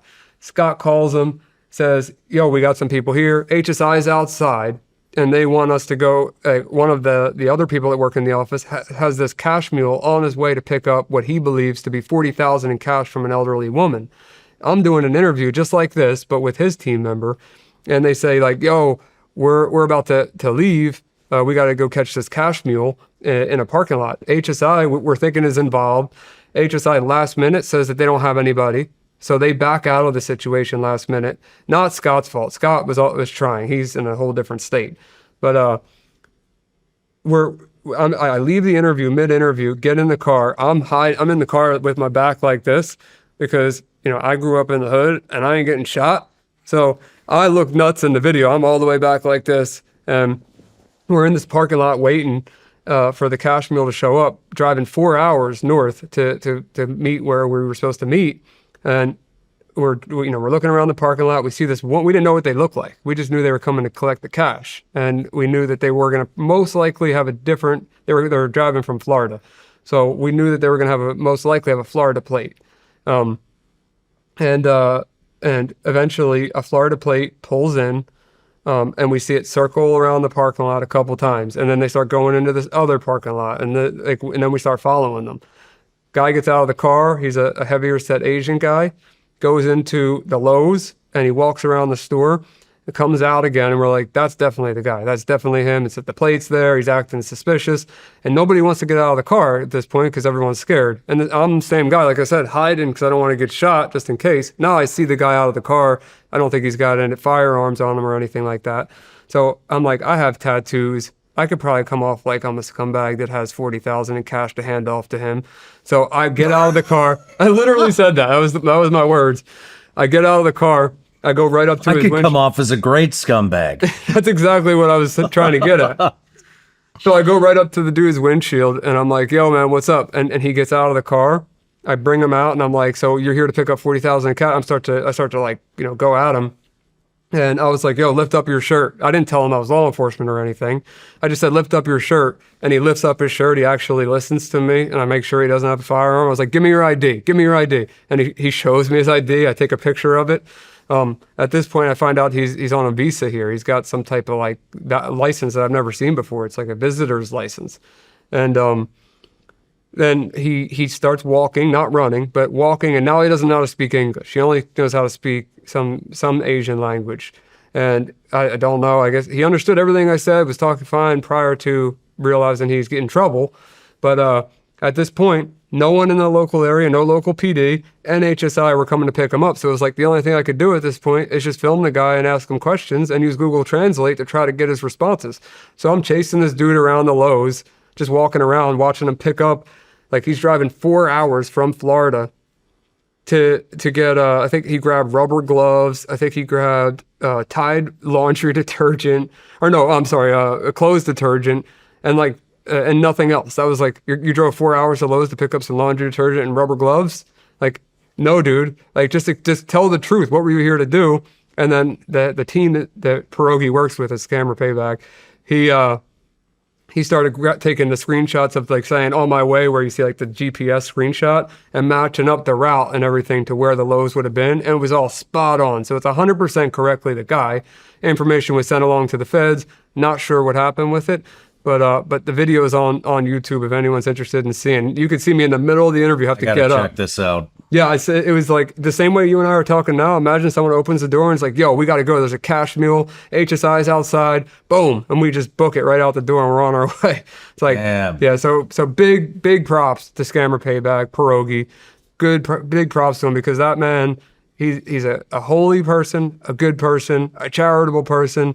And all he cares about is saving elderly victims. And nobody's perfect. I'm sure he's made mistakes in his life, but the guy is a good dude. And I've spent time with his wife and kids, and I've spent a week at his house before, like, working, but at least spending a week at his house. Like, I really like this guy. Dude, you got to connect me with this I'll dude. connect you with him. I will. If you're running with him, he's got to be great people. He is great people. You'll love him. Let's take that break. All right. Sounds good. Want to stay up to date on all things SRS? You bet your ass you do. Our newsletter brings you the latest SRS news and critical updates. Get instant alerts on the newest episodes. Never miss a beat. Exclusive intel briefs from counterterrorism expert Sarah Adams. You've seen her many times on the show. She's going to give unfiltered insights on global terrorist activity. For Patreon exclusives, you're going to get epic range days with me and damn near every guest that's come in the studio. You're also going to get behind-the-scenes content and guest updates. You're going to get first dibs on new merch drops and limited edition items that will never be sold again.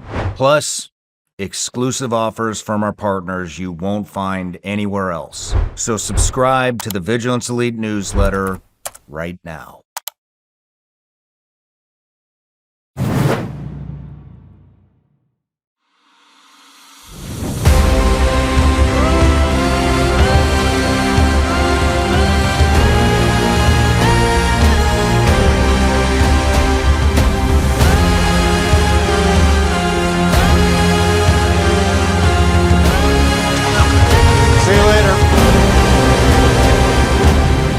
Tallest building. What do you think, Shawn?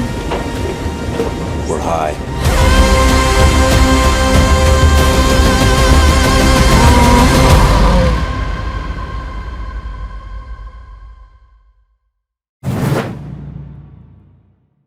All right, Ryan, we're back from the break. Now we're getting into the the heaviest shit of the interview. Yeah, the most So- important to me personally. Yeah. So we're talking about are we going right into 764? I think that's what we should do. Yeah. Okay. So what is 764? What is it? So I'll tell you in my own words first. 764 group is a Satanist cult group that focuses on extreme violence, and one of the main things that they focus on is towards children. They're labeled as a nihilist group, and for anyone that doesn't know what a nihilist is, it just means like they believe that nothing matters. No, like there's a group called it, but no lives matter. No human life matters. Nothing matters. That's what a nihilist is. And these people have proved over and over again that they fit exactly the description that they're labeled as. And there are a ton of offshoots of this group, which I want to make it very clear that the main reason why they do a lot of the things that I'm about to show you is to get the recognition for it. There is to get the recognition individually, even if they're part of a group or a group that, you know, they just want their group out there in any way, whether it's negative or positive. This group isn't looking for positive attention.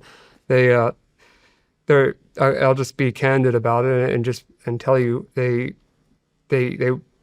extort children out of sexual material.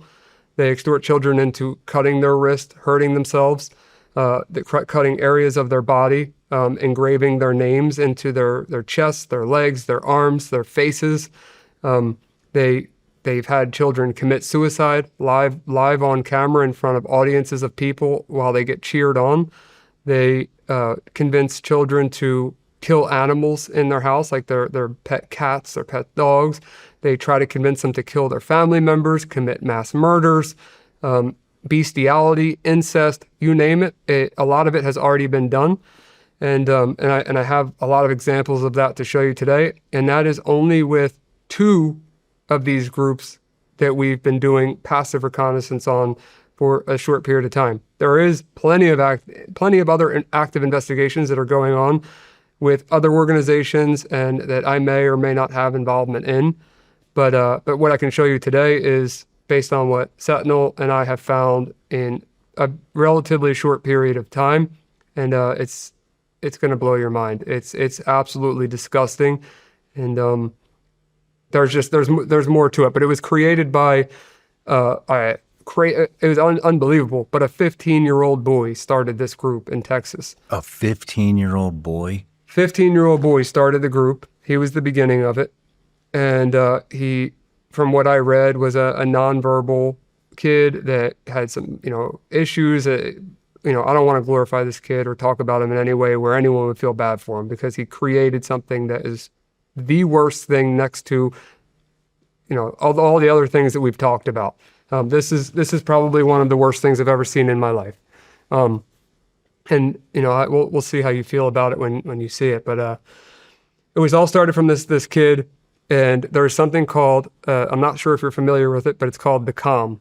And the COM is a collection of mostly teenagers, but there's adults in there as well that congregate on the internet. The COM is short for the community. And they congregate on the internet, and they dox, meaning like release personal information on people. They SWAT, meaning they send SWAT teams to people's houses just to, scare them and to get recordings of them being swatted so they can use it to brag.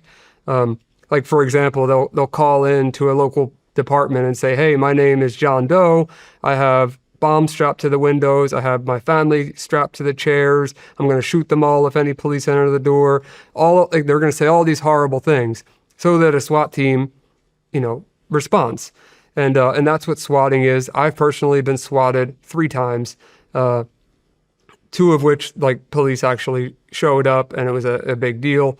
I had a video of one of them, but I never gave them the recognition that it happened. There was no proof that it happened other than my recordings of it that I saved on my phone. I didn't want to give them the credit, So that's the COM. The 764 group actually came from the COM, And that doesn't mean all of the people in the comm have their own problems. They do their own stupid stuff. They've been torturing me since I was on your show 3 years ago, releasing my credit report, my personal information, sending pizzas to my houses, USPS boxes to my houses, and on like pretty much thousands of boxes. No, literally thousands.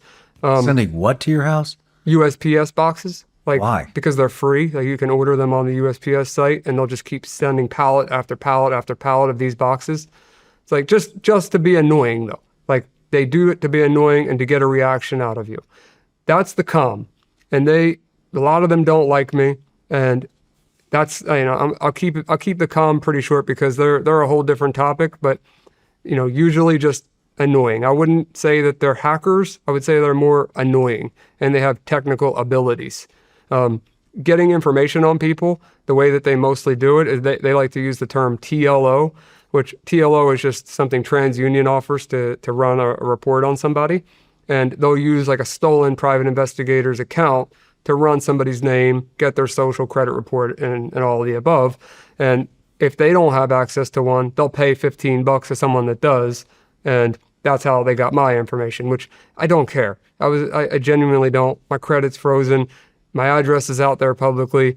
There's nothing about me that they're going to find that isn't already out there. Like, it doesn't matter to me. You can dox me all you want. You could try to swat me, but like, I know all the police all around my area. They're fully aware that people are going to try swatting me and have continued to try to swat me. I'm not really worried about them. It's more so the 764 group that stemmed from the comm, which is a whole different set of evil that I've never seen. Where they want to they want to sextort children. And usually for the people out there that are not familiar with that term, is when somebody sends naked photos, could be an adult or a child, and the second that those photos are sent, they say, if you don't send me X amount of dollars, I'm going to send this to your family, your friends, your school, your loved ones, and they try to extort them out of funds. Most of those sextorters, not that it's okay by any means, but most of them are just trying to make money. They're not trying to do anything evil. And 9 times out of 10, they're never going to send that to anybody. Because they're never going to get paid if they do, number one. And number two, they're like, if there was a child that they have nude images of, they would be distributing CSAM, like child sexual abuse material. So, it happened. The reason why I say that is I have a family member that's very close to me that it happened to. He sent stupid pictures. He was an underage boy, and I won't say his name, obviously, but I had to coach him through how to deal with these people, and they wanted money. They didn't want any of this other evil stuff. And I got them to click a link, the scammers. I found out that they were in, a foreign country that was, I believe it was Nigeria. It was a couple years ago, but I think it was Nigerian scammers. And I told them, just ignore them. Just don't say anything to them. Ignore them. I know it's hard. I know you probably feel like they're going to ruin your life, but they have no benefit in sending your photos to anybody. And they didn't. That doesn't mean that it doesn't happen. It just didn't happen to him. And most of the time, why would they? It's wrong, and I'm not saying it's right. I'm not trying to make it sound okay. But in comparison to what these sextorters do, it's not even comparable, man. I remember you telling me about these guys the last time we met in Florida. Yeah. How bad this shit is. Yeah, I've been working on this for a long time. And with Sentinel, it's been a few months, but I've been working on it for a long time. So it is... How did these guys pop on your radar? So I was a federal agent actually gave me a heads up about them, and from there I never heard of them at that point, and I started digging in, just reading the public stuff out there, and it blew my mind. It was like the clearest definition of, evil. Like, I keep saying the word, but it is just pure evil, and that's what they want. That's what they're going for. But it's just hard to believe that people out there exist that are even worse, or if not the same level of evil as the other people that I'm fighting against. And a lot of them are teenagers and young 20-somethings, but there's the random 30, 40-year-plus-year-olds that are involved in this as well, that they just want to cause harm. They want to cause destruction. And what is the next level? It's, it starts with, and I'll get into some of the terminology, but they call it cut signs, or I've heard in some of the groups, cut sluts is what they'll call the little girls, where they cut a username into their arm or their breast or their legs or whatever part of their body. And it started with that. And then it was, okay, what's the next step? Kill the animals. And then, hold up a username on a piece of paper and then hold the dead animal in the other hand. And, like that group will then send that message everywhere. And then the person thinks by doing that, the child thinks by doing that, they're going to stop. They're going to leave them alone. And what ends up happening is they know that victim's just going to keep doing whatever they ask because they've already done it. And now they're in possession of the news. And these people will send it to your family and friends. And it's just unbelievable. There's more to it. But I want to show you some of the content and some of the questions that I'm sure you're going to have, I can answer, and I want to. There's just so much to this that I could go on like an hour tangent trying to explain it. But could I just start by showing you this situation, and then we'll take it from there.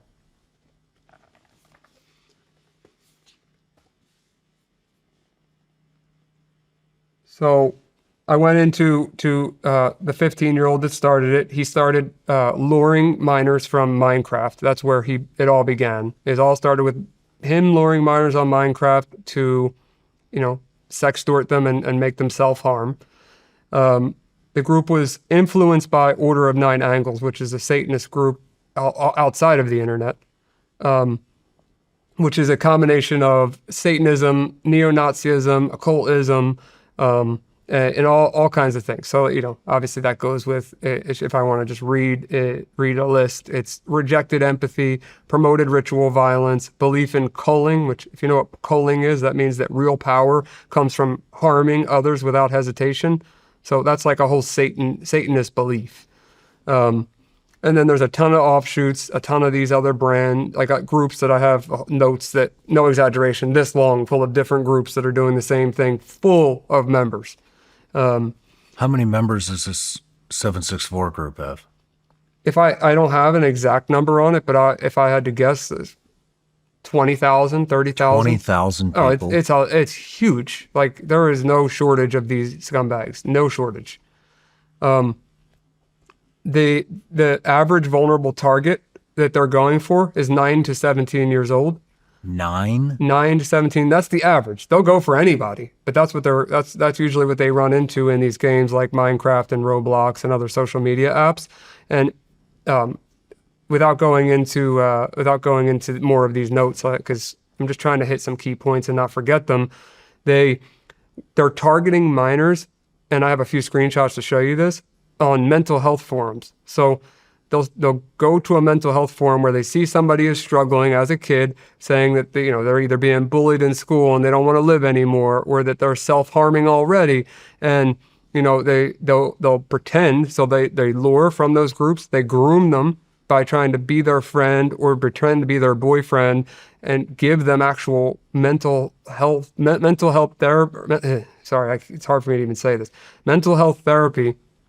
And I'll read those conversations, some of the grooming that they do, and they even have playbooks on how grooming, and they have an over 240-page manual on how to do this to children that they share amongst each other. And they, like I said, they're all in mental health forums. They even I have a tweet that I took a screenshot of. I'll show you, where it's a group that where they're saying, like, join here if you're struggling with mental health, and it's just a direct link into one of these horrible groups that, as soon as that person or child, mostly children, believes that person's their boyfriend or their friend or their girlfriend, one or the other, and they send those nude photos, the second that happens, then they go right into the extortion and extreme violence. All they want to create what's called, and like I said, I'll get into the slang, they want to create what's called a lore book. So it's like a collection of all of their extortion material that they could use against them. And do I need to use any more of these? Let me see. Yeah, so, okay, in these notes too, over 250 ongoing investigations by the FBI, briefings at Europol conference, FBI classified 764 as a non or as a domestic Terrorist group. terrorist group. Yep. And then there's a bunch of people that were arrested. But where do you see the time that a lot of these people got? It's nothing, man. It's nothing. And some of them are having children kill themselves. Like, it's mind-blowing. It is absolutely mind-blowing. But I'll Are read you talking about time they got in prison? time they got in prison. Yeah. They've had people kill themselves through extortion, and what is the sentence? What is it? So I'll read you some of the stories. Okay. So these are just notes that I wrote for this podcast, and I figured that I would do a lot of it off the top of my head, but it gets me so worked up that I'm probably better off just making sure I get this on point. But 14-year-old, and I'm just going to use their first names, the victims, even if it is public. 14-year-old Elliot joined a black metal music forum during a tough family transition and started at a new high school. 764 members pretended to be supporting quote-unquote friends, directing him to gore sites, which later escalated to him carving satanic symbols into his skin and producing hundreds of self-harm photos categorized as CSAM. So that was one, and something that I learned is that self-harm pictures within themselves, even if it's children, from what I read, is not considered CSAM, like child sexual abuse material, but if it is sexualized, it turns into child sexual abuse material.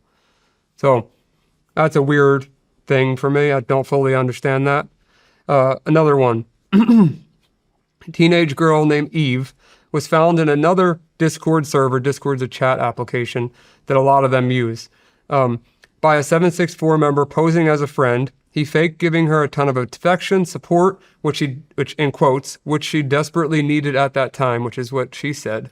Then extorted naked photos and forced her on video to carve usernames deeply into her skin, and strangle and behead her pet hamster.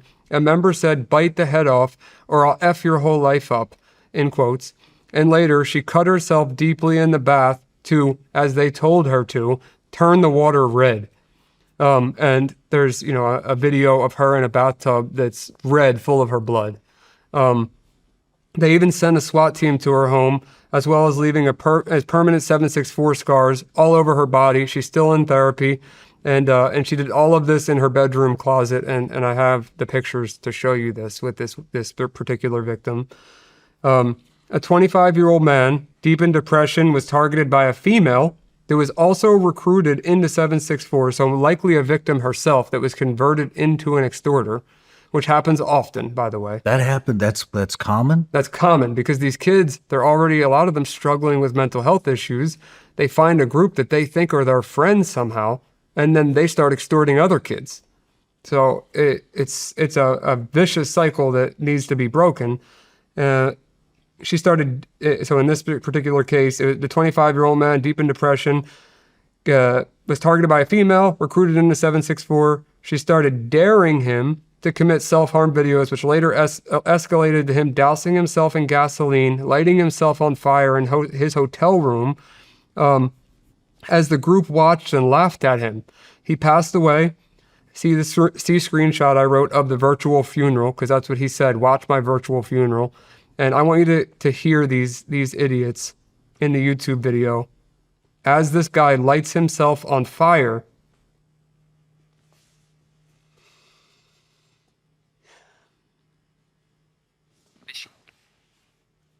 Bishkek, called Tashtar Ata. He found a spot in the snow, set up his phone, and lit himself on fire.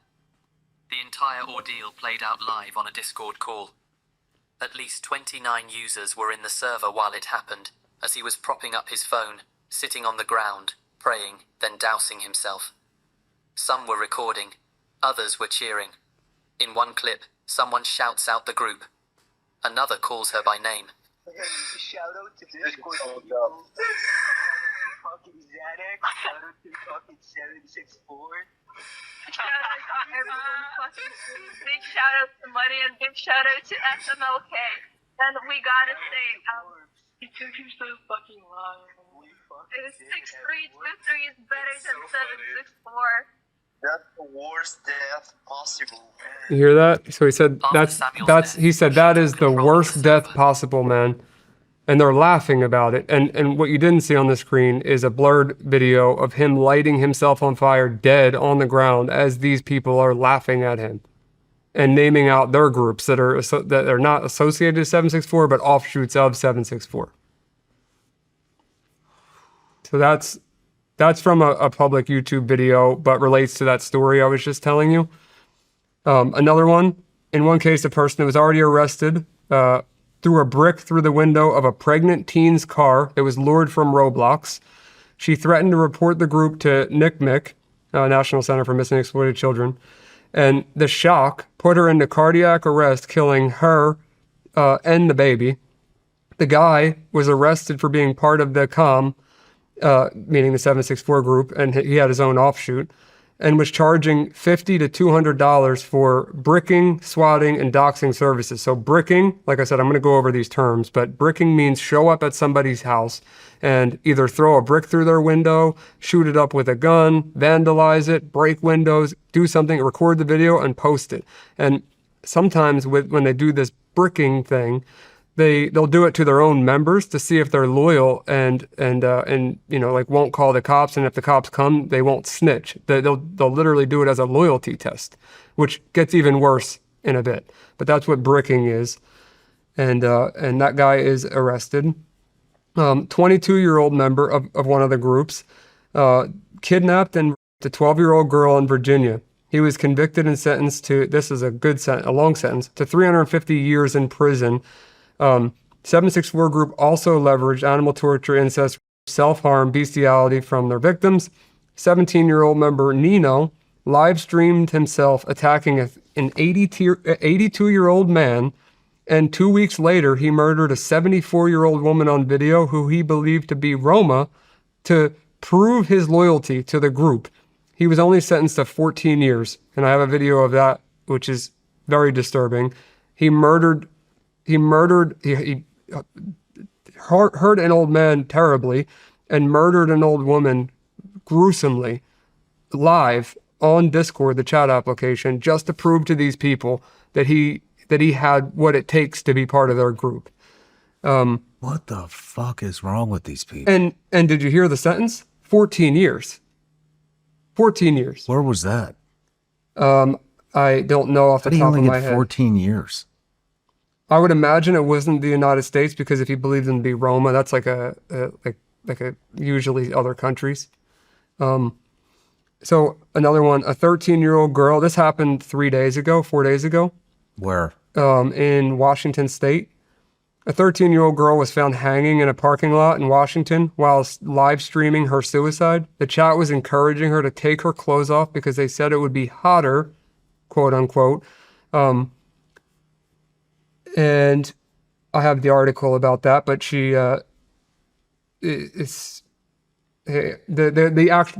criminal that convinced her originally to live stream this was, he was dubbed with hundreds of crimes, and he victimized more than 30 children alone by himself, this one guy. The 13-year-old girl was hanging in a parking lot dead, while the chat was telling her to get naked because it would be hotter. And that just happened, so I don't know about an arrest on that yet. Slang, which I'll get into the videos in a second. So cut signs, cut sluts, carving names, group names into their skin very deeply, not like scratching a little bit, like going in, permanent You told me in scars. Florida that one girl was swallowing razor blades. A little boy, yeah. Or a boy. Yeah, a little boy was swallowing razor blades on camera. Allure book, a Allure book is a victim collage of CSAM that they will use to threaten to show family, friends in school. Luring via social media, online games, leverage for nudes, and later extort via self-mutilation, suicide, and all the other things. Like one of them is lighting a homeless person on fire with a Molotov cocktail. That's something else that I'll show you. Swatting, sending a SWAT team to a victim's house, tricking the local PD into believing an actual crime is being committed in their house.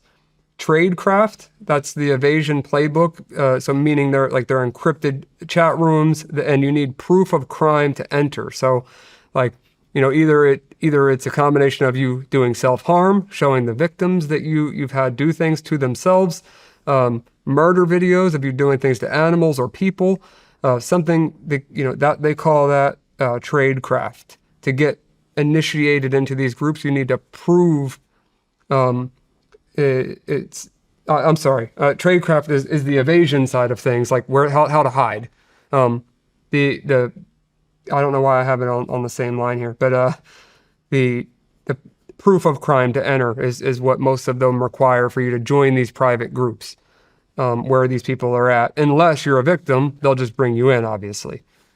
Bricking, I explained what that is, throwing a brick or gunshot at the house, or multiple gunshots, where one of the cases was a teenage girl pregnant with a baby, and the brick went through her back windshield, put her into cardiac arrest and killed her and the baby, just from a brick going through the windshield. Why would a victim want to join this?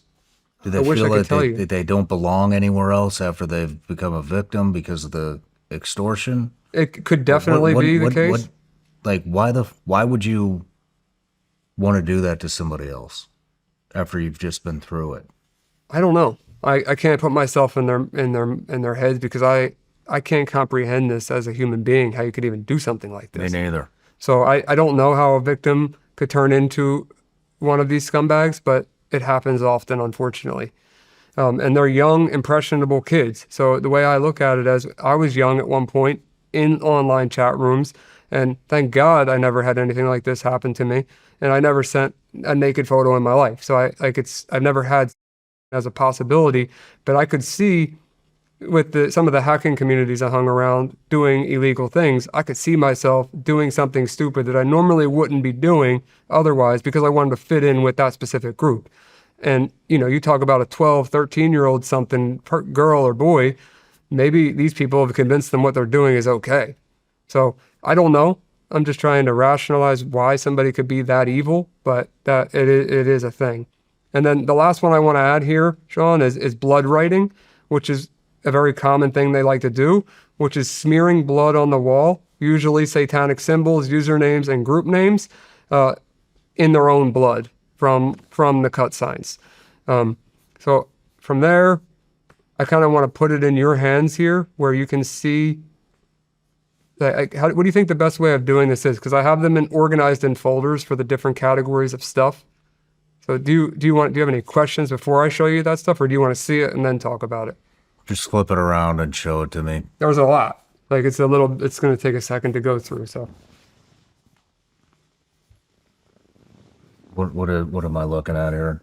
So I don't have them in order, because this is a shared cloud thing, but luring, grooming, like if you start with luring,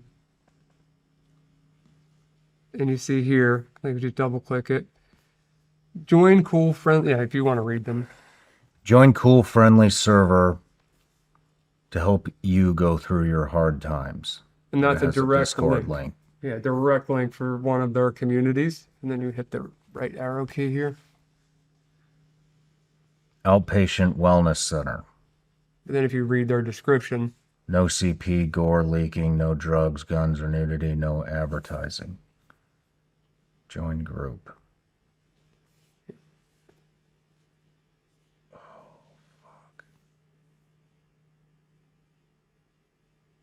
Cultist Discord's thread.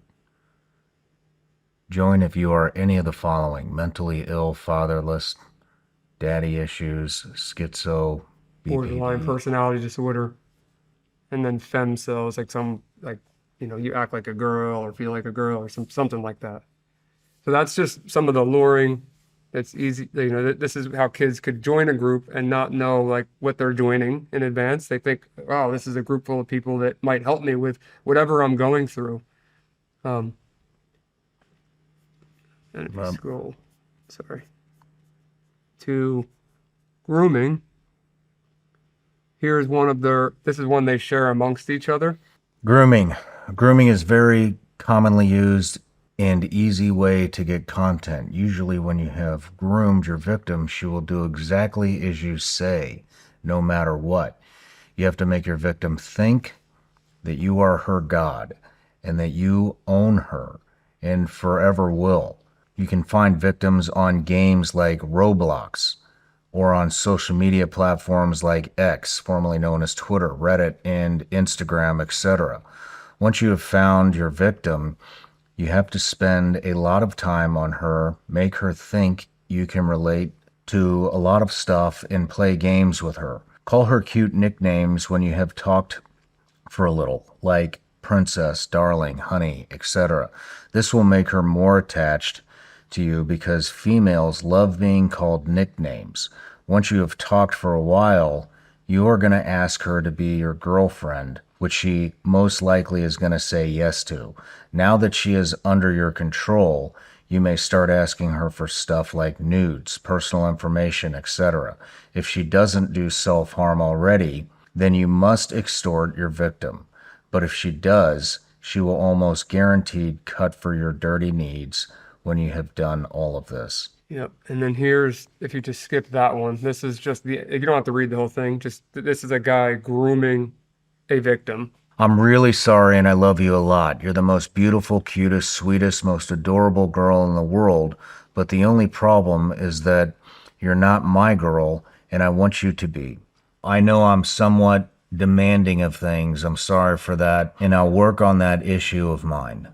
I'm just saying, I really want you. You're the sweetest girl in the whole world, and I'm like obsessed with you. I don't know, but I'm sorry for threatening you. I thought I was going to lose you, so I just started saying stupid shit. I would really like you or anything. You're too sweet and cute for me to do something like that to you.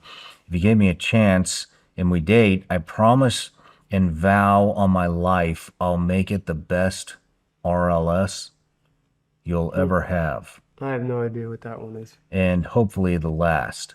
We can have fun all the time, and I'll text you nonstop. I'll block every girl on my friends list, even the guys if you want that. I won't talk to anyone for you. I really like you a lot, and I'm really sorry. Mwah, mwah, mwah. Is it the same guy? No, it's a different person. Each one's different. I don't understand this shit, but what are you talking about? LOL. I totally wasn't stalking your account. What you doing? Totally. I'm in bed right now. Papa finna get in shower. She says, I'm tired. He says, take a shower with Papa. Or he says, take a shower with Papa. She said, I'll be naked. Scary. He goes, Papa will be naked too. It's okay. Daughter's supposed to take showers with Papa's. Papa will make you squeaky clean, okay? She says, yes, clean me, touch all over me. He says, I will. Papa will have to touch your privates though. And this is in the grooming stage, remember, where they don't know they're about to get extorted. Jeez. I mean, there's this you could see, please don't leave me. I'll do anything. I'll do it fine. I love you so much, more than anything, anyone else in the entire world. You make me so happy when I hear your voice. I smile so much. Your voice is so pretty. You're the most beautiful girl in the entire world, and I hope you know that. You make me so happy. I hope you know how much I love you so much. I'm really sorry for the things I've done. Please forgive me. I love you. Respond. I'm sorry. He just is blowing up her messenger because she's not answering him. And that's the grooming side of things, which, you know, appears, if you were to not know anything else, it appears like a guy that wants to get, you know, hook up with a girl that's young. Sorry, skip some of that. And then from here, it starts to get into things that are a little more rough. So here's some of the guys you already read. Grooming, the extortion one, if you want to read that. To start off, for you to be able to extort, you must also have the ability to groom. Without grooming, you won't even get any information or any nudes. And if you groomed your victim, you pretty much have control of her. To extort a female properly, you must have the following. Personal information, addresses, names, phone numbers, and nudes. Once you have this stuff, you may start threatening your victim with, for example, sending her nudes to her parents, swatting, and leaking personal information, etc. If she doesn't do as you say, examples, make a blood sign, make a cut sign, kill your cat, and kill yourself. At the end, if you have done everything correctly, you should have gotten exactly what you want to. Remember, never say content is content, because no one wants to see some shitty cat scratches. Right, meaning there's content is content. What they're saying is they don't want you to grab like a paper clip and write a username into their arm. They want you to deeply cut it into there where it's going to permanently scar and bleed badly. And you read that. There's a website, and I won't name the website, but there's a website that has, look how long that takes to read, the average. They have a whole handbook on people, like they train each other on how to extort minors into doing these horrible things. It's unbelievable. Jeez. This is the prologue of the Handbook. The Handbook is a comprehensive guide that provides deep insights into the tactics and strategies that can be used to blackmail and exploit victims, primarily through the use of compromising photos or videos.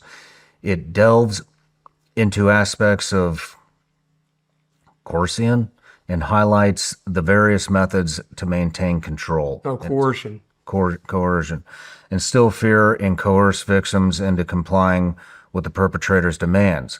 Additionally, it offers step-by-step instructions for everything there is to know about carrying out a successful scheme, from identifying potential targets to executing the blackmail process to creating convincing fake identities, maintaining anonymity online, monetizing, and safely storing content, ensuring that the perpetrator remains untraceable.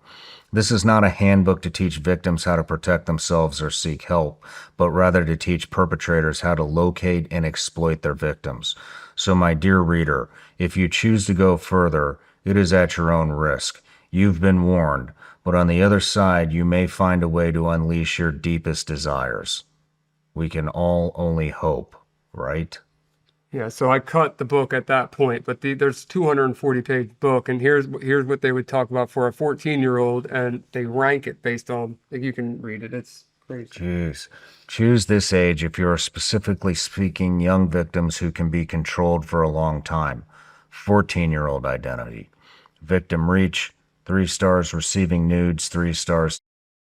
Success, 5 stars. Long-term victim, 4 stars. Yeah, and they're doing that for a 14-year-old. They're saying that's the odds of all of them things happening. This is, yeah, so girl, if I can skip right to it. Girl, here I am making another video. It should be around. I just saw her room though. No, this is not it. Here's that girl right here. What is this? This is just I a mean, we girl. can make She doesn't that hurt happen. herself, but It's listen to really what they simple. say. Just please no. Okay, well, listen to us, babe. Come on. We're trying to help you out. I just want to be left alone and Oh, leave the I server. understand. But it's not that simple. Can I please just do that? You want to leave the server? I don't Please know, just do that Fiasco. with- I think she's got to work for it. Yep, definitely. What the fuck is that? Are you like dyslexic or something? Holy shit. I'm looking in the camera to do it. Dude, you're stupid. Hey, can you hear us? Hello? Yeah, I can hear you. Hey, what's up? Yeah, I'm 27 years old, by the way, and I want your daughter to do stuff for me.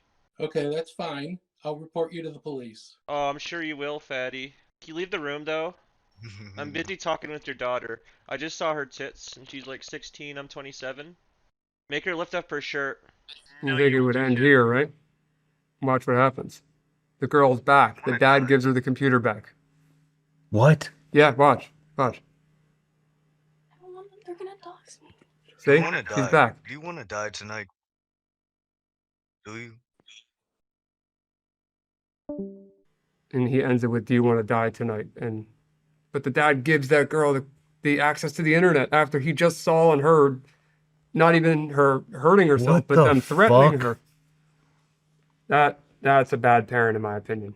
Yeah, this girl is just cutting her ponytail, but it's very sad. I don't know, should we press send? Fine. No. This much, okay? Go. Start cutting. Chop, chop, chop, chop.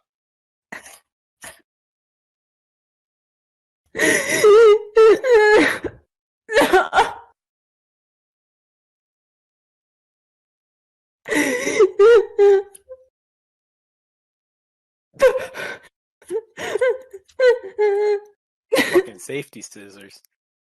Yeah, they are really bad.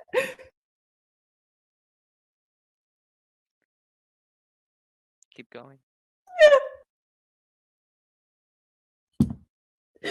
Please just leave me alone. This is the extortion side of things. I wanted to show you some, not as I don't want to show you videos of, what you're thinking because it's too much. These are some of the cut signs. Oh my gosh, dude.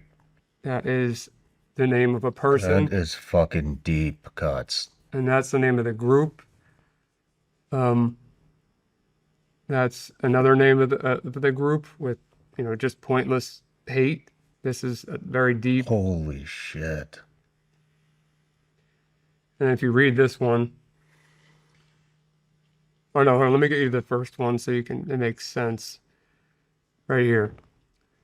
It's hard to read, but it says, Laughing as they called me names, reposted my videos and pictures. I strip myself down. I don't recognize a single square inch of my body.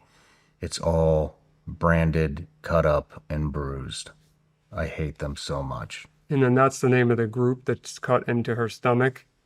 That part of the groups. Here's they're called blood signs, where they cut themselves and put the blood on the wall. And a lot of times it's satanic things, which I have one you can read. You want to read it? I don't want to read the wrong names. The username made me paint the walls of Eden with my blood, snuffed my humanity. Where is your God now? And it's a wall covered in their blood with satanic symbols that they drew onto the wall. Very, very graphic of they cut themselves deeply and write this into the walls. I sold my soul to the group name written on this wall with handprints of blood, upside down crosses, pentagrams. I sold my soul to that group name again, completely different victim. Do you want us to put these up? I mean, you're welcome to take all of this. I mean, has anybody done this? There's some of this is, like almost all of this is public. I wanted to make sure I wasn't putting anything illegal on your show. Public where? Is this? On different forums and stuff. Animal abuse. There's a girl holding up her cat, covered the head of the cat, but that's the guy's username, very popular in this, all of these cults, all these groups. And that's just a victim, but she literally murdered her cat. And this is a guy, completely separate situation. He killed his cat, victim. That's a cat, dead cat's body part, and they used its blood to write the group's name. Oh. There's some rough stuff, so get ready for this. Yeah, I'm gonna do it.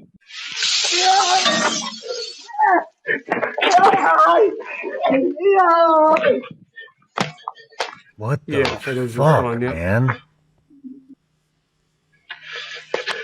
This is on a call with somebody random in the group. So this dude, we can't put that up. Obviously. This dude just stomped on an old woman's head until she was dead, and then slit her throat. Yep, just to prove to that group that he was worthy. Here's a suicide from somebody that was trying to do, his own version of anti-extortion. He wrote a suicide note, put himself online, puts up the note to prove himself, and that's his suicide note, and then he just ends it. And that's it for him. It's a guy that was, I guess, already knocked out. I don't know if he died or did not die, but these are all different individuals, by the way. Like the criminals. Holy shit. That's somebody, I took the video off of this because I didn't want you to have to see someone burning alive. But that's a homeless person fully engulfed in flames and murdered. And then him in the chat bragging about it. Jeez, dude. So that, and then the last one that I'll show you is the miscellaneous, which same username from earlier, has me and my 2-year-old sister captive. He's a sick man. And then you see her with her child. One day I will record it and I will fucking show everybody. I will show everybody. Haley, either I myself or I will kill you. I'm not fucking joking. This shit over an e-girl, Tori. Over an e-girl, over fake shit. I promise you. You don't have to go Either through the whole I thing. die or you fucking die and you watch me laugh, smile at you crying in pain. Stupid fucking bitch. You are worth nothing. Nothing. Okay. I promise you, Tori. You will be there to calm watch. down. Okay, calm down. Okay, bro, I So understand. he's threatening her life. I mean, it's just a group chat full of people that are Dude. talking. We're almost done. Here's somebody right here who, if you read this one, Little information about how I started this. I've always been a psychopath and always wanted to watch girls inflict pain upon themselves for me. My earliest cut sign I've ever got was a single K back in 2016. Over the years, I've stopped taking breaks, come back on new aliases, but I have a total of over 2,600 plus groomed victims. My goal is to reach 3,000 before I get feted. welcome to my suicide chat. I'm trying to host my own virtual funeral. This is the guy who lit himself on fire in the hotel and had everybody there. There were, I think it was 30 something people watching. Here's to enter this group, you have to give either cut signs, deep cuts, blood signs, suicides, or bricking. You have to do arson, stabbings, or graffiti, and you need like these different amount of pieces of each thing to get into certain levels of these groups to prove that you are real. So that's part of what I was talking about with the crime proof. And then this is someone admitting to things. I have little children cut themselves for me and do weird shit. And like I might have people like strangle themselves with a fucking cable or kill their pets or just do weird shit, and I record it. Or have other people record it, and then like I'm part of a cult, like a really bad people cult. But I'm also part of some other shit too, just like lame shit. Oh, who knows? With that guy, that was just a random piece of evidence. Here's Roblox, which I'll get more into after this. But you see, that's their logo right there. And then that's a shirt that says "I love CP," and it's in the game itself. And then me not a victim, like all of these things that should be censored by the game, not being censored. This, and this. Donate for CP. And the thing about Roblox is they're making 30% of every single sale that goes through their game. And I'll explain that more too once this is over. They're making money off of this. Why stop here? There isn't a drought of kids on Roblox. So this person's talking about how many kids there are, and this is a known group for these people. This is a username that if you put that into ChatGPT, I guarantee you it would know exactly what it means. But if there's no AI doing moderation on Roblox, that stuff gets by. Which, if the people can't see it, it's pedophile rapist. That's the username, but it's spelled wrong. This person's saying, do you like play? Because if you did, I'd you. And this is unbelievable. So imagine a premium service for a free app. So Discord, the chat application, is a free application. It's like about $10 for their premium features. And all you get in their premium features is emojis, like different, little emojis, being able to color your profile with different colors and stuff, and maybe a larger file size limit to send. But that's all you get for Discord Nitro is what this is called. And this conversation says, I got a 2-week Nitro trial if you want one. Guy says, give. He says, yes. Guy says, will she cut for me? He says, yes, we'll cut on camera. He says, all right. Other guy says, if I tell her to.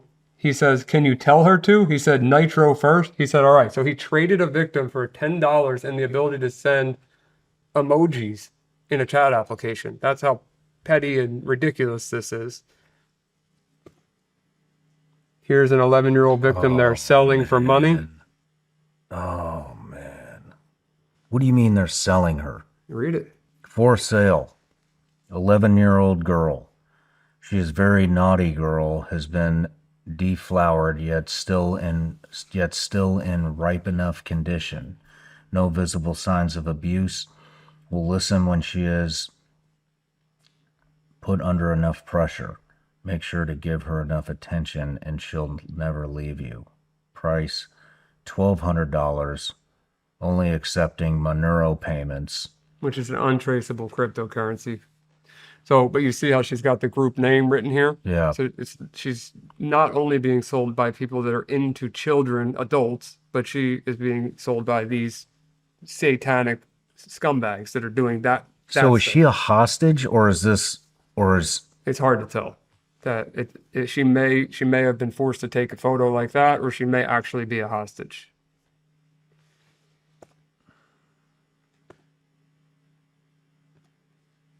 Yeah, so I think that is all of that I have in this folder, at least. Is there anything that I didn't elaborate on there?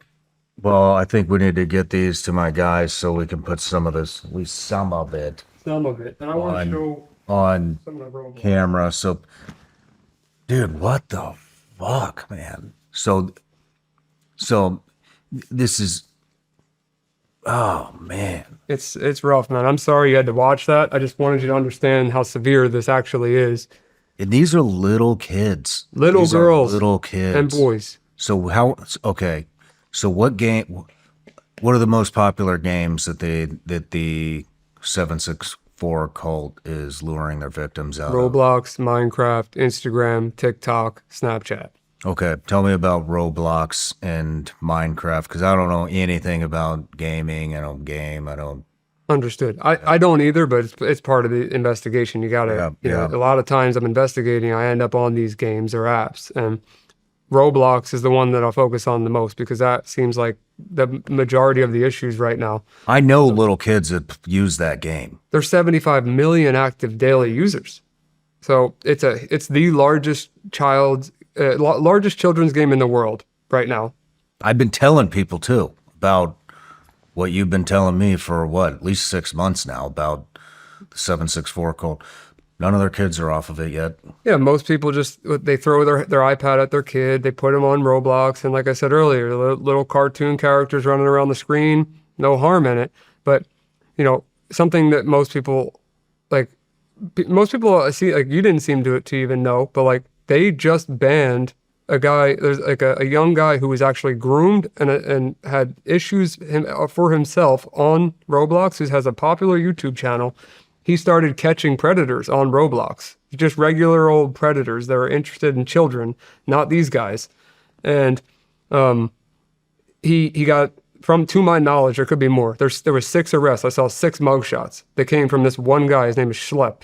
And he went like mainstream on the media because Roblox sent him a cease and desist letter for being a vigilante on their platform. They did a press release saying that they're banning vigilantes from Roblox, did a whole statement. You should see this press release. It's unbelievable that all their excuses of why they think vigilantes should not be a part of Roblox. There are a ton of predators. Is this publicly available? Yeah. We'll post that up right now too. Absolutely. So this is the official statement from Roblox saying why vigilantes shouldn't be taking down pedophiles and set off of their platform. They want these people on there. They want these fucking people on there to. That's essentially what it meant to me. Your children, and your children are on here, and I'm fucking telling you, you better get them off. You better fucking get them off. It is going to happen to you. Yes, these people, they're sitting predators. If you've noticed. Dude, what the fuck? What fucking parent keeps their fucking kid on there after we're telling them this shit? I don't know, man. I don't know, but it's unbelievable to me. And predators hang out in spots where they can prey on victims. That's why there's so many teachers, why there's so many police officers, why there's so many parks that things happen at, or gym teachers, or people in positions of power where they have access to children. That's where predators end up. And then people are surprised by it. They wonder why. Like, why do you think these people took the job in the first place? Do you think that they weren't a predator? They weren't a pedophile prior to taking the job? Like, they've always been one. So when they're on Roblox, and it's the largest children's game in the world, obviously it's the largest children's game in the world. Yeah, largest in the world. So when largest children's game in the world doesn't want people on the platform saving fucking kids. That's Are exactly you right. fucking listening to this shit, people? The largest video game platform in the world doesn't want to take any fucking measures at all to save kids. In fact, they made a press release discouraging it. Yes. A cease and desist. Cease and Sorry, desist not a press and a press release. Both.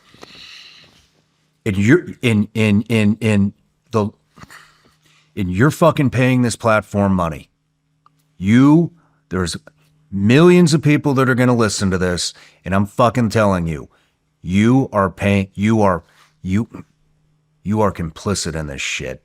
100%. And let me tell you some more, Shawn. So Roblox, if parents have their kids playing on it, if you're familiar with Fortnite, there's a similar in-game currency called V-Bucks in Fortnite, and Roblox is called Robux, like R-O-B-U-X. Mm-hmm. So if you went to Target or Walmart or CVS right now, we could go buy a Roblox gift card that a kid can cash in the game, and they get a Robux balance. So they'll get it for their birthday presents, or their parents will buy them these cards, which allows them to buy like outfits in the game or access to do fun things and in actual kids' games, right? Well, there's these public games where developers, like you and I could be a developer for Roblox by just signing up to be a developer, put out a game, Roblox will host the game, and then everything that's purchased by these children within game, in-game purchases, they make 30% commission on. So when they leave up a server that is talking about, child, in that example, they use CP as the term. And then there's other servers where they're blatantly wearing 764, shirts as characters. They got upside down crosses. They got satanic symbols.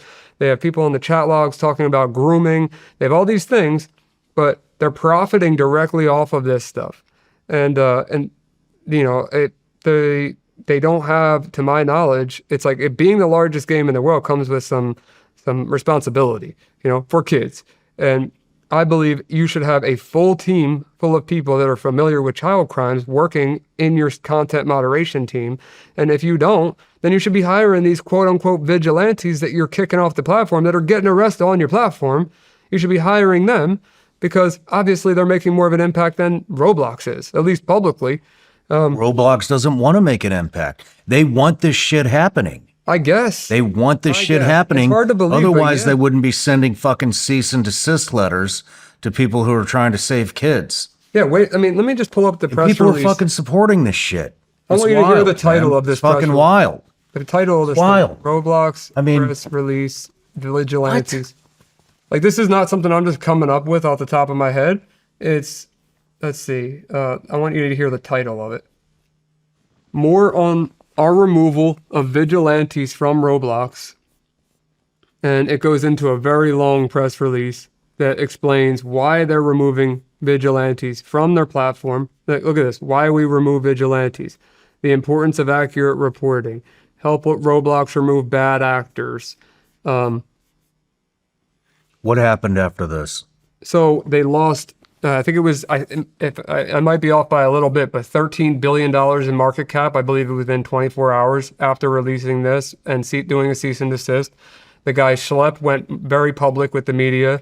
Chris Hansen partnered up with Schlepp to, like the YouTuber, to talk about this specific problem because it made no sense. That makes zero sense why they would want to get rid of vigilantes on their platform if they're not causing any harm other than just exposing the predators. And people, a lot of people, I'm sure, took their kids off of Roblox, but it doesn't take away from the fact that there's 75 million daily users. And another thing, outside of child predators, Roblox, I'll show you a picture with it, but before I show you the picture, There's a ton of Charlie Kirk There's a ton of Charlie Kirk assassination simulators in Roblox that are publicly facing that any child can join, that are very graphic. Some are photorealistic, some are cartoon, where they can play the role of the shooter. They can watch in the crowd as he bleeds out. They can, any child can join this, and I have photos of it so you can see. This is on the most popular kids game in the fucking world. Yes. So here's some screenshots of Roblox. If you join my Discord server, you'll see real CP. That's just one. Swat us, we dare you. You're based in your mother's basement, but look at that. That's there is another one. Yep. The Roblox in-game chat references Twist Sexual Fantasy 764 and the Age of Young Gamer. So if you look in there, join / that name, that's a very popular group for the comm. So they don't even hide. They don't even hide. Comm girl on cam / where the comm girl's at. Comm girl meaning like a girl. They're telling you what they're gonna do before they do it. Well, not all the time. Sometimes they lure them straight in here and they don't. In this case, they're straight up saying where to go watch it. And this is in-game. Like in a children's game that should be blocking all of this. Kirk knew it was coming. Hi, Gabby. And you can see the photo of it happening on this character's shirt. There's a game. You can literally go on the Roblox website. Assassinate Charlie Kirk. And just press the play button and just play it. And you see this. Holy shit. Yeah, you can use real V-Bucks to buy these t-shirts. Which, not V-Bucks, I'm sorry, Robux. To buy these t-shirts. And, that means Roblox is making 30% off every sale of that t-shirt. So Roblox is making 30% off selling gamer, what do you call that? Like a skin? A skin, yeah. A gamer skin, like an outfit for your character to wear that is Charlie Kirk shot in the fucking neck, bleeding to death. Yep. Roblox makes money off this shit. They make money off of all of this. The predatory behavior. And parents are supporting this. That's fucking genius. It's unbelievable. Because they're too fucking lazy to watch their own kids. That's what this is. They're too lazy to watch their own kids, and they think that it's not going to happen to them. And their kids are smart enough to not fall into this trap. It's all these things. That is not the case. They're wrong. They're wrong, and I can tell you with absolute certainty, I do this every day. 6, almost 7 days a week of my life is dedicated to this topic. And I don't have a child. And when I do, I don't know how I'm going to act as a parent, but I could tell you for absolute sure, this is not going to happen in my house. It's not going to happen. My kids are not going to be part of these games. They're not going to be part of social media until a later age. I understand there'll be friends that are going to hand them the phone. I know they're going to break the rules, but I want and look, I can't speak on what I can't. I don't know. Maybe I have a kid that defies everything that I say, and I'll eat my words at that time. But right now, I can't understand why you would even let your child play the game. Why would you buy them Robux in the game? Why would you give them access to a computer if you see they're even playing it, knowing what you know right now? So not just Roblox, Minecraft too, any game where they're talking to strangers that is unrestricted, you should not let them play, especially at a very young age where they don't even know right from wrong. So that's, I can keep going on a rant, but parents are going to make decisions for themselves. And the question that I'm going to get asked, and I get asked by everybody, is what can you do about it? Well, the answer is 2 things. I wish I had a better answer. It's either sign up for a monitoring software like Bark, because Bark is very good for what it does. It monitors for bullying, monitors for sexual type of activity, it monitors for suicidal ideations, all of those things. I have no partnership in Bark. I just like their company. I think they do a great job. Custodio is another one that also monitors devices, but Bark is the one I know the most. They both, I'm sure, are great. And the most important one is being aware of what this stuff is. Do your research. Watch the news, or Google search some of these terms on the news. 764 Group, The Comm, Roblox, Predators on the internet. Watch some of these podcasts. Listen to some of Shawn's episodes. Get yourself familiar so that when you have a conversation with your kid, when you decide it's the right age to talk to them about this or that, then you have less of a chance of them falling into this vicious cycle. And if they do fall into it, they feel comfortable enough about it to come to you about it and tell you. And that's the best advice that I can offer you. I don't have a button that just erases predators off this planet. If I did, then half of my life would be a lot more free than it is right now. But I got something, about this. This needs to spread. And so if you're a parent, when your kid's hanging around with other kids, because everybody's addicted to their tablet, because all these, I don't know what the fuck kids are doing with phones anyways. I mean, you said it perfectly the first episode. When you hand your kid a phone, you're not giving your kid access to the world. You're giving the world access to your kid. Right. I've said that many times since I've heard that come out of your mouth. Yeah, I've heard you on that But, one.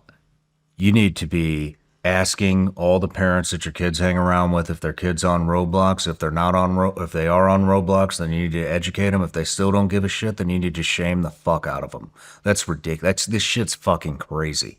Don't let your kids hang out with anybody that's playing that shit. Well, I mean, remember, it's we might be just- old school, but like there was a time when going outside and riding around on your bike was like what hanging out with friends is. I know that's not the case anymore, and I know that parents are going to It use that can as be an the excuse. case. But it That's should. what we do at my house. We It play should. outside. We do fucking bikes. We do creeks. We do woods. We do hikes. We do camping. We do forts. We do all that shit. We don't fuck around on the phone. Yeah, We and do I love not that fuck about. around I on love the that. phone. And same thing with my business partners. They don't play that at all. Same as you.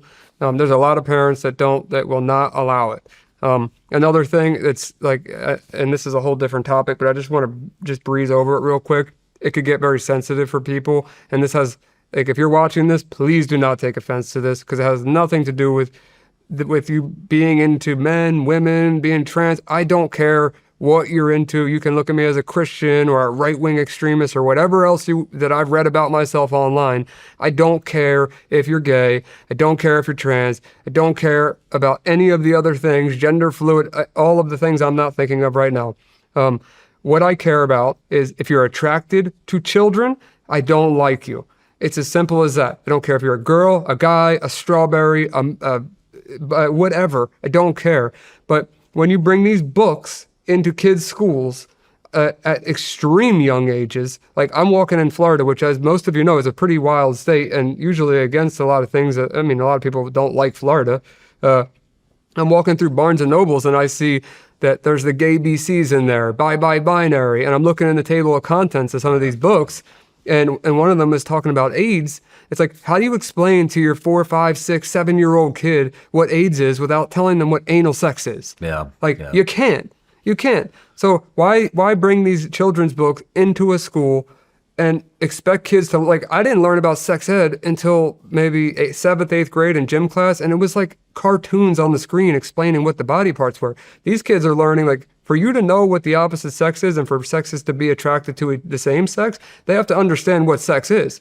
And the only people that should be teaching their kids about anything sexual is their parents.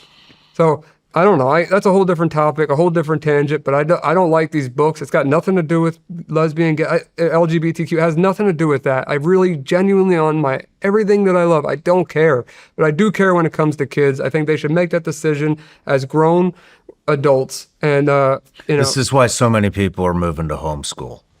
it makes sense that we're Montessori schools. But Tons of people are moving to the homeschool program because of shit like that. sorry, it's got me pissed off. We've and covered that stuff several times, Ryan. You don't have to cover it again. You don't have to cover it again. It's just right got me now. frustrated because it wasn't too long ago that I found out that it was in Florida bookstores and Stuff's it's been going on for a long, long time. very frustrating. But that's why you are seeing this wave of people move into homeschool because they're just tired of the shit. They're not going to deal with it anymore. And the last thing I want to say real quick is when talking about these cults and satanic groups and some of the stuff that we talked about and read, I understand the people that are watching. Some of you are not going to be able to see these videos in full, pictures in full, but I want you to understand how graphic this stuff actually is, how much damage they're actually doing to children, to animals, to their family, to strangers, how volatile this could be. And remember where it starts. It starts on these games like Roblox, like Minecraft, websites masquerading themselves as mental health support groups. It could even be an actual mental health support group that they groom your child off of. So remember those things. If you don't see any of the content and you don't believe it's as severe as I'm saying that it is, and Shawn saw with his own eyes, just trust me when I tell you that it is. And I pray to God that your kid never becomes a victim of any type of sexual crime, as well as any sort of crime or turn them into all of it. I don't even know what to say, Shawn. It's got me. I can't. I've never spoke on this topic. We're doing it, Ryan. We're doing it. The parents that care are going to watch this. Their kids aren't going to be on Roblox anymore. They're going to be educated, just like the last time. And then there's going to be a handful of parents that just don't give a fuck. And that's on them. That's on them. They can regret it when they figure it out themselves. Unfortunately, just this alone is going. I mean, and look, if let's say Roblox disappears tomorrow. Let's just say 75 billion people watch this episode and they're all on Roblox. They're like, fuck it, I'm out. Then it's just going to move to something else. Yeah. So you have to be a vigilant parent. You have to pay attention to what your kids are doing online. But I think, the majority, at least this audience, people take action. I believe it and I know it, and I meet people all the time that watched our first episode, and like I'm repeating myself, but have said that they've made changes based on what they saw on our episode, on other things I've done. But it doesn't matter where they hear me. I don't care if they hear me in a bathroom stall in Jamaica or Haiti. It doesn't matter, as long as they're hearing it from somebody. It doesn't have to be me, and they make a change. That's all I care about. I did want to cover one more topic here. Absolutely. We were chatting about it last night. OnlyFans for teens. Yes. Brand Army. I had no idea this shit was going on either. Yeah. What the fuck is this? I mean, you educated me on it last night, but I'd like you to educate the audience on it. Sure. So the brief, because that's a whole investigation within itself. So if you're not familiar with OnlyFans, it's a website where people can sell their bodies for money. That's for adults only. There's a site called Brand Army that you can join the site as early as 13 years old, and they have a policy of how many bikini / revealing photos that you can post before. So you could post, let's say, one bikini photo, and then it has to be 2 normal photos, and then another photo that's revealing, and then 2 more normal photos. And these are 13-year-old girls or boys, but the other part of it is to subscribe to their content, where they're paying for the child's content, and the parents are actually directly profiting off of it. You have to be 18 years old to subscribe to the children's content. So it's so backwards. There's a house in Florida called the BOP house, B-O-P house, that BOP is like a slang term kids are using for like a slut or whatever. And there's a lot of OnlyFans girls living in there, but one of them was under 18, and they were waiting for her to turn 18 to bring her on to OnlyFans, and they were using Brand Army before that. Are you fucking serious? serious? Man. Yeah, so they knew exactly what they're doing. It's not like a misunderstanding. This is very like the parents that are doing it and letting their kids use Brand Army are fully aware they're selling, they're sexualizing their children and profiting off of it. They're fully aware of it.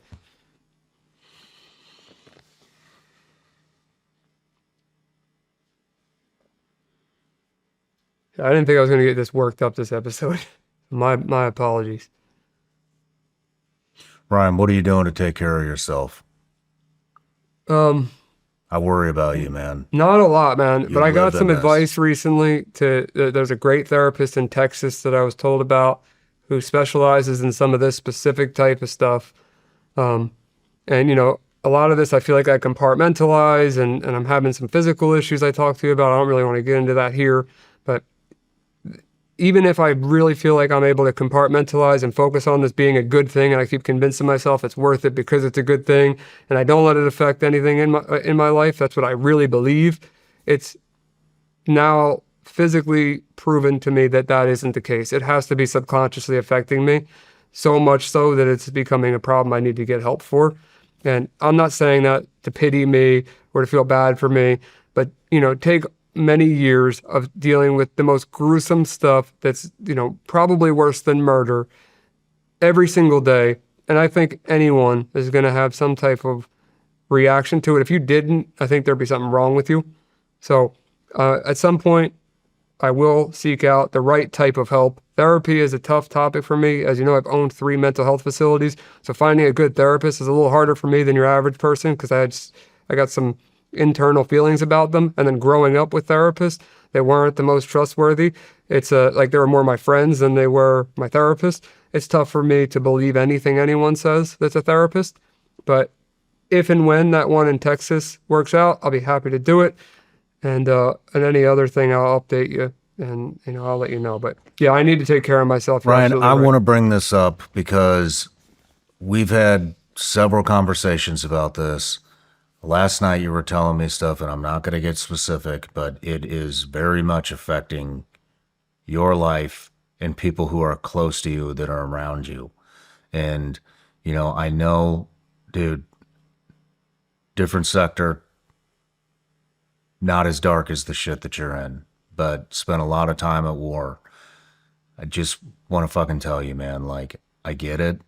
I know that every time that you need to take off to get help, you think of that as there's one more child that's not going to get saved. Dude, you cannot fucking think like that. You have to take care of you, because if you don't, this shit is all going to come crashing down, and then you will not be able to function. And then there's going to be a shit ton of kids that aren't going to be saved because you're not right. So look, dude, you have to fucking take care of yourself. You have to go on vacations. You have to be around people that love you. You have to get help. You have to clear your head. You have to do these things, or it's not going to end well for you, man. It's not. I appreciate you saying that. And I want to say this in front of this audience because they're going to back me up. Yeah, and look, I respect you. I respect you, and I know that you know what PTSD looks like. I know you know what trauma is, and if you're telling me I need it, I believe you. I take your word for it. It's there'll be a time where you get a text from me randomly, and I tell you I'm doing this, I'm doing that, it's gonna happen. It just, I pushed it off for long enough. You're right. I get what you're saying. It's just so much easier for me to push it off because of the reasons you just stated. We talked about them last night, so I need to focus on myself because I don't even want to get into what I'm going to say. So I just started. Dude. I need help. If you don't do it for you, something. That's what you're saying. If you don't do it for you, do it for your mom. Do it for your girl. Yeah. Do it for me. Do it for everybody. Do it for everybody. Just fucking take care of yourself, man. I can't help anybody if I can't help myself, so I'll keep it at that. All right. I will definitely get help. I appreciate that. I love you to death, and I appreciate you very much. I love you too, brother. Thank you, man. I'm proud of you. Proud of you too. It's an honor.